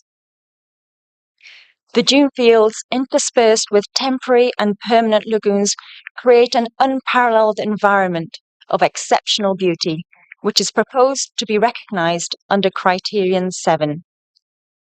The landscape resembles a desert, but holds high volumes of water as rainfall during the first half of the year forms lagoons of various shapes, sizes and depths. Long winding chains of Barcan dunes stretch up to 75 kilometres and extend over 20 kilometres inland and are complemented by temporary green-blue lakes in the rainy season, coastal broadleaf forests, beaches, tropical rivers and mangrove ecosystems, resulting in a diverse and breathtaking landscape of striking contrast. Whilst large sand dune systems exist elsewhere, the setting in tropical climatic conditions of a complex dune field with a lacustrine and coastal environment distinguishes the nominated property. Regarding Criterion 8, IUCN notes that the nominated property is shaped by sediments which, under the influence of wind, form a vast expanse of both stable and shifting dunes, recognized as the largest in South America. With no inlet or outlet, the lagoons within the nominated area are solely replenished by rainwater. Expert reviewers highlighted the nominated property as a spectacular quaternary geology site with global significance that support the understanding of the past few millennia of geo-environmental change. Next slide, please. Another slide, please. In terms of protection and management, IUCN notes that the entire nominated property is protected as a national park since 1981, which has a management regime that has seen continued improvement. Further efforts to strengthen the monitoring, enforcement, and governance will be needed to respond to future increase in tourism. IUCN also recommends strengthening the protection and management regime for the marine part of the buffer zone to ensure any potential threats from offshore and from tourism can be effectively addressed in future. Overall, the nominated property benefits from a strong and multi-layered protection regime that goes beyond the nominated property itself and beyond the areas where the main attributes of the proposed OUV are found. The boundaries of the nominated property thus comprise all necessary elements representing the proposed OUV. The inclusion of some non-dune ecosystems enables representation of the interplay between rivers, coasts, mangroves, and caatinga forests, which are part of the processes constituting the proposed OUV. IUCN therefore considers that the integrity requirements are met. Mr. Chair, the draft decision can be found in document 8B as shown on the slide and contains IUCN's recommendation to inscribe Lençóis Maranhenses National Park on the World Heritage List under natural criteria 7 and 8. Thank you very much, Mr. Chair. Thank you. I would like to know whether there are any comments concerning this nomination. I see none. Let's proceed then. I would now invite you to adopt the draft decision 46.8b.6, but before doing so, I would like to ask the rapporteur if he has received any amendments on the draft decision proposed. Merci, Monsieur le Président. Thank you, Chair. We have not received any amendments for the draft decision on the inscription of Lençóis Maranhenses National Park, Brazil. Thank you. Thank you. Are there any comments? I see none. I therefore declare draft decision 46.8b.6 adopted. Thank you very much.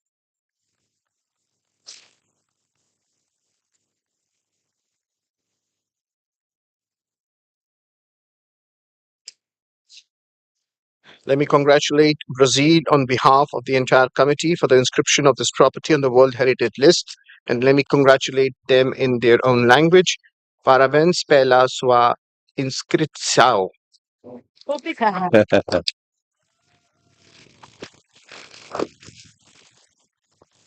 Brazil, you have the floor for 4.5 minutes now. For a 4-minute statement. Thank you. Deu 4 minutos e meio. Fala. 4 minutos e meio para nós. Ok.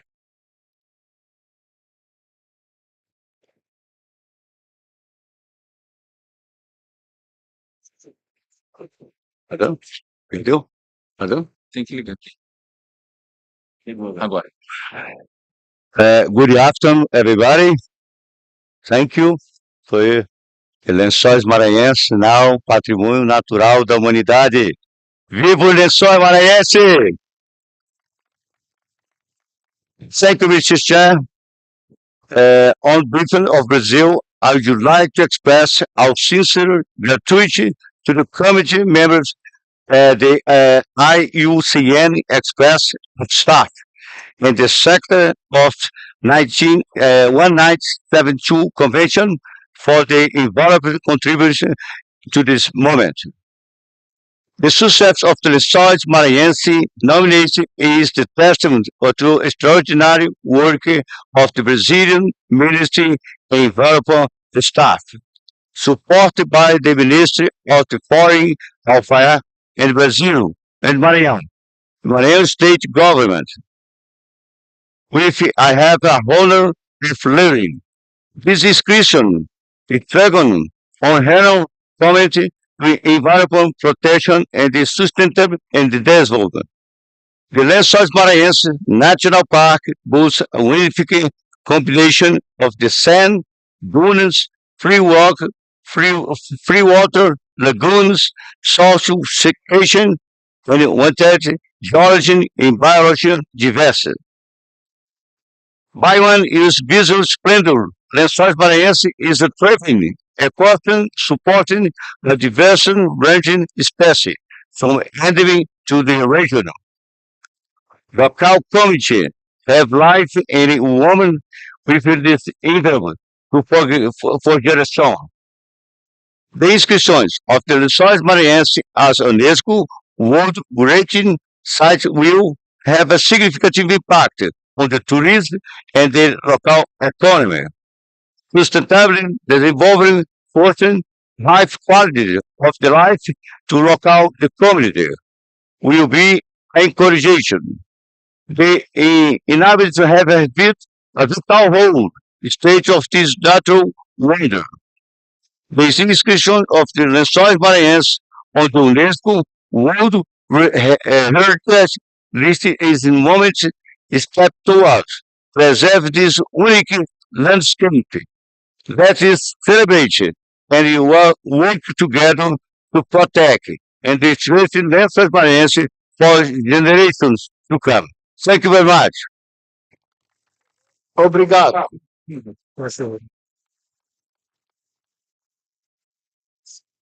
I now invite Icomos. So, can I? Well, sure. Okay.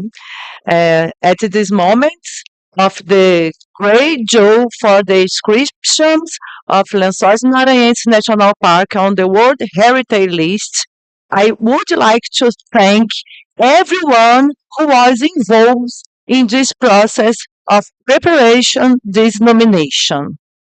Federal and local governments, local community, the civil society, local business, and local tourism agents. We have all worked hard for this. The Chico Mendes Institute for Conservation of Biodiversity believes that acknowledgements will further stress conservation value of these sites.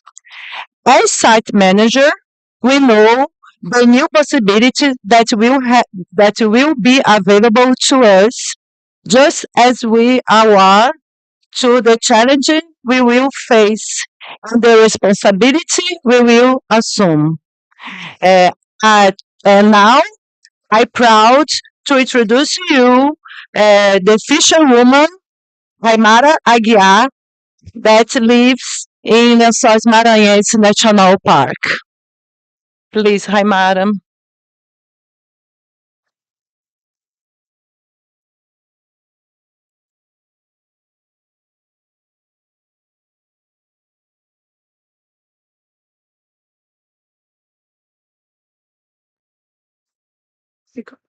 Good afternoon, everyone. My colleague Adels and I are very honored to be here representing the community that live in and around Lençóis Maranhense National Park. This is eternal place. It's our home. Protecting this site means protecting this territory where you have grown up. It's biodiversity and its amazing landscape. It's also means protest our way life, our identity. We would like to thank Chris, the National Park Manager, for wonderful jobs she has been doing and for giving South high priority to engagement of the community. You have first take care of the Lençóis Maranhense. Now we will take care of the World Heritage Sites, and we are very proud of that. Thank you so much.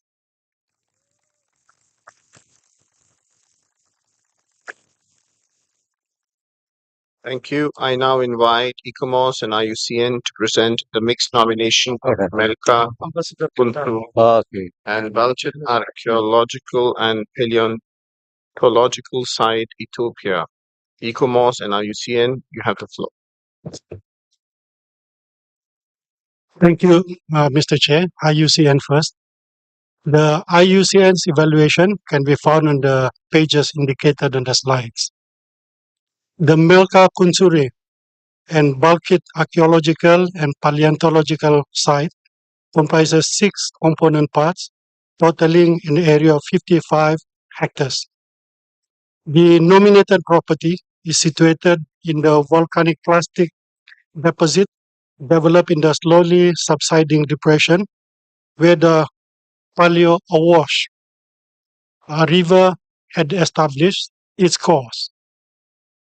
A substantial lava dam form the fluvial basin within which the nominated property is located, favoring deposition in the basin, which thus prevented the archaeological remains from being fully eroded. Besides cultural criteria, the nominated property has been proposed under Natural Criterion 8.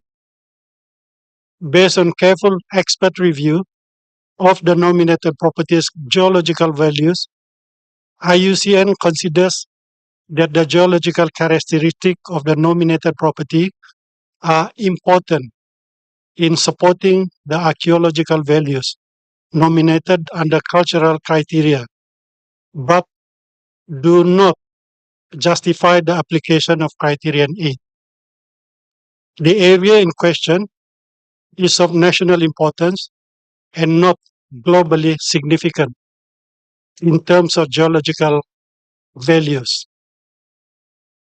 However, IUCN notes that there is a strong case for cultural values, and further information on that will be provided in the presentation by ICOMOS. With respect to the interplay between the geology and the cultural criteria, IUCN reviewers viewed this as the main value of the geological features at the nominated property. The geology formed the basin within which the fauna gathered and provided the means to preserve the lithic and hominin remains. The current gully erosion exposes the remains. In the view of IUCN, these geological values would be able to be addressed in the nominated properties value statement as cultural property. Based on dialogue with the state party during the evaluation process and following release of ICOMOS and IUCN's evaluation, it is IUCN's understanding that the state party is in agreement with that approach. Mr. Chair, further detail regarding the integrity, protection, and management of the nominated property with respect to Criterion 8 can be found in IUCN's evaluation report.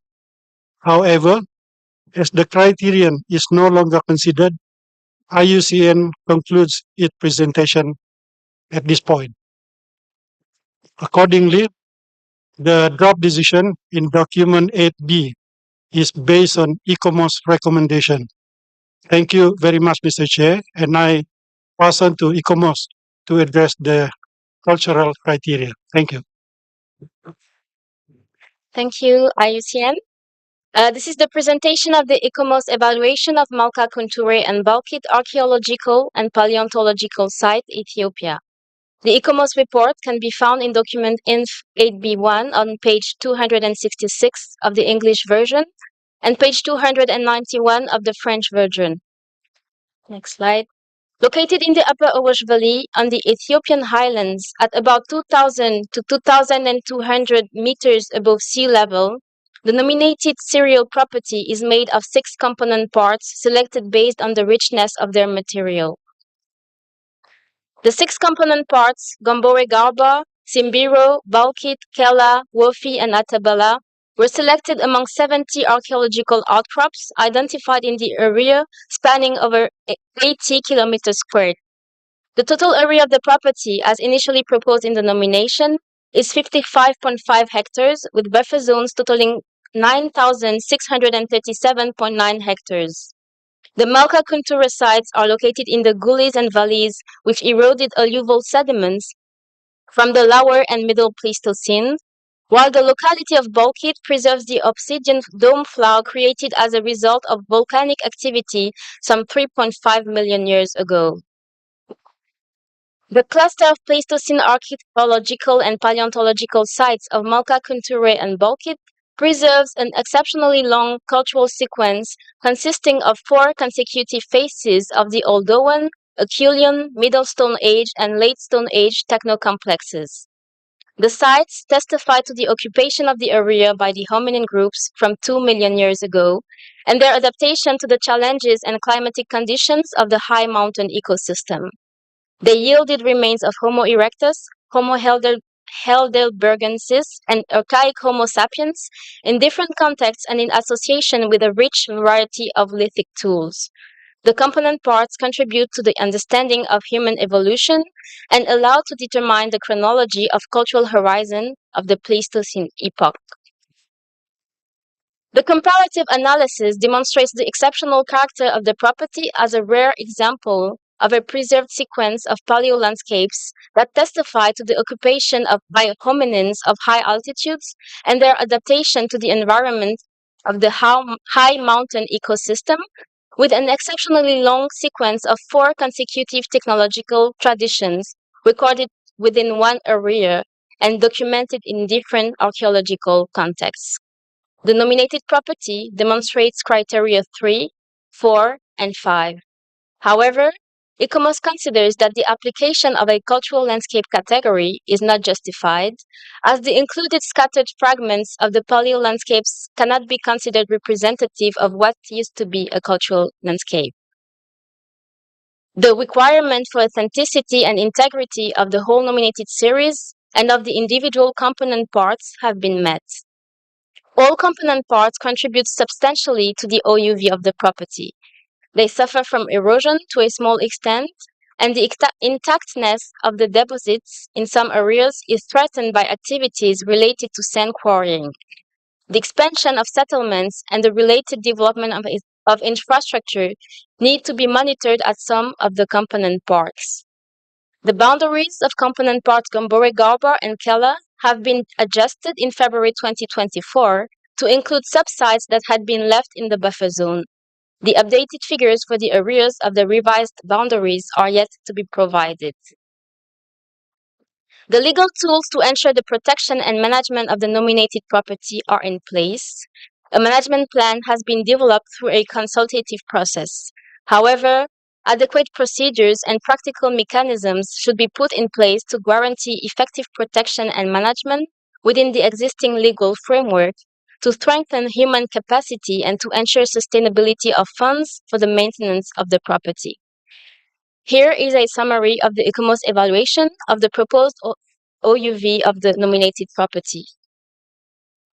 To conclude, ICOMOS recommends that Malka Kunture and Balkit archaeological and paleontological sites, Ethiopia, be inscribed in the World Heritage List on the basis of criteria 3, 4, and 5, and recommends that the name be changed to Malka Kunture and Balkit archaeological and paleontological sites in the highland area of Ethiopia. This recommendation has been approved by the State Party in its response letter following the official submission of the evaluation text. ICOMOS has included a number of further recommendations in the draft decision to support the long-term conservation of the property. Thank you. Thank you. I would like to know whether there are any comments concerning this nomination. I see none. Let's proceed then. Zambia, you have the floor. Thank you, Chair. Thank you, ICOMOS, for the job well done and the State Party of Ethiopia. What I wanted to just find out is just a matter of procedure. What would have happened, and this is a question to ICOMOS, what would have happened if the State Party didn't agree with you on the name? Thank you. ICOMOS, please respond to the question asked by the State Party of Zambia.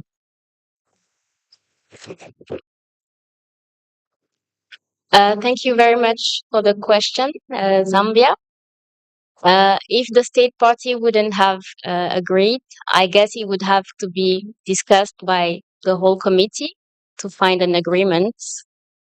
and have the final decision. Thank you. Thank you.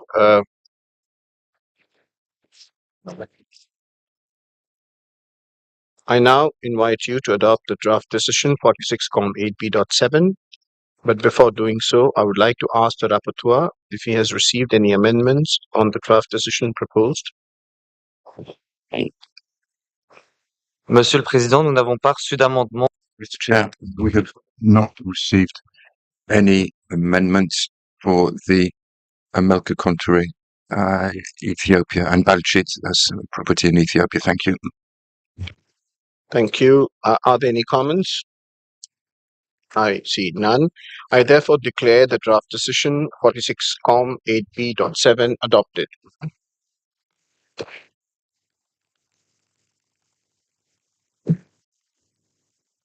Thank you very much.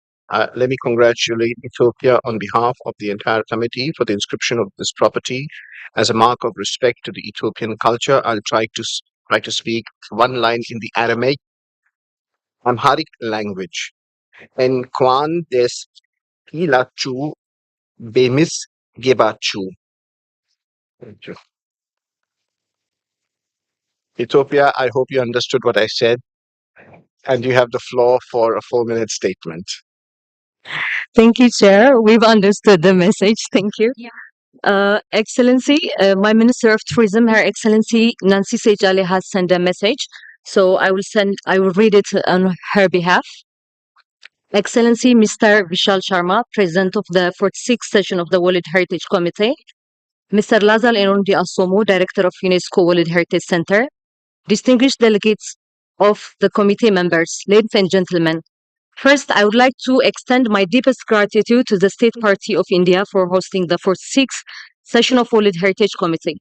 I would also like to express our appreciation to the Secretariat and advisory bodies for the meticulous work they have accomplished in evaluating the nomination dossier, and Africa World Heritage Fund for all the support. Ethiopia would like to thank the World Heritage Center and its advisory bodies for inscribing the Melka Contoury in Balchit archaeological paleontological sites on the World Heritage List. As clearly stated in the statement of outstanding values, the Melka Contoury in Balchit archaeological and paleontological site is located in central Ethiopia, 60 kilometers south of Addis Ababa, along Awash River, where most of human origins paleontological sites in Ethiopia are found. Notably, the Lower Awash paleontological site inscribed on the list in 1980 is one of those. The unique nature of Melka Contoury site is related to its Palestocene sequence of records covering the last 2 million years. The earliest technologies represented by the early Stone Age, Middle Stone Age, and later Stone Age human technologies are all well recorded at this site.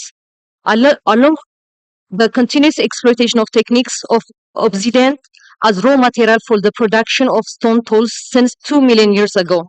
The site also provided fossil remains of early human ancestors known as Homo erectus, Homo heidelbergensis, and modern humans, associated with various technological stages and innovations.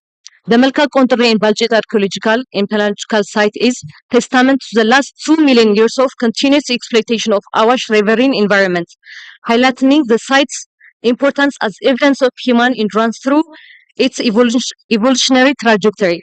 Being the true cradle of humankind and the origin of the land of origins, Ethiopia commits itself to the decision made by the committee in preserving and protecting the property. Thank you.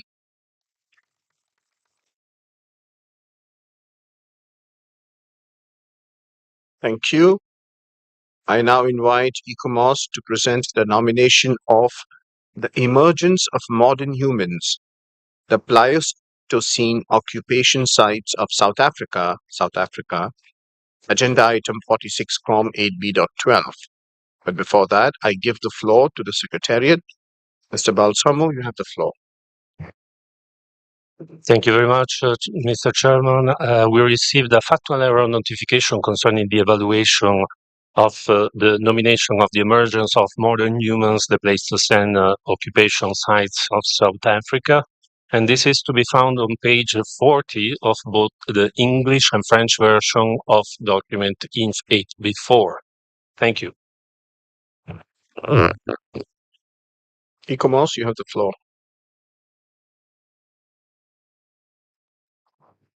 This is a presentation of the ICOMOS evaluation of the emergence of modern humans, the Pleistocene occupation sites of South Africa.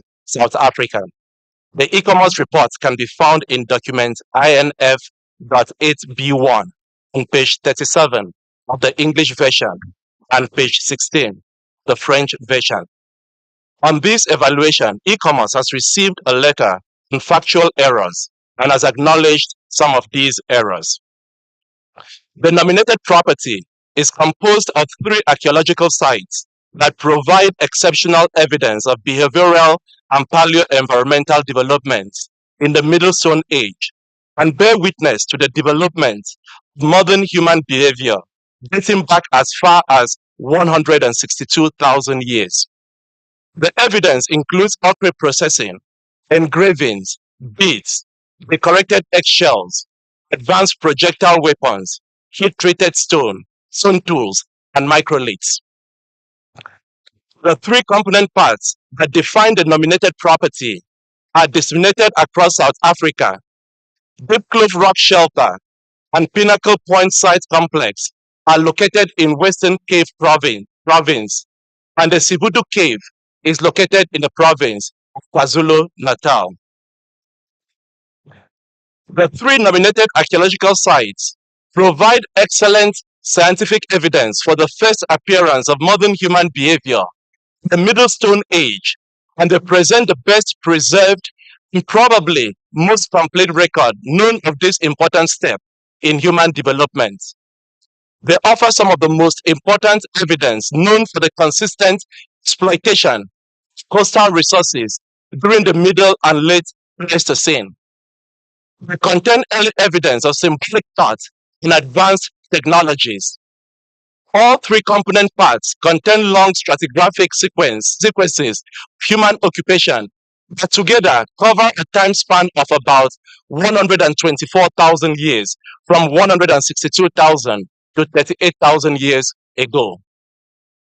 The comparative analysis underscores the importance of these archaeological sites as they offer comprehensive evidence of the evolution of modern human behavior during the Middle to Late Pleistocene. These sites reveal not only well-documented interactions of Homo sapiens with a changing environment, but also crucial cognitive advancements and diverse cultural expressions. The nominated property demonstrates criteria 3, 4, and 5. The nominated property is adequate size to encompass all the attributes necessary to express its outstanding universal value and to ensure the complete representation of the features convey its significance. Preservation conditions, even for organic materials, at the Sibudu Cave are very good. Favorable dispositional processes have allowed the steady accumulation of archaeologically significant deposits with little or no loss due to natural erosion or human or animal activities. The views from the sites are generally undisturbed. Archaeological excavations have been conducted according to the highest international standards. All remains have been carefully curated and cataloged in national collections, and their significance and the interpretations based upon them have been reported and published in international journals. The stratigraphic sequences and the dating of the different deposits confirm the authenticity of the archaeological context and remains that constitute evidence of modern human behavior.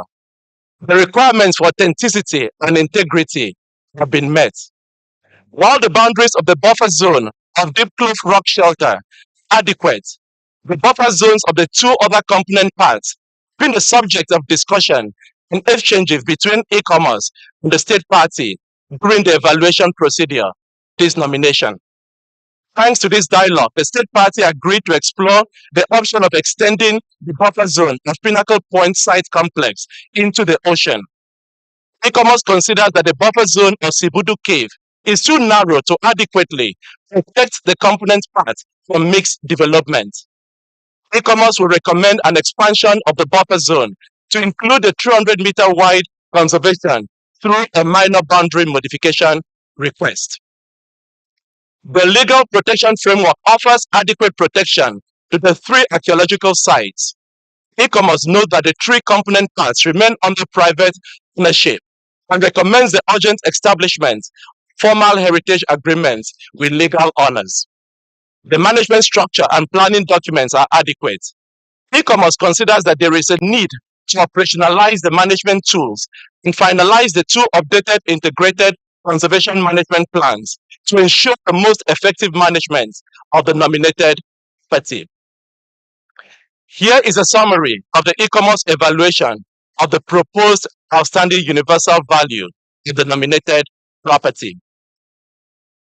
To conclude, ICOMOS recommends the emergence of modern humans, the Pleistocene occupation sites of South Africa, be inscribed in the World Heritage List on the basis of criteria 3, 4, and 5.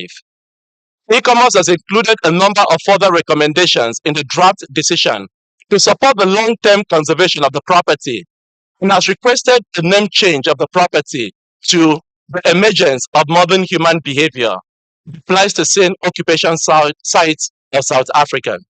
Thank you. Thank you, ICOMOS, for your presentation. I would now like to know whether there are any comments concerning this nomination. I see none. I now invite you to adopt the draft decision 46 Com 8B.12, but before doing so, I would like to ask the rapporteur if he has received any amendments on the draft decision proposed. Merci, Monsieur le Président. Nous n'avons Thank you, Mr. Chair. We have not received any amendments regarding the draft decision on this property. Thank you. Thank you. Are there any comments? I see none. Before we adopt this draft decision as a whole, would any member state like to take the floor?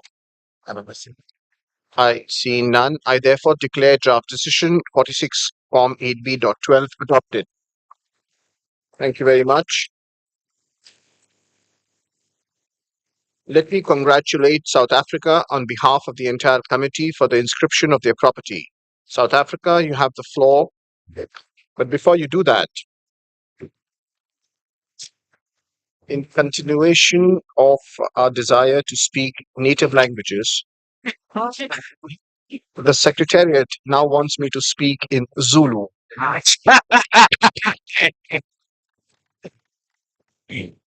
So please bear with me. These are very ancient languages, and I do that with deep respect for Zulu language in my heart. Negia kuhalali sela nagokubali sa wako.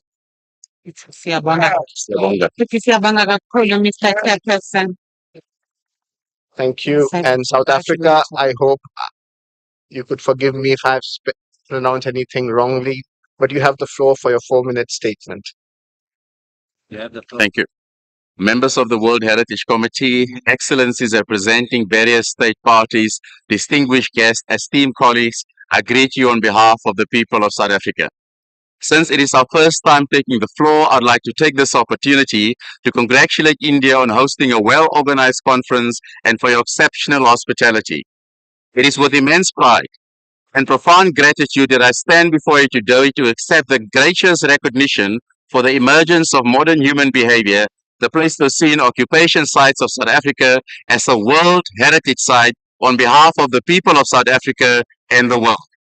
This designation includes Deep Kloof Rock Shelter in Elands Bay, Pinnacle Point Site Complex in Mossel Bay, and Sibudu Cave in KwaZulu-Natal, connecting to our eastern border on the Indian Ocean. This momentous occasion marks a significant milestone in our collective journey to preserve and celebrate the origins of modern human behavior and our shared cultural heritage. The inscription of the modern human behavior sites complements the existing World Heritage recognition of South Africa's fossil humanite site and underscores our country's pivotal role in narrating the origin and the story of human origins. This inscription adds the 11th site to South Africa's World Heritage Sites. As we celebrate this prestigious recognition, we also acknowledge the critical role of heritage in fostering national unity and identity. These sites are not only for archaeological treasures, but also symbols of our resilience, creativity, and capacity for innovation.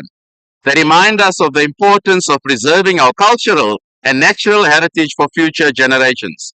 In the words of late South African paleontologist Professor Philip Tobias, who was once asked, "What is South Africa given the world?" His reply was, "There's a simple answer. South Africa gave the world humanity, and this is no small thing." At this juncture, I'd like to hand over to Dr. Tobile Sifungua, the head of Department of Cultural Affairs and Sport in KwaZulu-Natal, where Sibu Duquette is located. In accepting the honor, we reaffirm our commitment to preserving the cultural and natural heritage of South Africa and the world. We pledge to continue fostering a deeper understanding of our shared history, promoting education and encouraging sustainable economic spin-offs that respect and protect these invaluable sites. The commitment to protecting the sites is a collective effort involving local communities, stakeholders, and authorities. Their dedication is crucial to maintaining the integrity and authenticity of these sites. We recognize their invaluable contributions and pledge to support their efforts through comprehensive management frameworks and national heritage legislation. On behalf of the people of South Africa, we extend our heartfelt thanks to UNESCO, the World Heritage Committee, the African World Heritage Fund, the World Heritage Center, and other state parties that have supported us for this distinguished recognition.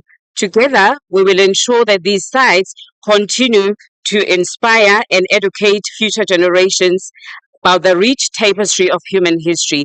Siyabonga.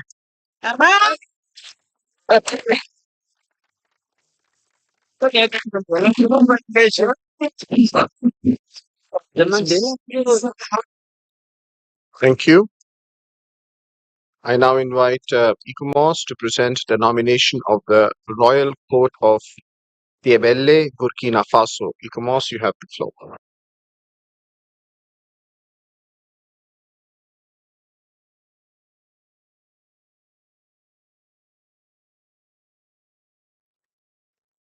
Merci, Monsieur le Président. Thank you, Chair. This is the presentation of the evaluation by ICOMOS of the Royal Court of Tibili, Burkina Faso. ICOMOS's report can be found in document INF 8B1, page 15 in the English version and page 31 of the French version. The Royal Court of Tibili is located in the village of Tibili, 172 kilometers south of Ouagadougou, the capital, and on the border with Ghana. The property is comprised of a remarkable earthen architectural complex that bears testimony to the social organization and cultural values of the Kassena people from northern Ghana to southern Burkina Faso. The Royal Court of Tibili has a surface area of approximately 1.84 hectares. It is enclosed within a walled compound whose plan is defined by blocks or concessions, plots, and passageways. In social and spatial terms, the court is organized into 5 domains in the shape of a figure of 8 around the mother house. The other domains in the compound are the houses of the young married people, which are quadrangular, those of the adolescent and unmarried men, which are circular, and ground stores, silos, and poultry coops, which are conical in shape. Several symbolic elements are located outside of the compound. Established since the 16th century at the foot of the hill of Tibili, the court stands apart due to its specific earthen architecture organized in concessions based on the status of the inhabitants. It comprises the mother houses, or dinyan, reserved for the elderly, widows, unmarried women and children, the houses of the young married people, mangalo, and the houses of the adolescent and unmarried men, dra. In addition to the houses, there are symbolic sacred elements which bear witness to the preservation of traditional practices of the Kassena culture. The puru, sacred tumulus where the placenta of the newborns of the royal family are buried, The red fig marking the entrance to the court, beneath which are placed the sacred stones or dala on which sit the princes and dignitaries. The nabari, the tomb of the founder of the royal family. The nankonga, which is used as a law court and a place of parley. And the bonele, the cemetery of the royal court. The court is also the embodiment of practices and know-how which help to make it an evolving and living site. For example, the practice of mural decoration, which is exclusively reserved to the women of the court, or ritual practices, which are part of the ancestor cult and funeral rites. The pe is the customary chief and social and spiritual authority. The comparative analysis demonstrates the singularity and specificity of the Royal Court of Tbilisi in the African geocultural space as a living site, as well as the particularity of architectural forms and decorative style which are characteristic of it. However, this could have been strengthened by taking into account construction techniques as well as spatial, social and functional distribution, as well as the role of men and women in construction. The property is proposed for nomination on the basis of criteria 4, 5 and 6. ICOMOS, however, considers that none of these 3 criteria has been demonstrated, but that the property meets criterion 3 given its capacity to represent in a remarkable manner the Kasena culture through architecture, mural decorations, and social, anthropological, and political related aspects. The conditions regarding integrity and authenticity are met. However, they are threatened by a lack of maintenance of the buildings, which sometimes can leave them in a state of ruin. The development of construction techniques, for example, adobe, and the use of new materials such as cement, corrugated sheet metal, metal windows, tar, or other chemicals are also threats. The development in the patterns illustrating the walls has to be kept under control in order to ensure the creation of new patterns while preserving the ancient ones. The boundaries of the property for inscription include attributes from the royal court, whereas the buffer zone includes the pre-colonial boundaries of the court. The protection and management system of the Royal Court of Tbilisi is satisfactory, but it must be strengthened through the incorporation of development plans and the development which is already underway or in the future of their potential impacts, the use of heritage impact assessments, the inclusion of risk management, and the follow-up of the implementation of the conservation plan. It's urgent to finalize the nomination process of the site manager.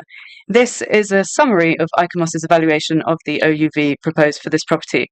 To conclude, ICOMOS recommends that the Royal Court of Tbilisi, Burkina Faso be inscribed on the World Heritage List on the basis of criterion 3, and it has included a certain number of additional recommendations in the draft decision in order to support the long-term conservation of the property. Thank you for your attention. Thank you. I would like to know whether there are any comments concerning this nomination at this point, or I will also open the floor when I go and ask the rapporteur if there are any amendments. Lebanon, you want to intervene at this point? You have the floor. Oui, merci, Monsieur le Président. Yes, thank you, Chair. The State Party had proposed the property for inscription on the basis of criteria 4, 5, and 6.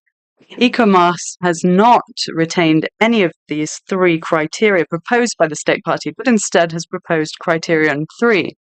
This seemed rather strange to us and led us to look at the file in depth. We felt that all of the elements presented in the file justify criterion 6. The Royal Court of Tbilisi is a significant site for living practices and ancestral religious rites related to the Kasena people's culture, and the tangible attributes of the property, such as the sacred tumulus, the red fig tree, the law court, and the ancestral altar, as well as mural decorations and practices, are rich in meaning, which reflect the myths and the traditional beliefs of the Kasena people. After having presented our amendment to include criterion 6, the State Party informed us that it no longer wished to have the property inscribed on the basis of criterion 6, and that ICOMOS's proposal to solely retain criterion 3 was perfectly acceptable to them, and therefore we will not insist, dear Chairperson, given that the State Party agrees with ICOMOS's recommendation, we will withdraw our amendment to add criterion 6. Thank you. Thank you. I give the floor to Belgium.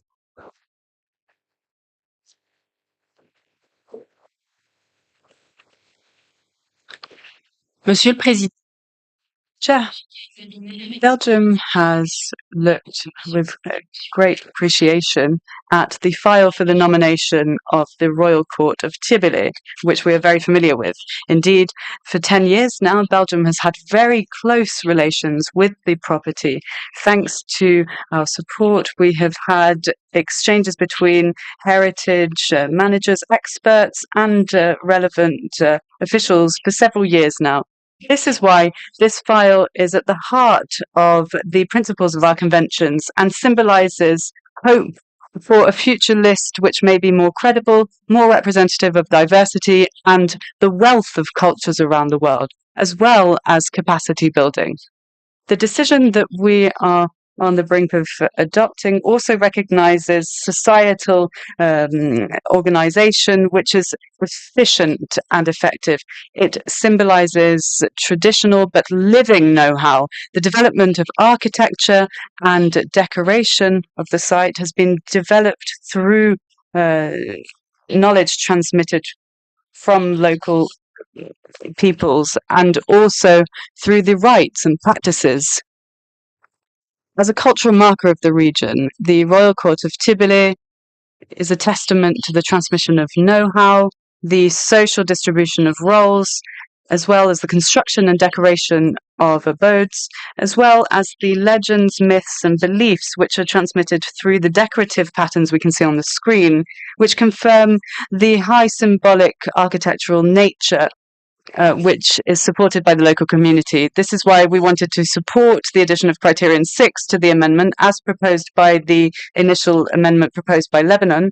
However, as indicated by Lebanon, Belgium also wishes to respect the wishes of the state party, Burkina Faso, and will therefore not be insisting on adding criterion 6. We therefore thank the state party for having submitted this nomination, and we fully support this beautiful property. Thank you. Thank you. Senegal, followed by Zambia. Merci. Thank you, Chair. I have not had the opportunity to do this before, so here I wish to congratulate INDA for the perfect organization of this meeting. I also wish to congratulate you, Chair. I've never seen such a cheerful and inspired chair, which means that we can proceed with our discussions without stress. You have remained calm and cool-headed, and so we wish to commend you. We also wish to appreciate the World Heritage Committee's anticipation of a number of different matters. This is a very open-minded committee, and we'd also like to thank the observers and states parties, as well as all of the staff who are undertaking remarkable work throughout this process. Now, coming back to the Royal Court of Tibili, I think that ICOMOS played an extremely important role here. The criteria which had been retained by the state party in the initial nomination proposal, over time emerged as perhaps not appropriate, given that the property may evolve over time. This required an adjustment of the initial criteria proposed. We also fully understand the position expressed by our colleagues from Lebanon, who have explained their rationale, but who, at the request of the state party, have decided not to insist on this proposal.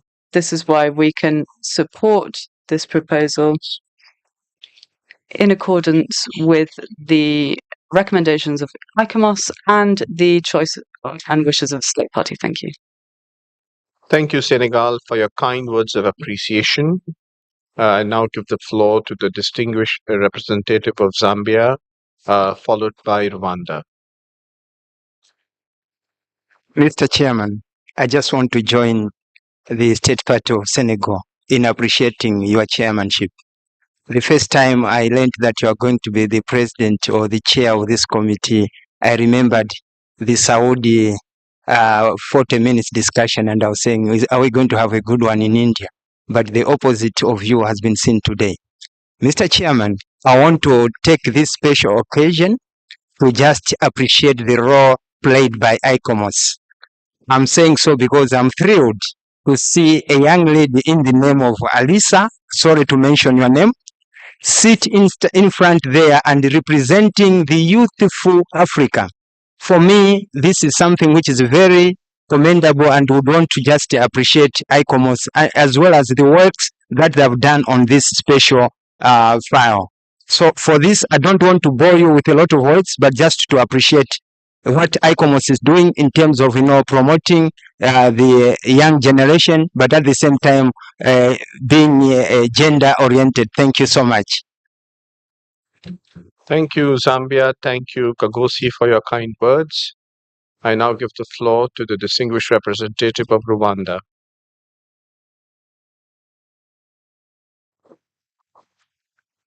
Merci, Monsieur le Président. Thank you, Chair. Rwanda wishes to echo the voices of previous speakers and congratulate Burkina Faso, as well as ICOMOS, for the thorough and wise analysis of this file.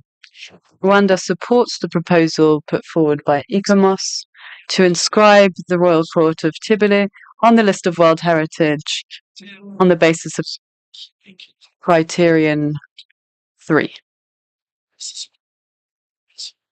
Or rather 6, says the speaker. Thank you. Thank you. Kenya, you have the floor.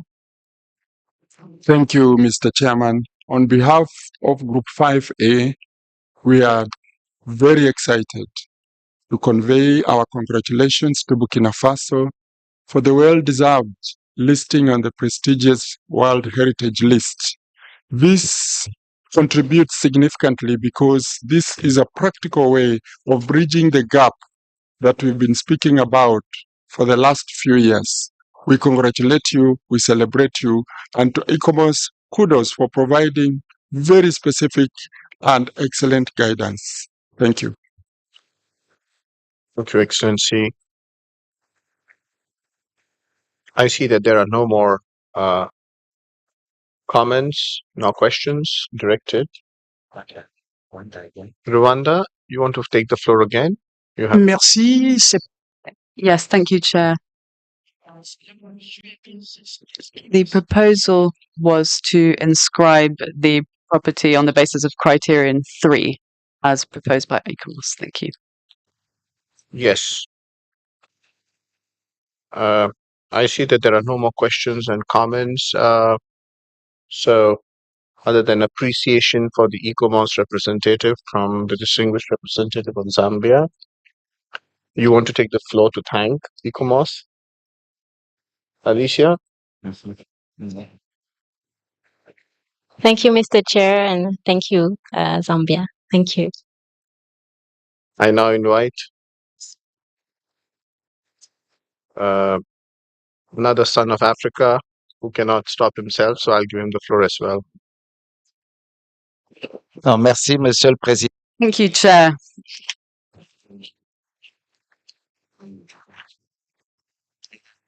I just wish to react to the situation regarding the addition or not of Criterion 6. I just wanted to say that indeed this is a site which I have worked on myself a great deal over the past few years. It's a living site. And I think that in the draft decision you will be considering, ICOMOS has put forward a certain number of recommendations,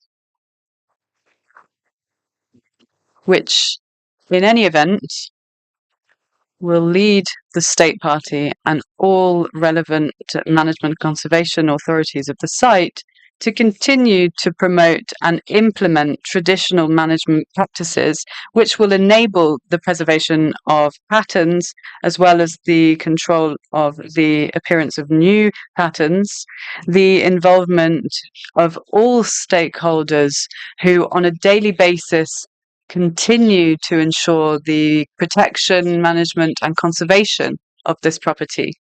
This set of recommendations is very important, and we will, of course, be working closely with the relevant authorities to implement them. Thank you very much, Chair. Thank you. I now invite you to adopt the draft decision 46 8B.9. But before doing so, I will ask the rapporteur if he has received any amendments on the draft decision proposed.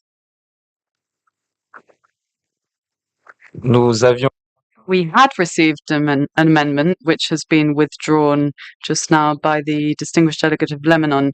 Therefore, we no longer have an amendment regarding the Royal Court of Tivoli, Burkina Faso. Thank you. Thank you. Are there any comments? I see none. I therefore declare the draft decision 46 B 8B.9 adopted.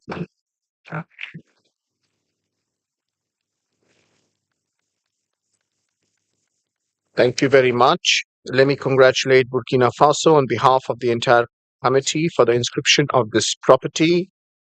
Je vous félicite pour votre... I congratulate you on your inscription. Burkina Faso, you have the floor for a 4-minute statement. Thank you. Monsieur le Président, Distinguished members of the Committee of World Heritage, distinguished guests, ladies and gentlemen, on behalf of the Burkinabe population, I wish to express my deepest gratitude to the Republic of India, who is honouring us by hosting this 46th session of the World Heritage Committee. I wish to express my deep appreciation to the members of the committee as well as the advisory bodies for having recognised the outstanding universal value of the Royal Court of Tivoli. Through this decision of the committee, the international community hereby recognises Burkina Faso as a guardian of the consciousness of humankind, to borrow the words of His Excellency the Prime Minister of India in his opening remarks of this session. The 26th of July 2024 is a historic day for Burkina Faso and its people. It is the fruit of coherent and consistent efforts which have enabled our people to enjoy the 4th inscription of our sites on the World Heritage List. The Royal Court of Tivoli, thanks to this decision, has become a universal, common heritage which we commit to protecting in the name of humankind as a whole. Despite what is often said about the countries of the Sahel in general, here, once again, the region is able to demonstrate its resilience, which has been built since the beginnings of time. And here, the government of Burkina Faso intends to build its cultural identity further. The inscription of the Royal Court of Tivoli is the testament to our country's commitment, alongside other countries around the world, to implement the 1972 Convention through tangible and concrete measures. I promise, Chairperson, that Burkina Faso will ensure the preservation of the outstanding universal value of the Royal Court of Tivoli, whilst ensuring it's open and accessible to visitors from the world over, because it now belongs to our common heritage. Distinguished delegates of the 46th session, I look forward to welcoming you in the months, weeks, and days to come in Tbilisi so that you can see for yourselves the wonderful attributes of this beautiful site. And now it would be remiss of me to not mention the tremendous work undertaken on a daily basis by UNESCO through the World Heritage Site and the World Heritage African World Heritage Fund. We wish to express our full appreciation to the committee for its work. Thank you very much.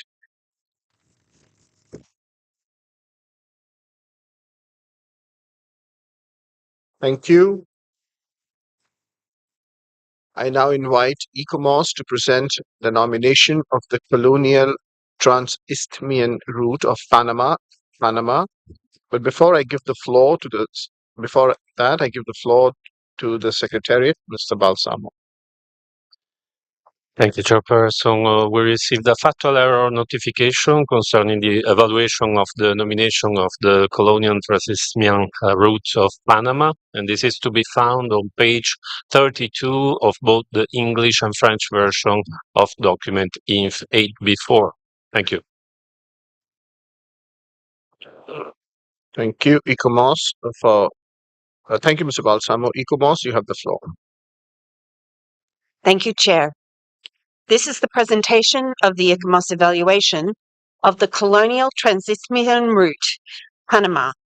The ICOMOS report can be found in document INF 8B1 on page 251 of the English version and page 54 of the French version. On this evaluation, ICOMOS has received a letter on factual errors and has acknowledged some of these errors. From the 16th century, the Isthmus of Panama became a global strategic geopolitical asset, facilitating the transportation of goods and people between the Iberian Peninsula and the colonies of the Kingdom of Spain. This nominated serial property is testimony to the crossing of the Isthmus of Panama, linking fortified settlements, historic towns, archaeological sites, and parts of the roads that were used to connect the Caribbean Sea and the Pacific Ocean until the mid-18th century.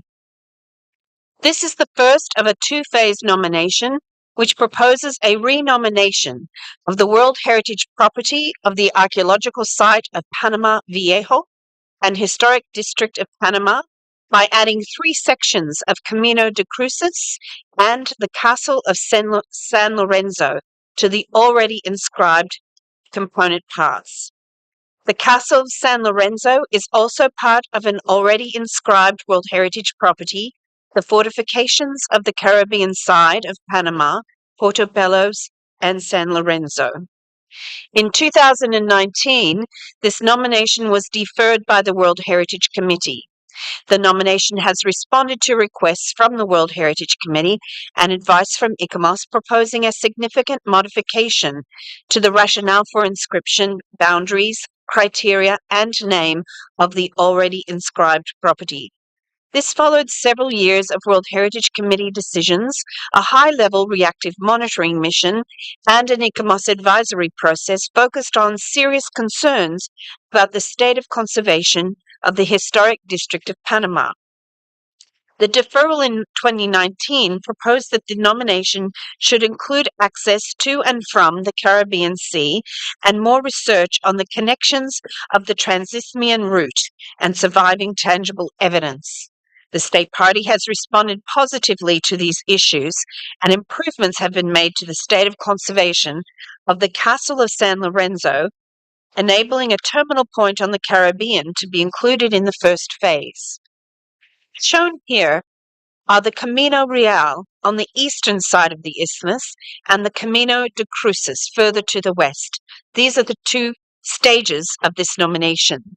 The Camino Real went overland, and the Camino de Cruces had both land and water sections. These were used in different seasonal conditions and for different types of cargo. Both sections are to be nominated, but this nomination concerns only Phase 1, the Camino de Cruces. The red pegs on the right show the locations of the 6 component parts.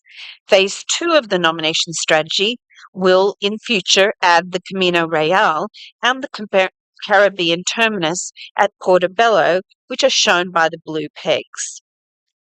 There are 6 component parts. Starting from the clifftop fortification at San Lorenzo on the Caribbean Sea, the route terminates on the Pacific coastline at the historic district of Panama and the archaeological site of Panama Viejo.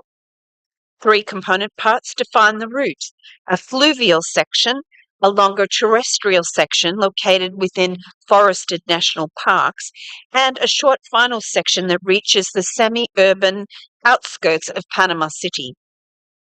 The colonial Trans-Isthmian route of Panama played an important role in the development of interoceanic trade from the 16th to 18th centuries, when the Kingdom of Spain established political and religious dominion in Spanish colonies in the Americas, the Philippines, and Africa. Due to its location between Pacific and Atlantic Oceans, the Isthmus of Panama became a central node in this global transportation system, and the route was a conduit for the exchange of goods and people. The comparative analysis established the basis for the route to be included in the World Heritage List. The justification for inscription is structured around the route as a central node of an interoceanic axis, the global pattern of trade and colonial domination, and the specific operation of the system of transportation. The property is proposed on the basis of criteria 2, 4, and 6. ICOMOS considers that criterion 2 and 4 are demonstrated, but that criterion 6 has not been demonstrated. Issues of integrity and authenticity differ between the component parts due to their physical contexts. Although discontinuities to the route have occurred over time, the authenticity and integrity of the Camino de Cruces components are generally good. There have been substantial concerns about the integrity of the urban components in the past due to the deterioration and loss of historic buildings and large-scale development and infrastructure projects. ICOMOS considers that the conditions of integrity of the archaeological site of Panama Viejo and the historic district of Panama are improving but remain vulnerable.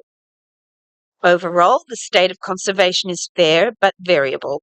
The most serious factors are development pressures on the urban components.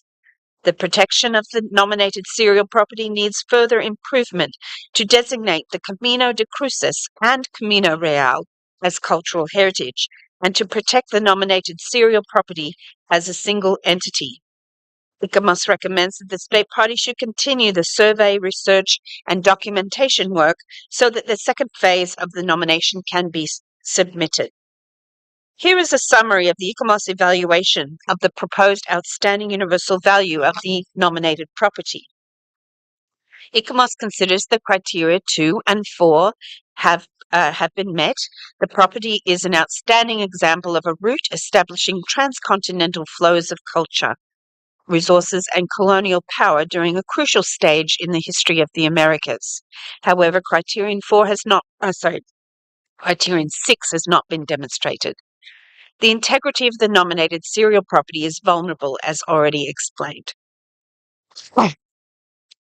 Here is the summary of the ICOMOS evaluation of the conservation, protection, and management of the nominated property.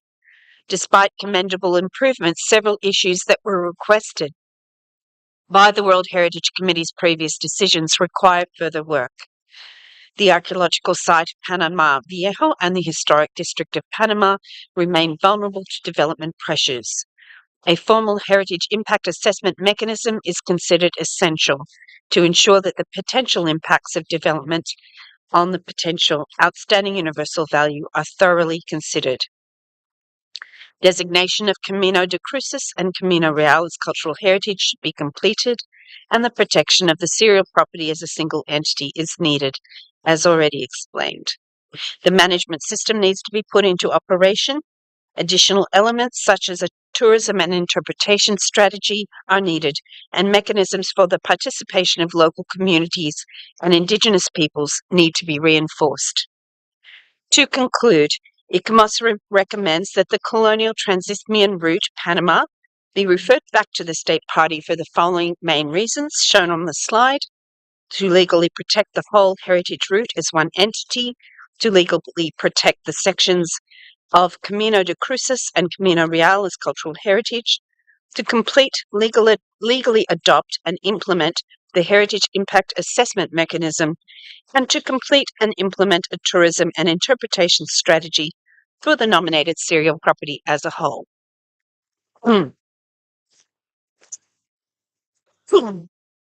Moss has included a number of recommendations in the draft decision. Yes, thank you.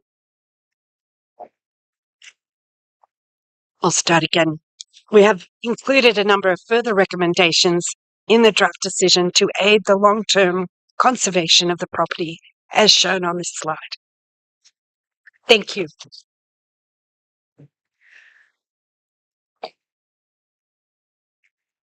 Thank you. I would like to know whether there are any comments concerning this nomination. Lebanon, you have the floor. Thank you, Chair.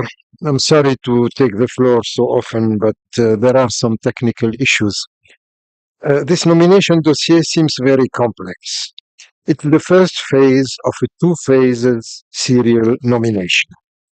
The first phase includes property 790 bis, namely the archaeological site of Panama Viejo and historic city of Panama. And it includes also one component of the property C-135, fortification on the Caribbean side of Panama, namely the castle of San Lorenzo. Since 2008, the committee expressed deep concern on the state of conservation on property 790 bis, namely Panama Viejo and historic city of Panama. Several decisions were adopted to consider the possibility of inscribing the property on the list in danger, and since 2013, the committee requested to submit a significant boundary modification to avoid the deletion of the property from the list. On the other hand, the fortification of the Caribbean side of Panama, property C-135, are inscribed on the World Heritage List in danger since 2012. We have three questions to ICOMOS. What would happen with property 790 bis, namely Panama Viejo and historic city of Panama, once the colonial trans-Isthmian route is inscribed?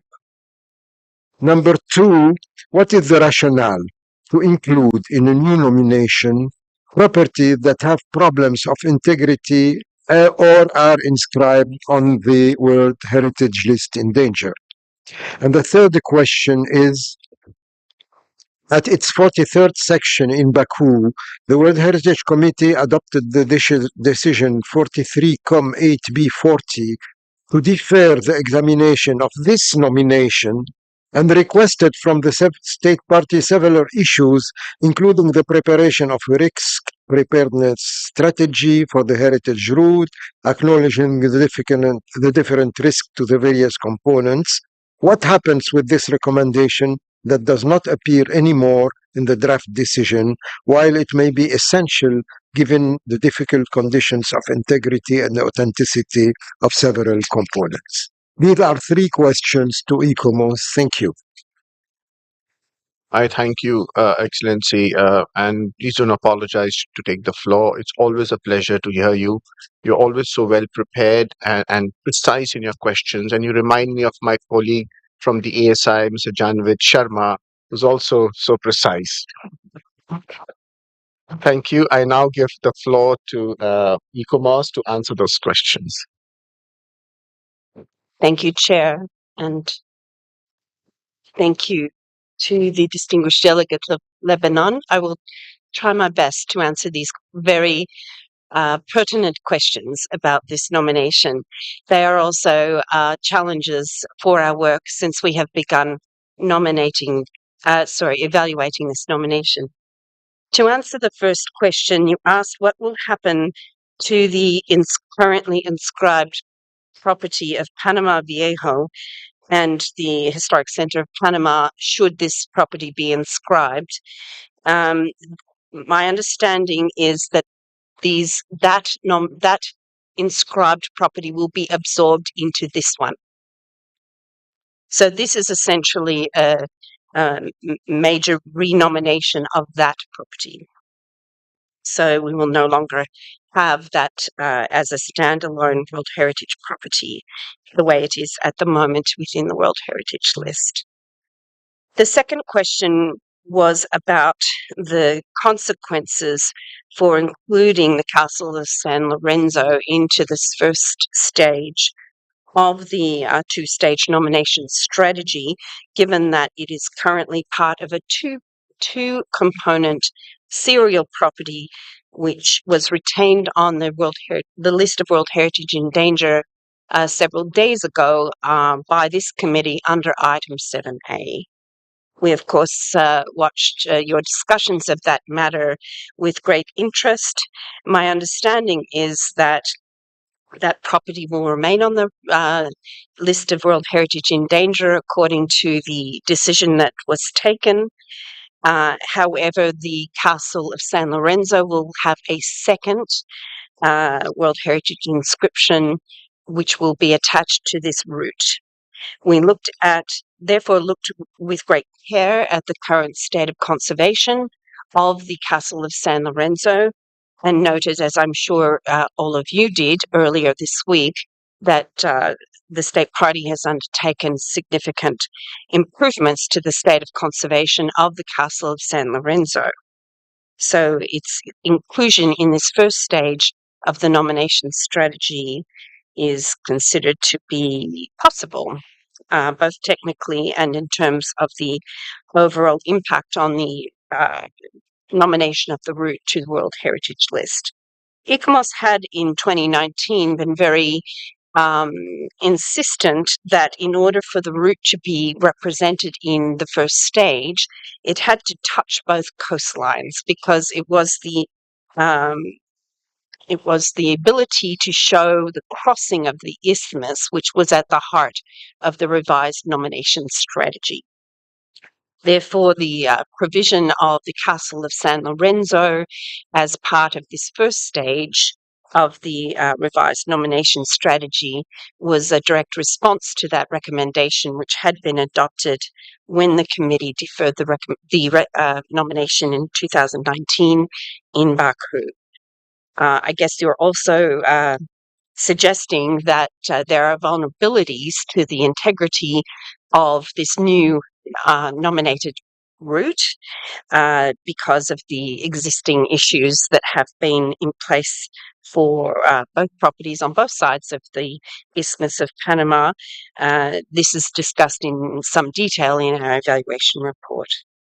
In terms of the recommendations that were made in 2019, these obviously informed the continuing work on this nomination by the state party and were taken into account in the current evaluation. I think we have covered them all, but perhaps you can direct our attention to any that you think are not. Certainly, the recommendations that now appear in our evaluation report for this property are the matters that we consider to be the most serious outstanding issues for the stage one of the route.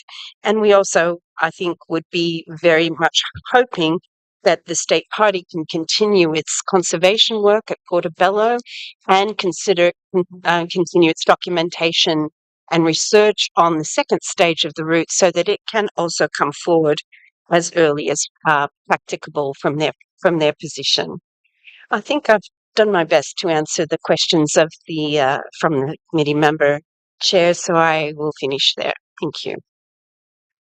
Thank you. Are there any further queries or questions? India, you have the floor. Thank you very much, Mr. Chair. What we heard from the ICOMOS, am I correct in understanding when you were responding to the first question, and you said that there was a particular portion of this nomination which was already a World Heritage property, but now that we have another one that we're examining in which the previous one also is one of the components. So in case this nomination goes on to the World Heritage list, then the previous property is subsumed into this, which means that no longer remains a World Heritage property in its isolation, and only this one will be considered. Am I correct in my understanding? ICOMOS, Mexico, you have the floor.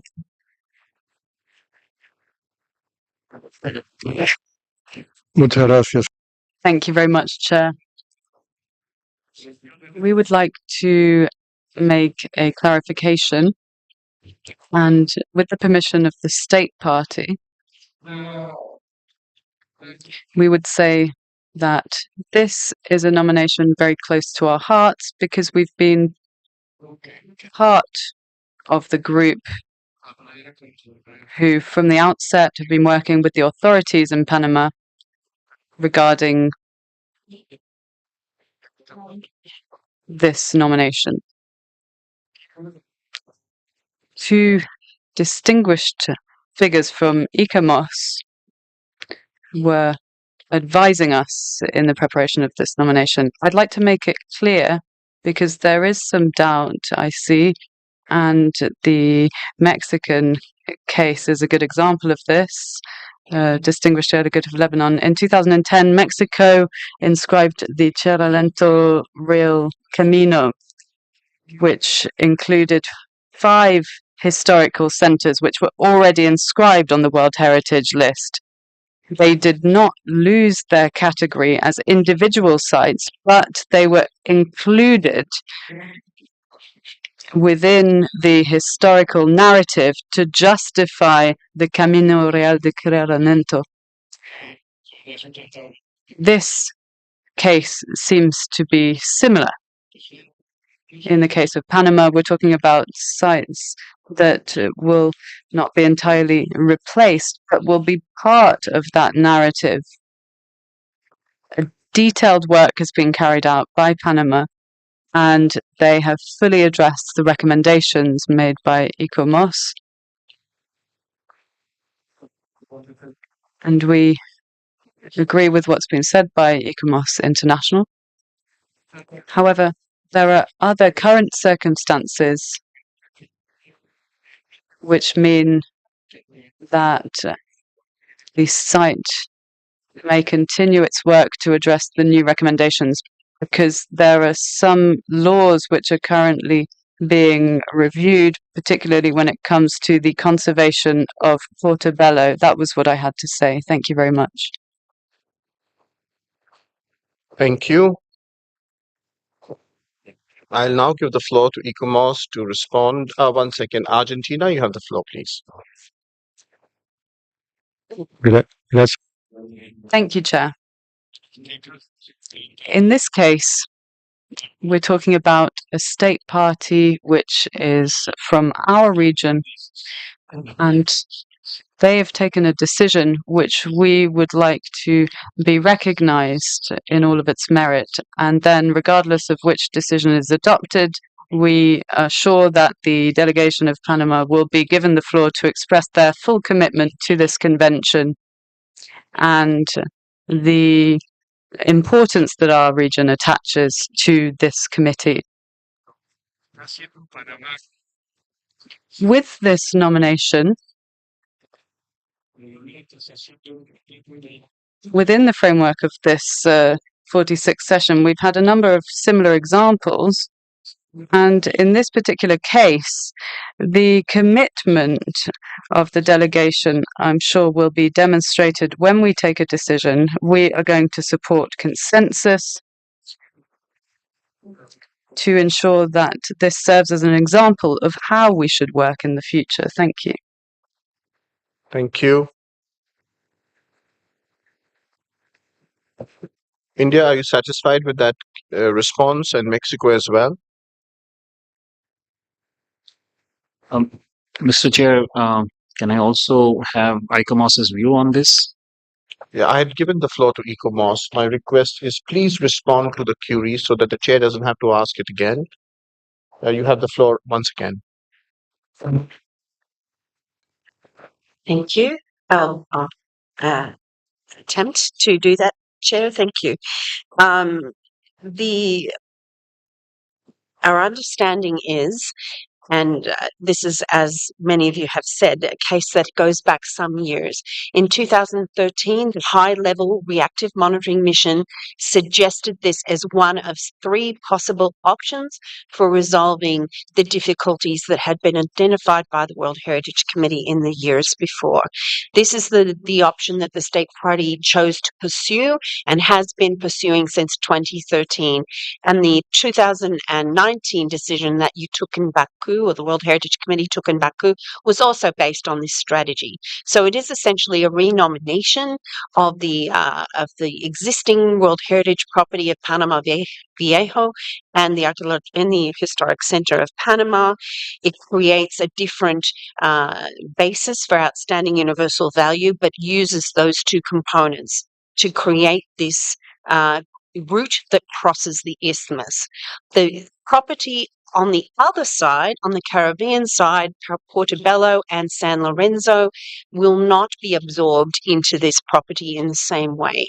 So many of you have mentioned, for example, the example from Mexico, where you ended up with some sites having more than 1 World Heritage designation.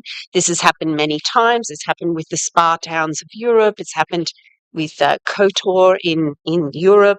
Many more and more sites now have more than 1 designation on the World Heritage List, but for different reasons, for a different statement of outstanding universal value.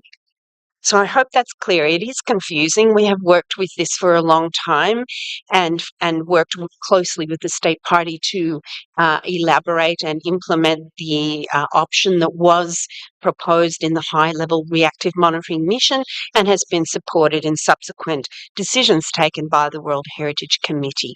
And beyond that, we take care to evaluate every nomination on its merits, and that is what we have done in this case. So I hope that that's clear. I do acknowledge that it's a very complex case that has many background steps, which make it hard to fully appreciate as we bring the case to you today. And we are here at your disposal if needed any further.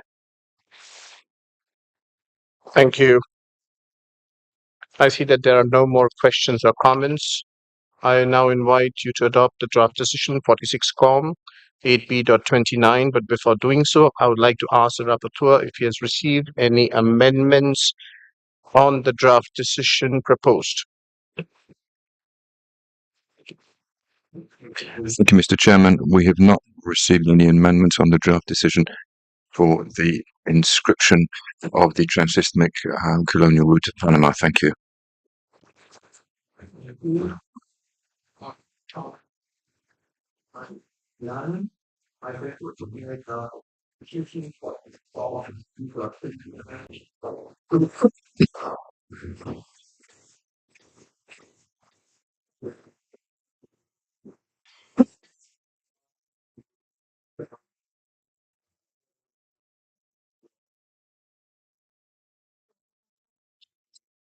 Thank you very much. Thank you very much, Chair. The Delegation of Panama thanks the committee for its support as well as the advisory bodies throughout the consideration of the nomination, the colonial Trans-Isthmian route of Panama. By accepting the decision of this honourable committee, we recall that for 10 years we have been working on this process, and to those who wait, great things happen, as we often say. We are working to ensure governance which is consistent with the outstanding universal value of the property. And we'd like to take the opportunity of this referral to strengthen this file.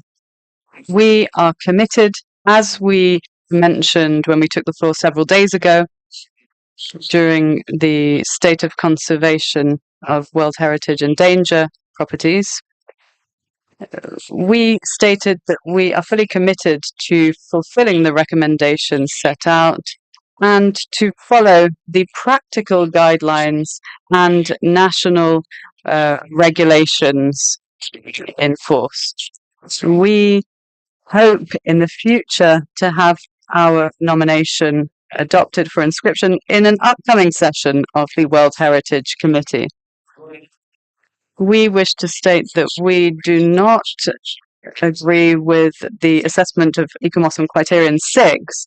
However, we will work closely with the advisory body as well as the World Heritage Committee to do everything possible to improve, streamline, and come up with a file which meets all of the expectations, as the distinguished delegate of Argentina mentioned. Thank you.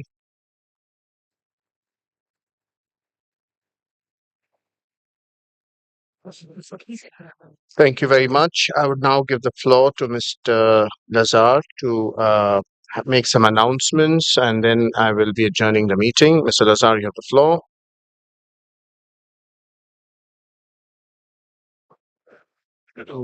Lebanon? No. Yes, Mr. Lazar, you have the floor. Pardon. Yes, apologies. Lebanon, the practice is we have given the floor to the state party, but you are a committee member, you have the floor. Thank you, Mr. President. Je voudrais simplement Would simply, first of all, like to congratulate the State Party of Panama for accepting the recommendation of ICOMOS to refer the dossier. We have few and few examples of states parties accepting the situation. Increasingly, when there's a recommendation for referral, the states parties seek to push their way through to get inscription. So I really would like here to emphasize the professionalism displayed by the delegation of Panama, which accepted the solution of referral, because this will really enable the nomination to be taken forward in good conditions and to preserve the property in future without any difficulty. Thank you.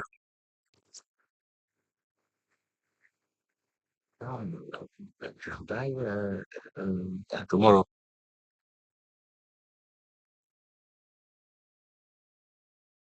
I give the floor to the director of the WHC.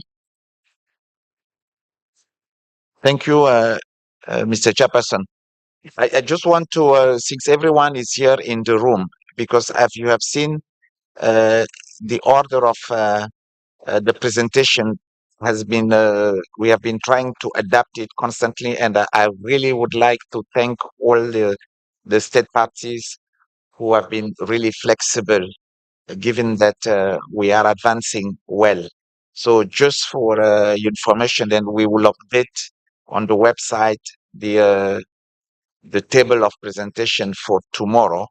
But I just want to inform the room that tomorrow we will start when we resume here with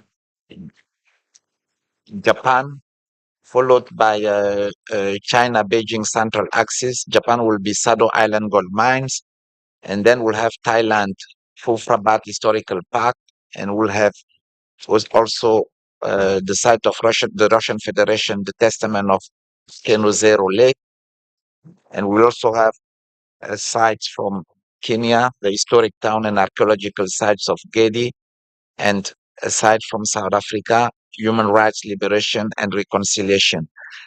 So this is for tomorrow morning. As we will go, we will continue to informing you. So we will update the remaining program on our website immediately after this session. I also would like to inform you of the two side events to take place this evening. The first side event is organized by the Archaeological Survey of India, entitled Culture Follows Commerce, Historical Interactions Across the Eastern Indian Ocean. And it will be in a room MR 19, starting from 6 p.m. And the second side event is co-organized by IUCN, ICOMOS, and UNESCO, and is entitled enhancing World Heritage, exploring the potential of preliminary assessment process for World Heritage nominations. And this side event will also start at 6 p.m. in room MR17. It's the advisory bodies space. And I also would like just to say in any way that and I'll give it to the chair, but I think I'm fine. Thank you very much. Thank you, Mr. Lazar. And with this, we're going to come to the end of today's session. But let me remind that the Bureau meeting will happen tomorrow at 9:30 a.m. So once you have your wonderful breakfast, it's my face you're going to see the first. So I look forward to seeing you tomorrow. This session is adjourned.